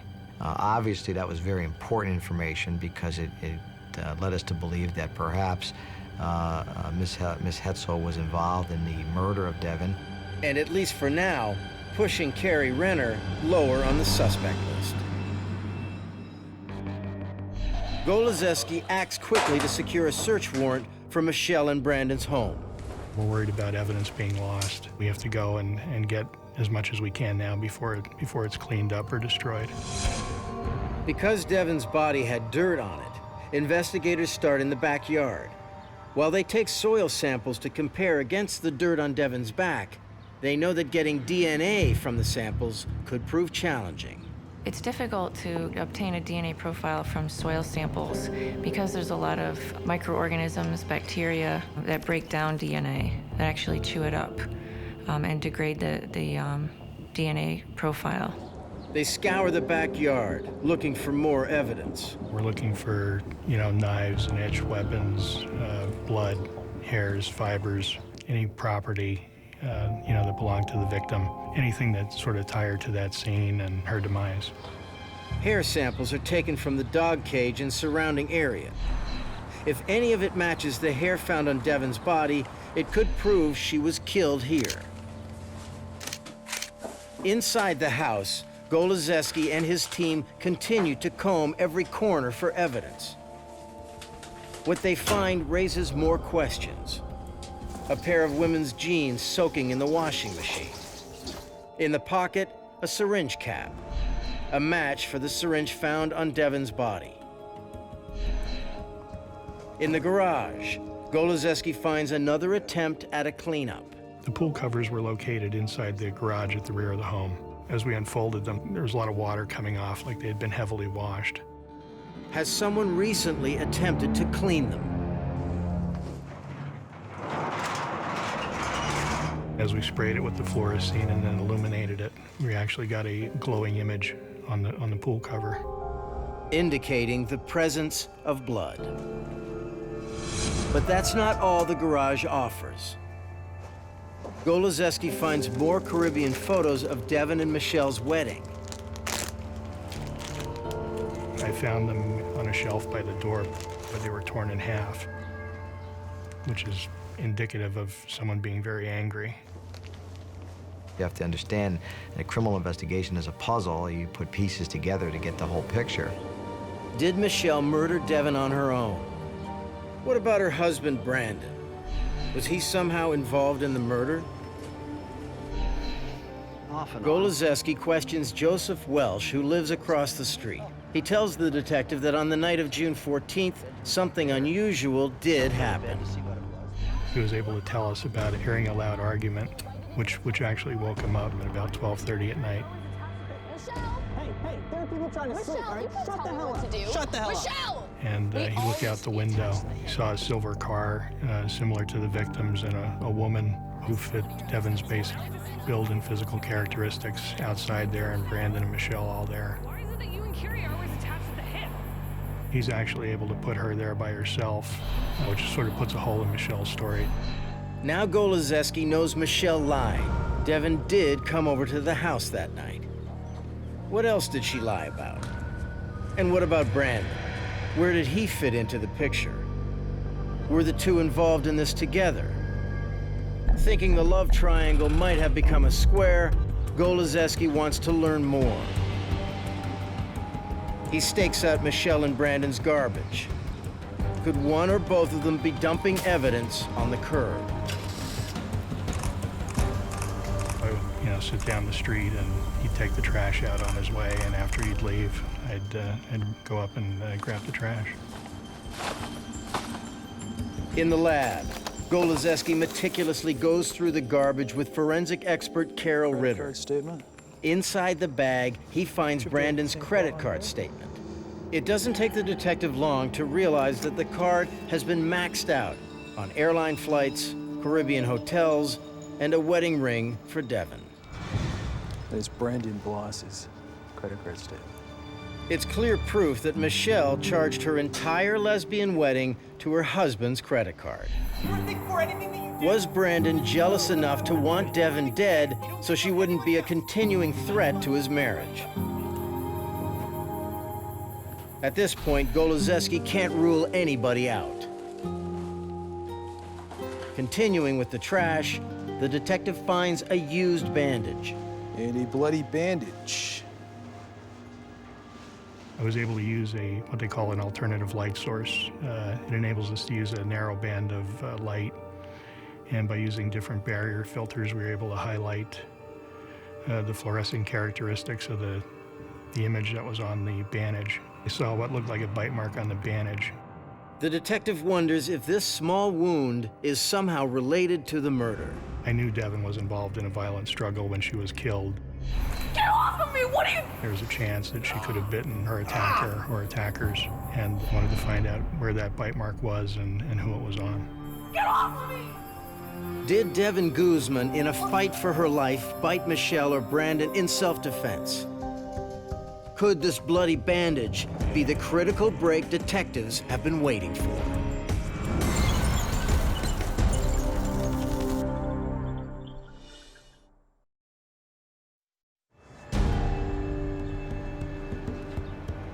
The murder of Devin Guzman left behind a messy web of jealousy and jilted lovers. What are you doing? The investigation is narrowing in on Devin's previous lover, Michelle Hetzel, and Michelle's husband, Brandon Bloss. Police have taken hair and blood samples from their home and found photos that tie Michelle to a fractured relationship with Devin. Their most compelling discovery is a bandage found in the garbage. Will it help them find Devin's killer? Goloszewski takes the bandage to Dr. Dennis Asen, a forensic odontologist. What do you think? It's definitely a bite mark, definitely human. The question is, who received it? There were only two people living in the house, so it had to be Michelle or Brandon. And I can compare that and make a... Armed with Dr. Asen's report, Detective Goloszewski can now take the next critical step. That gave us the probable cause to get search warrants for both Brandon and Michelle, to photograph them for any injuries, and I also asked for fingerprints. Standards were collected from Brandon and Michelle, blood standards as well as head hair standards. Okay, Mr. Bloss, I'm going to need to I was able to check them for any injuries on their body, hoping to match up the wound with the bandage we had found in the trash. I'm going to need a picture of that. Can you take the bandage off, please? Sure. Golozeski hits the jackpot. I had an injury on Brandon's left arm, which to me looked consistent with that on the bandage, but obviously it was several days healed. Detective Golozeski rushes the photographs to the forensic odontologist. The first step will be to compare photos of the wound to the bite marks on the bandage. But when he sees the picture, Dr. Asen is startled. It was probably the biggest shock of my career, is sitting there and flipping through the pictures and realizing that I've seen this already. Is this your suspect? Yes. I'm sorry, I've had a consultation with this gentleman. What was the nature of the consultation? A few days earlier, Brandon had shown up with his lawyer, asking if there was any way to identify who had bitten him. This bite mark appeared to be fairly significant. It had broken the skin, and it had caused certainly some significant bruising. So certainly a viciousness there. Well, that is a nasty bite. Dr. Asen believes Brandon had burned the bite mark with a lighter. Was he trying to get rid of evidence that would link him to Devon's murder? From what police are gathering, Brandon certainly had a plausible motive to have committed the crime. Devon was just an obstruction. This was his wife. He didn't want his wife messing around romantically with this girl. I mean, this was something in the past. It was supposed to stay in the past. To learn more about Devon's killer, investigators looked to the autopsy for facts about how Devon died. The reason I love physical evidence is because it just leads you in the right direction. Key details are established. Counting 28 bruises on Devon's arms and legs, the coroner knows it was not an easy end. There were injuries that were identified during the course of the forensic autopsy that were evident to a battle or struggle that took place, and they are described as battle and defense type wounds. What are you doing? Get off It's evident that she fought for her life to the last breath. The question is, with whom? Michelle or Brandon? The cause of death occurred as a result of asphyxiation and sharp force injury to the neck. The force was so great, there was separation of the neck, causing a gaping wound. She never had a chance. Suggesting the killer was quite strong, and leading investigators to believe that Brandon, not Michelle, could be Devon's murderer. Investigators are convinced that if they can prove Devon bit Brandon, they can build a case asserting that she was involved in a violent struggle with him. What are you doing? Get off of me! A struggle to save her life. A process similar to fitting braces is used to make a cast of Devon's mouth. Once the casts are produced, then what we want to do is fabricate overlays of them, a duplication of the biting surface of those teeth, the surfaces that probably caused the injury pattern.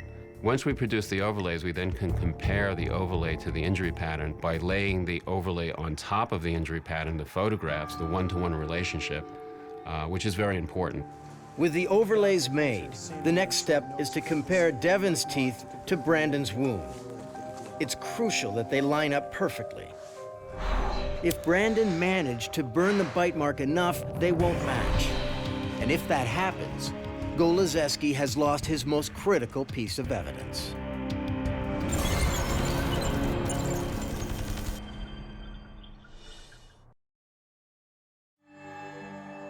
Two of the latest suspects in the murder of Devon Guzman are married to each other. Forensic experts are analyzing hair, blood, and soil samples from the home of Brandon Bloss and Michelle Hetzel. But the most damning piece of evidence might turn out to be a bite mark on Brandon's arm. If it matches Devon's teeth, Detective Golozeski will have enough cause to arrest him. The photos of Brandon's wound and Devon's teeth are carefully compared. They match. I can confirm Ms. Gruesome is your biter. Thank you, doctor. Was it her last act before being murdered? It's very hard to explain. How do you have the victim's a dentition on your arm, other than that you are doing something to harm this victim and resulted in her struggling for her life. But before Goloszewski makes any arrest based on this evidence, he has to eliminate the first suspect, Carrie Renner. He must ensure that no jury will have a shadow of a doubt that Brandon, and not someone else, killed Devin. He starts with a review of the evidence collected at Carrie and Devin's apartment. When I tested the black mat, we swab a small portion of the stain and test that swab with our reagents. I tested both sides of the mat and I did not find any blood. No, it's not blood. Which is exactly what Carrie had told police in her interviews. When we asked her about the car mat, she goes, "Oh, we were camping the week before, and we spilled some pickled beet juice on it, and they were cleaning it by putting it in the shower." I'm not saying it couldn't happen, but at the time, you know, it didn't sound like the most plausible answer. We had searched her apartment. You know, they had a fight, but we couldn't find any evidence of arterial spurting, any type of crime scene cleanup, anything that would lead us to believe that the murder happened in her apartment. I'm trying to be honest with you. That's all I'm trying to do. Her story as to what transgressed that evening seemed to check out. Police started to believe that she probably was not in a position to carry out this homicide. With Carrie Renner eliminated, police feel confident that they can move forward and arrest both Michelle and Brandon. Police are convinced they worked as a team. Brandon Bloss, you are under arrest on conspiracy to commit murder. The physical evidence against Brandon is compelling because he has the bite mark.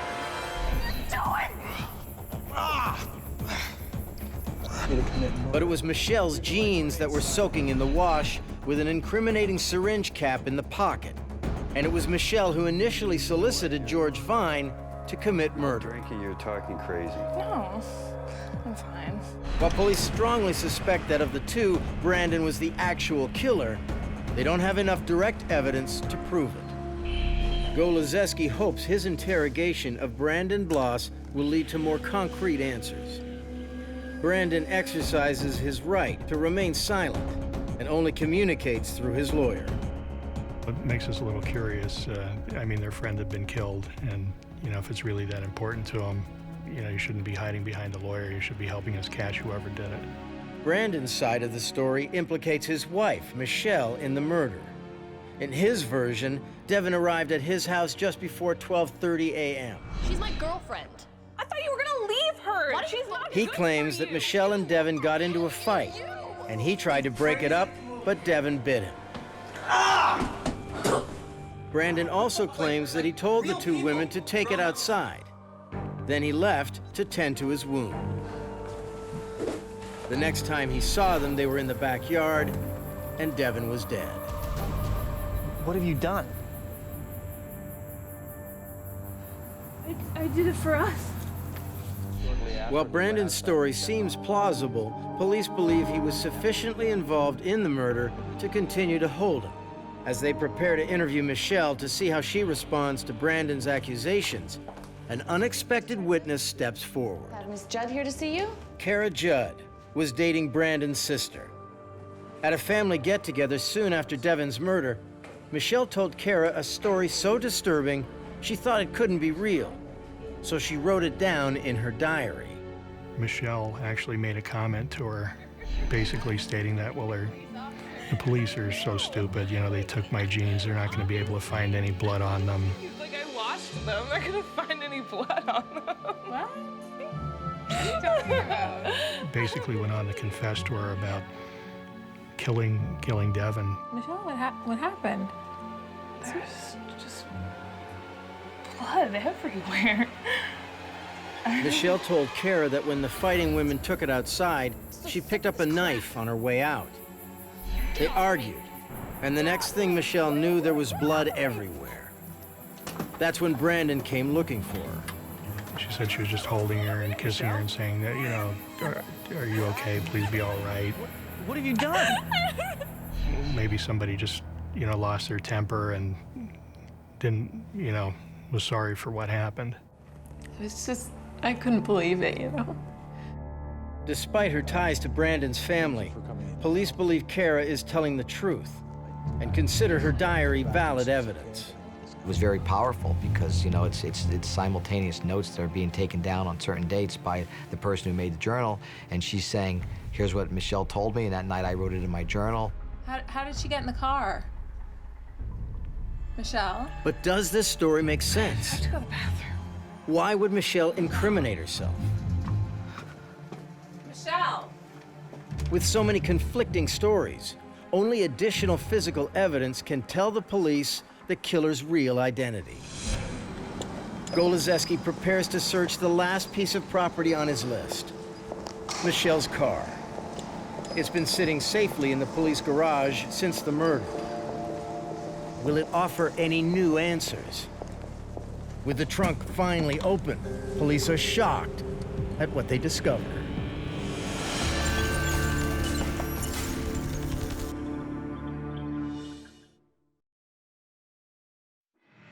Police have arrested Brandon Blas and his wife Michelle Hetzel for Devin Guzman's murder, despite having no clear indication which of the pair actually inflicted the fatal injury.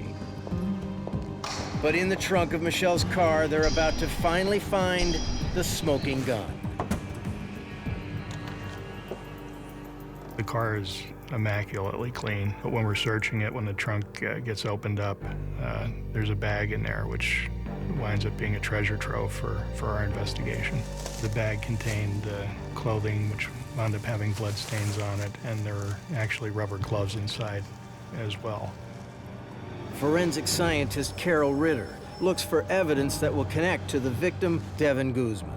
I identified blood on the sweatshirt, t-shirt, jeans, socks, and sneakers. So at that point, I was able to link her blood to these clothes. The bloody clothes and all the forensic evidence will be key to the prosecution. I collected numerous chest hairs from inside the white t-shirt. I forwarded those to DNA, and the DNA section was able to identify those as Brendan Blas. There's the blood of the victim on clothes in Hetzel's car, so that's really important evidence.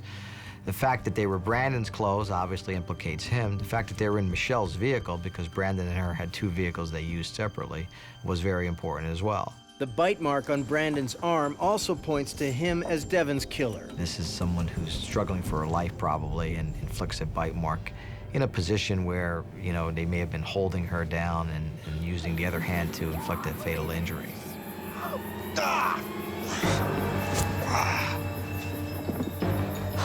But there are still questions about Michelle's role in the murder. Hetzel could have used a knife just as well. The evidence is analyzed, and it implicates them both. The head hair standards collected from Brandon and Michelle were compared to hairs that were collected from Devon's car, and I identified one hair from the rear seat of Devon's car was a match to Brandon Blas. Also on the green jacket that was found on Devon's body, one of the head hairs I did identify as Michelle Hetzel's head hair. Blood evidence also supports the theory that Devin was dragged from one location to another after she was murdered. The socks and the sneakers had numerous contact stains. The fact that they're all contact stains and the location and the height being below knee level is a strong indication the blood source was at a point below that knee level, meaning that they could have been deposited by dragging someone that had blood on them. At the door. The additional evidence connected to Michelle is also incriminating. Her jeans, the syringe cap in her pocket, her confession to Kara Judd. We can't say for certain, but all the evidence together shows one thing, that they acted in concert to kill this young lady and dispose of her body. Must be love that makes you crazy enough to think that, you know, killing somebody sounds like a good idea for your marriage. The couple is charged together in the murder of Devin Guzman. Brandon Blas and Michelle Hetzel were both found guilty of first-degree murder and are serving life sentences with no chance for parole. the DA credits the dogged work of Barry Golozeski and the forensic evidence he gathered. The forensic evidence in this case was absolutely essential. We would not have been able to convict these perpetrators without both the dental evidence that we supplied to the jury, as well as the DNA blood evidence. Without that, we would have had no case. But it was Devin herself who gave them what they needed in the end. Although we don't have an eyewitness here, Devin Guzman, as her last act, gave us the evidence when she inflicted that bite mark. And that was certainly a powerful last statement. Although she can't speak today, she did speak volumes by what she did.